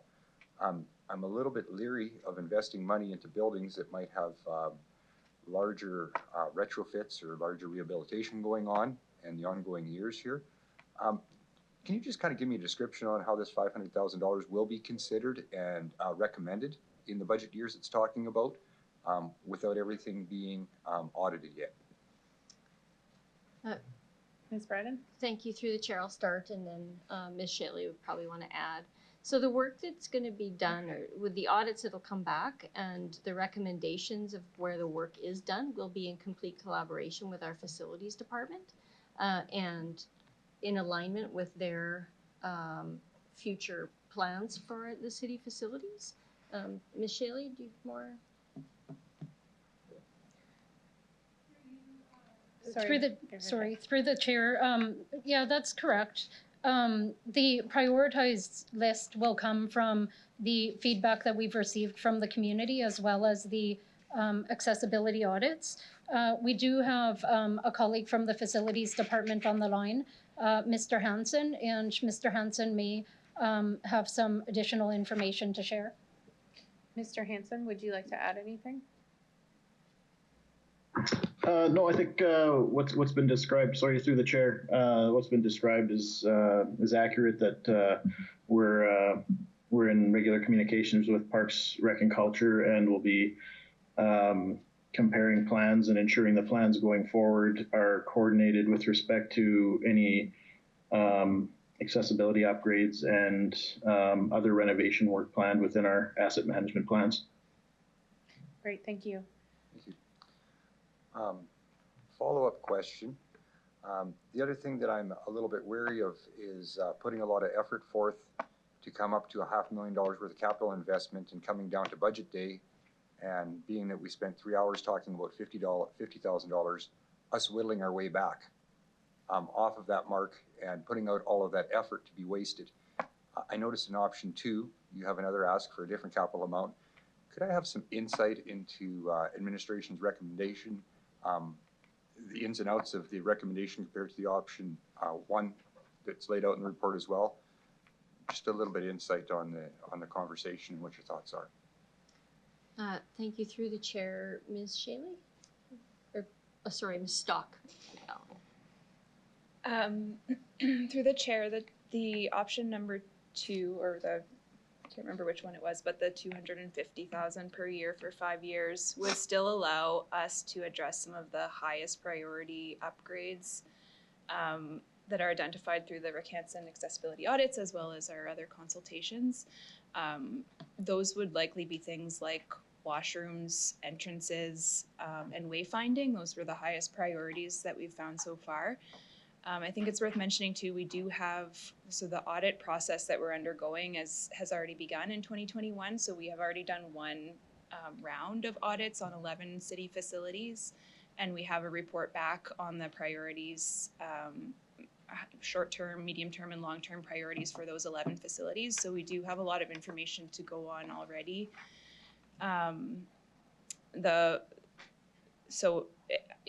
The kind of the smaller capital investment would allow us to address some of the highest priority, but would still leave some of those more medium-term upgrades undone, and or we would have to find other resources externally. And I'm not sure if Mr. Hansen has anything to add. Mr. Hansen? Through the chair, nothing further to add. Could I just have an example of a high priority compared to a medium priority for a little bit of resolution? Chair, the higher priority items were things that should be addressed immediately. So shorter term priorities such as entrances that are maybe unsafe or can't accommodate a wheelchair, facilities where there's no accessible washroom. It's I'm having, because we have a very detailed report on like 11 facilities and I don't have it in front of me, but it's yeah, those are some of the priorities that I can think of off the top of my head, and I can gather more information as well. Thank you. I understand. I guess just for the point of debate and to make sure that we're all on the same page, I'd like to replace option 2 with option 1 as an amendment, And at least that way we make a vote, it's on the table or off the table and done. So I'd like to amend it, consider option 1 in place of point 2. Thank you, Councillor Mancinelli. Is there anything further you wish to? Okay, one second, please.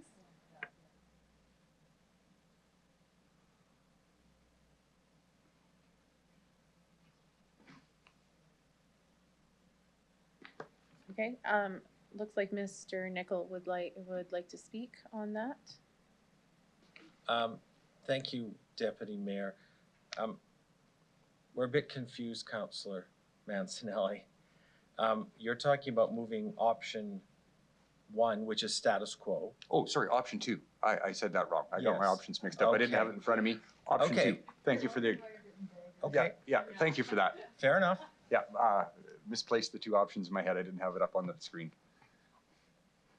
Okay, so the amendment is to move option 2, which is 250,000 over 5 years. Does anyone wish to speak on the amendment? It's probably, sorry, do you have? I guess just to summarize it, just thinking of all the pressures up before council, we have a lot coming through a pandemic on the tail end of a mini recession, as well as all the economic pressures that every resident of Regina is feeling. I just think that this is an approach worth just investigating once because of the monetary times we're upon. Okay, thank you, Councillor Mancinelli. Councillor Bresciani, I see your hand up. I'm assuming that you do wish to speak to the amendment. Is that accurate? I will now. I was going to speak after as well, but I'll close debate, but I will speak to this as well. Okay, I think I have you on. Go ahead. So I would not support this amendment. We are so behind in inaccessibility in this city. Someone in a wheelchair, someone who's blind, so you go into a facility, they can't even use the washroom. That's how far back we are. We are so delayed. We talk about being an inclusive city. We would not allow that for any other group, that you could not go into a washroom. I want to actually move this forward, that this goes into our budget now, that we don't have to debate this. We talk about being a renewable city. We talk about being inclusive in our city, that everyone feels welcome. I will not reduce to half. In fact, I think we should be doing more. We're very, very, very behind compared to other cities. So it is long overdue. We've allowed to let our facilities go. We haven't kept up. And if any one of you know someone in your family with a disability, I think you would think twice. This actually wouldn't be here to refer to the budget. It would be, we recommend it today, that it will be a line item in the budget. That's how important it is to our city. I'll leave it there. Thank you, Councillor Bresciani. Councillor Shaw, I'm assuming this is to the amendment as well. Please go ahead. I too do not speak in favor of this. Like I said, just close your eyes and think of going into a facility and you can't use the washroom. Just think about that for a second before you say, maybe we shouldn't put any money into this. We just approved $95 million into public transit, which we already have, which we're already losing money, which we're already putting $37 million into it every year. How could we say no to doing something that should have been done years ago? Years ago. I'm actually appalled and disgusted that we're even talking about money when it comes to people with disabilities not being able to access our city facilities. And I'm going to refer this back to, could you imagine if a colored person, if somebody from the LGBTQ could not go to the washroom in a facility? Could you imagine the uproar? We wouldn't be sitting here talking about this right now and debating whether we should put a little bit of money or this bit of money. It would be done, and it would be done in the budget. No questions asked. So this, I am sorry, is a really sad moment for the citizens of Regina to say that if you have a disability, you can't go into a washroom because we just are not gonna put the money towards that. Thank you. Okay, next to the amendment, I have Counselor LeBlanc. Go ahead, please.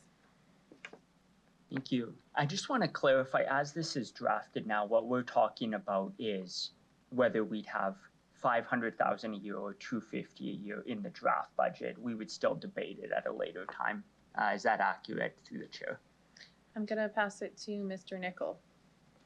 Through you, Deputy Mayor, yes, Councillor Blanc, you're correct that this is identifying a notional amount of funding to be debated during the development and finalization of the 2023 budget.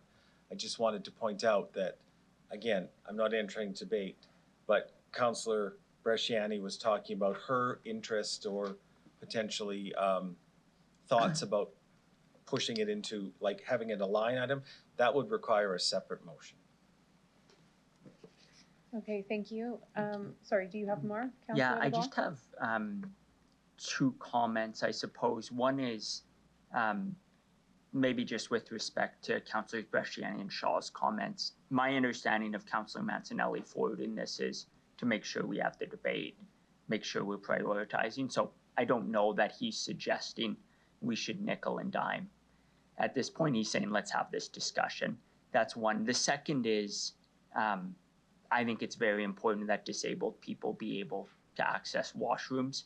There are also other groups who aren't able to access appropriate washrooms in the city. And so I don't know that we need to pit one against each other. We can have future discussions about making sure everyone can access the appropriate washroom for their gender and abilities. So appreciate that.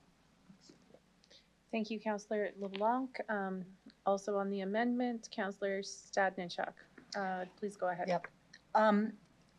Although we have a lot of really good information, it's identifying the kind of programming, et cetera, that is needed. It still isn't clear to me what kind of capital needs are required. So I do support this just because it's still going to be going to the budget discussion. And I would feel more comfortable with a smaller number going into the budget. And if the report and the assessment of the facilities, if it's identified that there is a higher need, I think that has to be part of the budget discussion in terms of what that need is. There is going to be a lot of competing priorities. I would rather increase a budget ask than cut it because we don't feel like we have enough. This would be a placeholder. It would be putting a placeholder in terms of what we're asking. It is a significant amount of money. And I do believe it's important, but I also think $250,000 a year is a significant amount. We may want to increase it when it comes to the budget, when we have more information in terms of the facility needs. I don't know if you know how serious those needs are. We might want to do a smaller amount and then increase it to $500,000 a year after 2 years when we have a plan in place. But right now we don't have a specific capital plan in front of us. I don't have any specifics, and I'm being asked to vote on a very large number.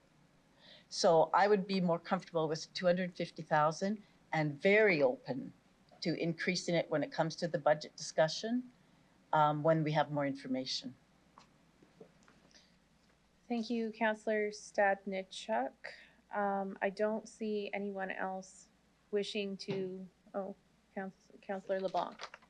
1 second, please. Please go ahead.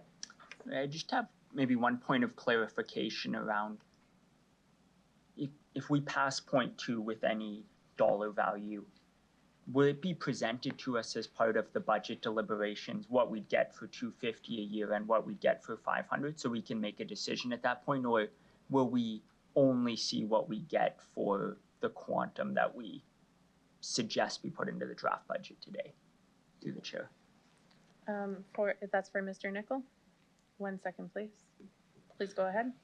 Through you, Deputy Mayor, typically what would happen, Councillor LeBlanc, is that a particular number would come forward. So for example, if the committee decides this afternoon that it's 250, then administration would focus on what you would get for 250, but is always in a position to give you the implications of adding or subtracting from that number.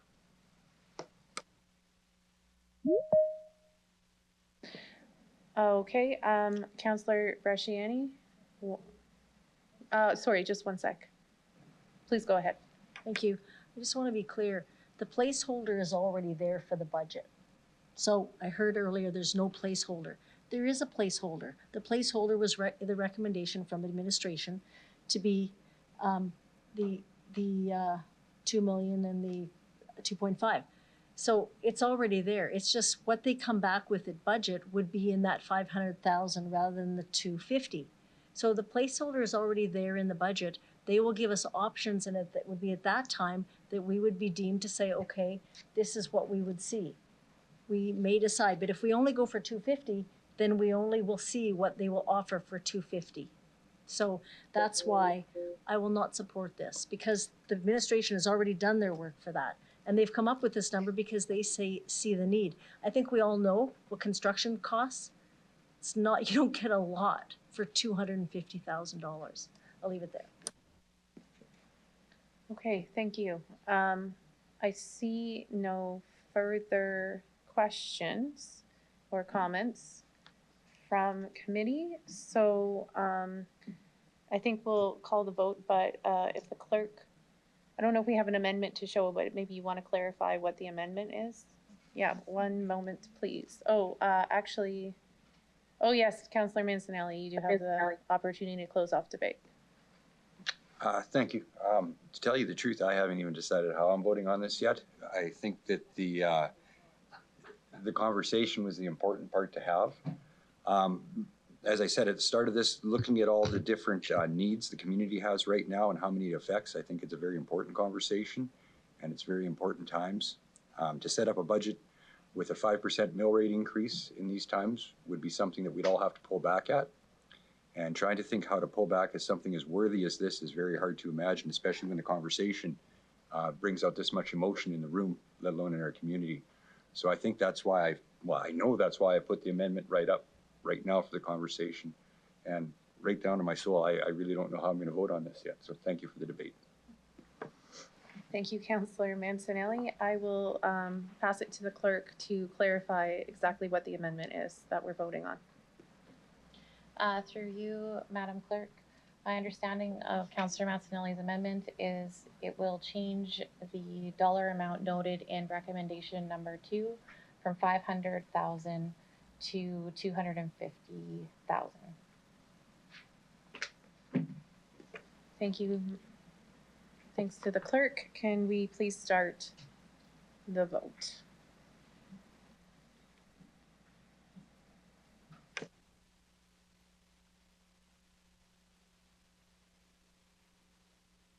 Hawkins, opposed. Thank you, Councillor Hawkins.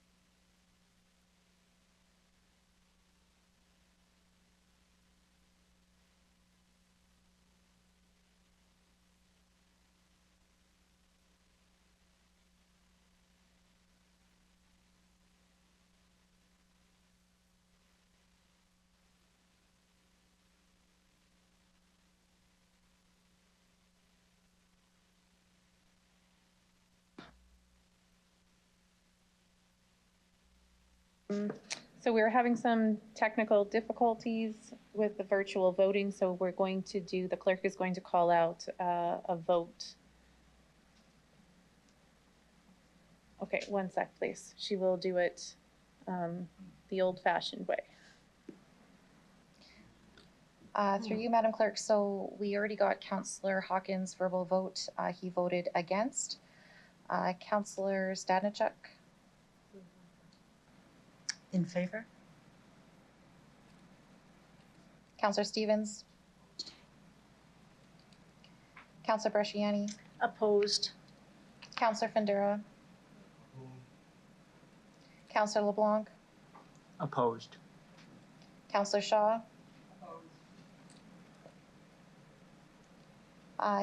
Mayor Masters? Councillor Zakiniak? Opposed. And Councillor Mancinelli? In favor, Cheryl won't stand alone. Okay, so the motion is lost 8-2. Oh, no.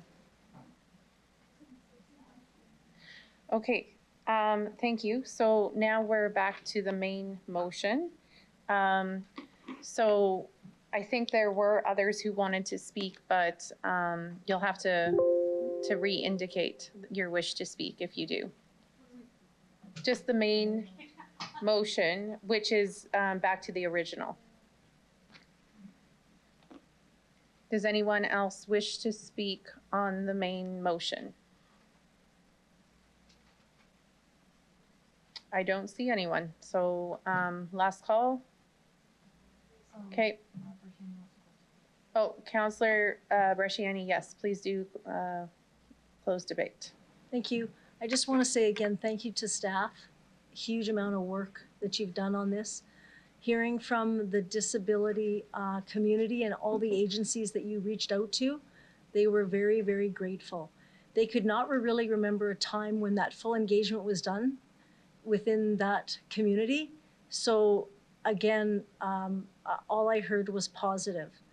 I think the whole message is that they're being now heard and that they have been given an opportunity to provide some feedback. So again, they are grateful.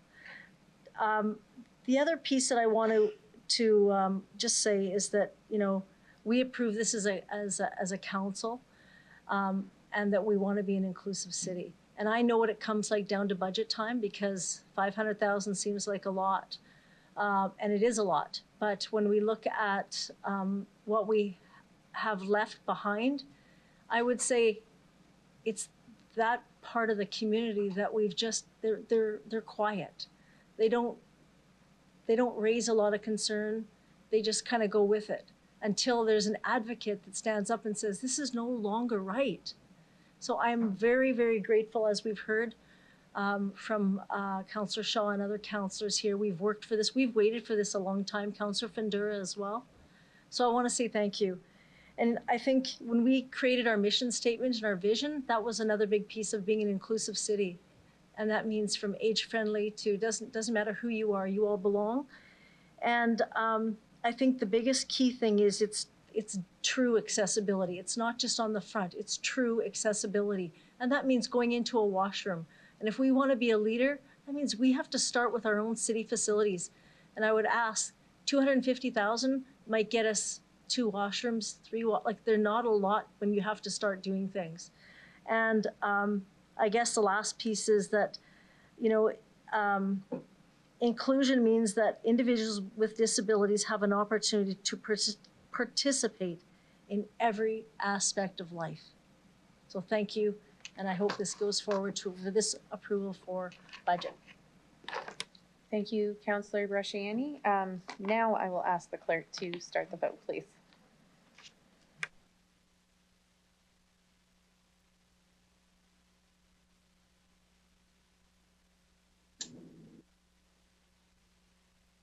In favor, Hawkins. Thank you, Councillor Hawkins. Through you, Madam Chair, the motion carries unanimously with all members voting in favor. Thank you. We were moving on to the EX 22-62 Municipal Justice Building Community Center naming. And once again, I'll start again by asking Deborah Bryden from the administration to introduce the report, please. Please go ahead. Thank you, through the chair. In June of 2020, City Council approved a project to redevelop the Municipal Justice Building located at 1770 Halifax Street into a neighborhood center and police fitness facility as part of the MEET funding report. Highlights of the redesign for the community space include accessible and inclusive design elements, a gymnasium multi-purpose room that is shared between the community and RPS, a multi-use stage classroom, community kitchen, meeting rooms, and office space for Heritage Community Association. The third floor is being developed as a dedicated training and fitness space for RPS. The new neighborhood center will be a standalone space within the MJB building. The city does not have a standard process for naming civic buildings, and the purpose of this report is to request approval to engage the community to recommend a name for the new neighborhood center. The specifics of the process have yet to be defined. Should council approve this report, administration would work with stakeholders in the community to develop a process they feel will be best suited to the work. The outcome will be to develop a recommended name that supports an inclusive environment, the cultural plan, and the TRC calls to action and reflects the local context of the space. Our team is available to answer any questions you may have today. Thank you, Mrs. Bryden. I will see if there are any members with questions.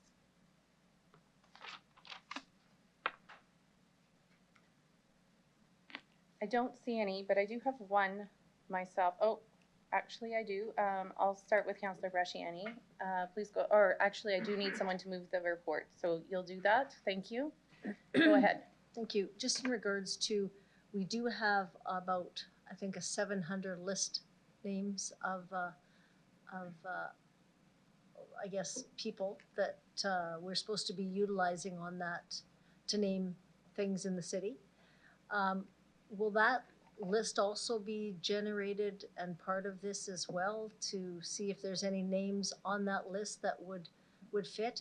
And the other question I have is, it's not just the building, but there's other pieces in this building that we could also name rooms and things like that. Is that something that could be considered? Ms. Bryden? Thank you, through the chair.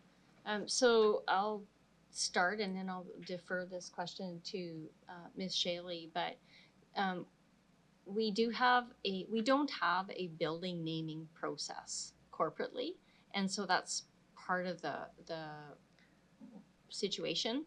And so I think the list of names we have has been identified as reflecting the street naming process. I could be wrong. Ms. Shaley, do you want to add to this?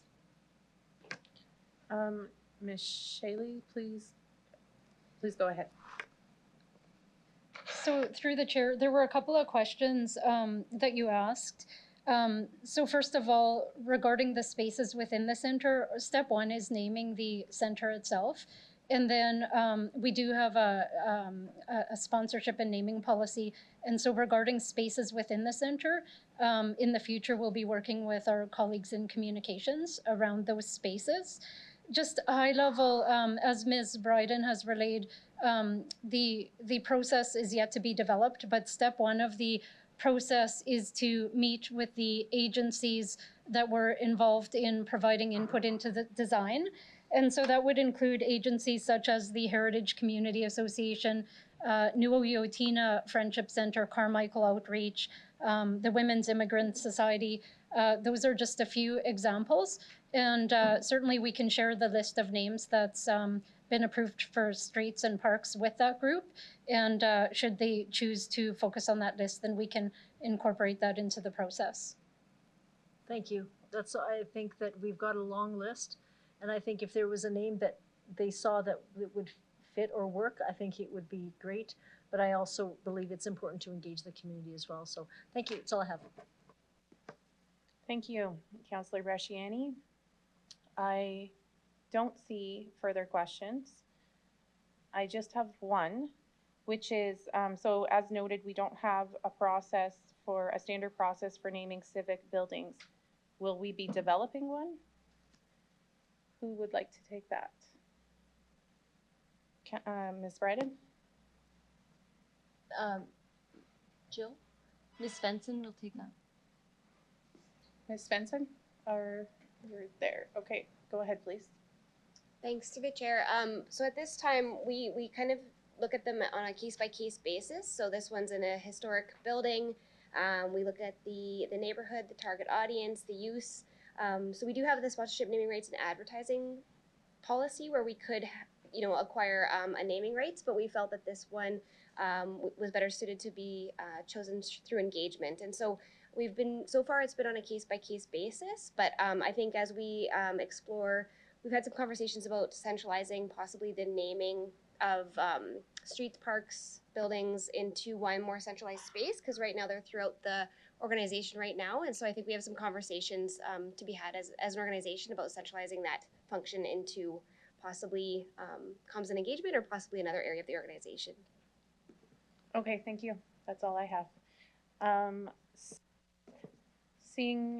Councillor Hawkins, you also have a question. Please go ahead. Thank you. Through you, Chair. This is just a follow-up. Suppose someone came along with a $20 million donation for the building.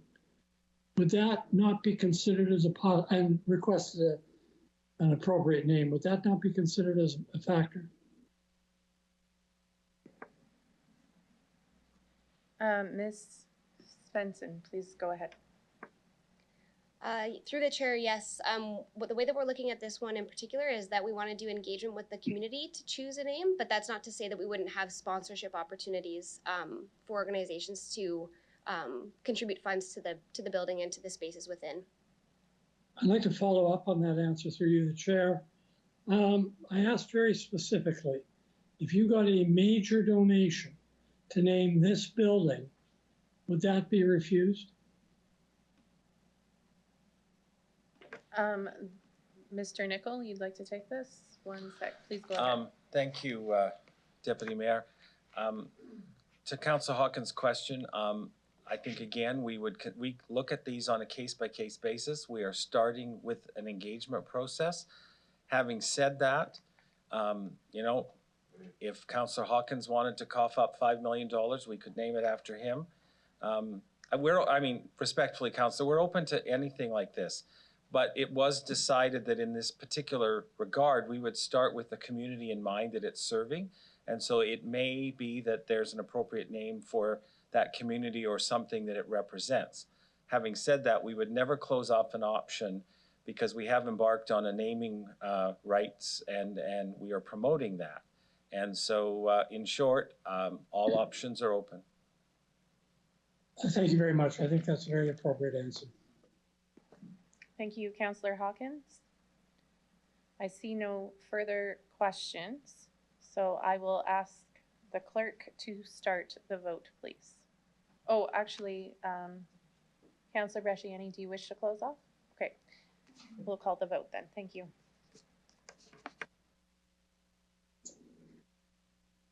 And Chair, I'm in favor. Councillor Hawkins, did you say you're in favor? Yes, sorry, I am in favor, yes. Thank you. Through you, Madam Chair, the motion carries unanimously with all members voting in favor. Thank you.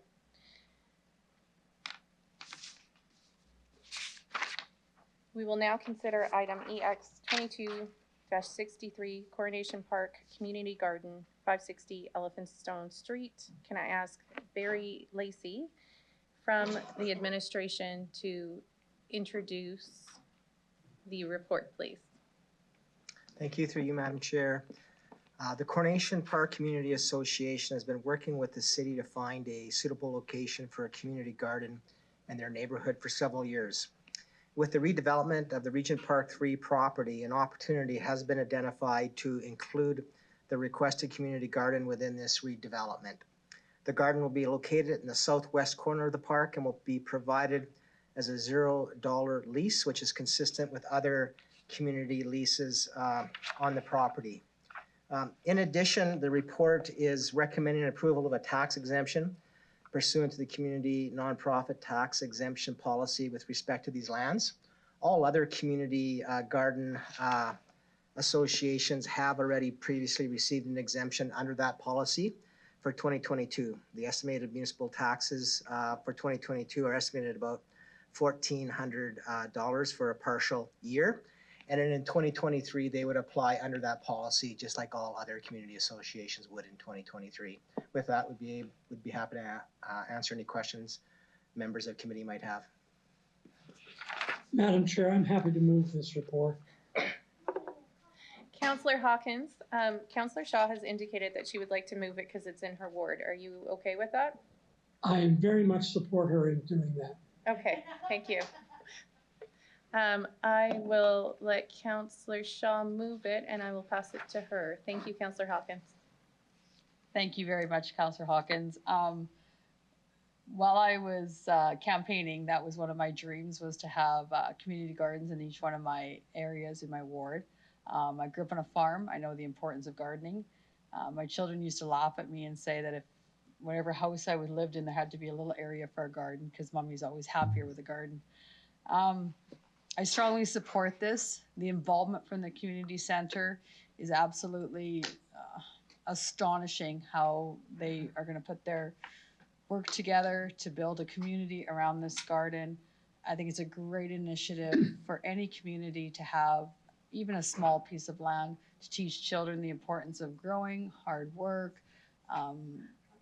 It's just a wonderful initiative. So I strongly support this as my colleagues today. So thank you very much for that.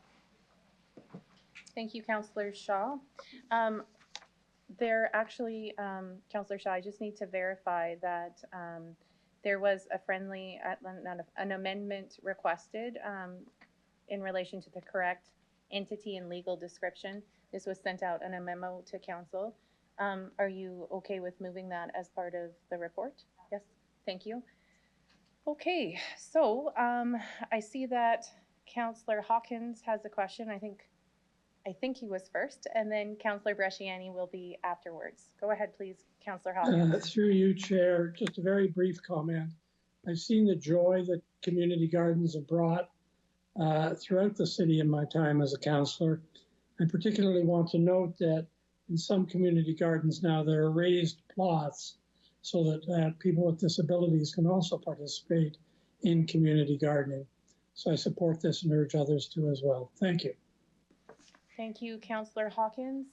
Councillor Bresciani, please go ahead. Thank you very much. Yes, I would also agree that seniors in particular and communities, diverse communities, they love having the community gardens and actually brings people together. So I have a question. Is there actually a senior complex or anything, condos that are adjacent to these community gardens at all? Who would like to take that question? The question is there seniors? Okay, Ms. Bizdal, just one moment, please. Please go ahead. Through the chair, there is a seniors complex across the channel, so to the north of where the proposed location is, but not directly adjacent to the community garden proposed location. Okay. I remember when we were talking about Regent Park at what time there was some condos that could have been developed there. Is this in that area, through the chair? That is in the area, or sorry, through the chair, correct. That was originally proposed. I don't believe that was the approved plan to go forward though. Oh, okay. So that could be something that could be revisited.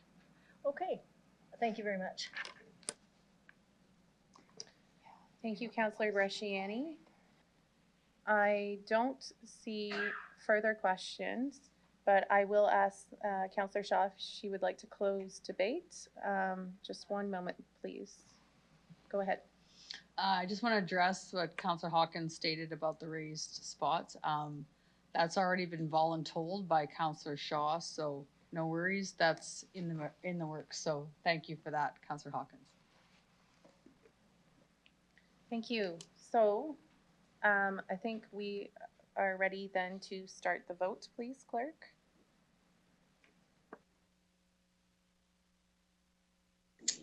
In favor, Hawkins. Thank you, Councillor Hawkins.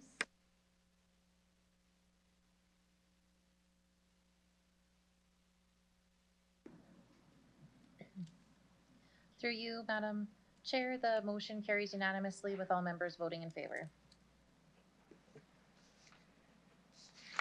So as mentioned, we're tabling the last item. So now I need someone to move a resolution for private session, please. Thank you, Councillor Stadnichuk. I will call the question. All those are any opposed? Seeing none. Can I have a motion to recess the meeting for 10 minutes, which would be 3:11?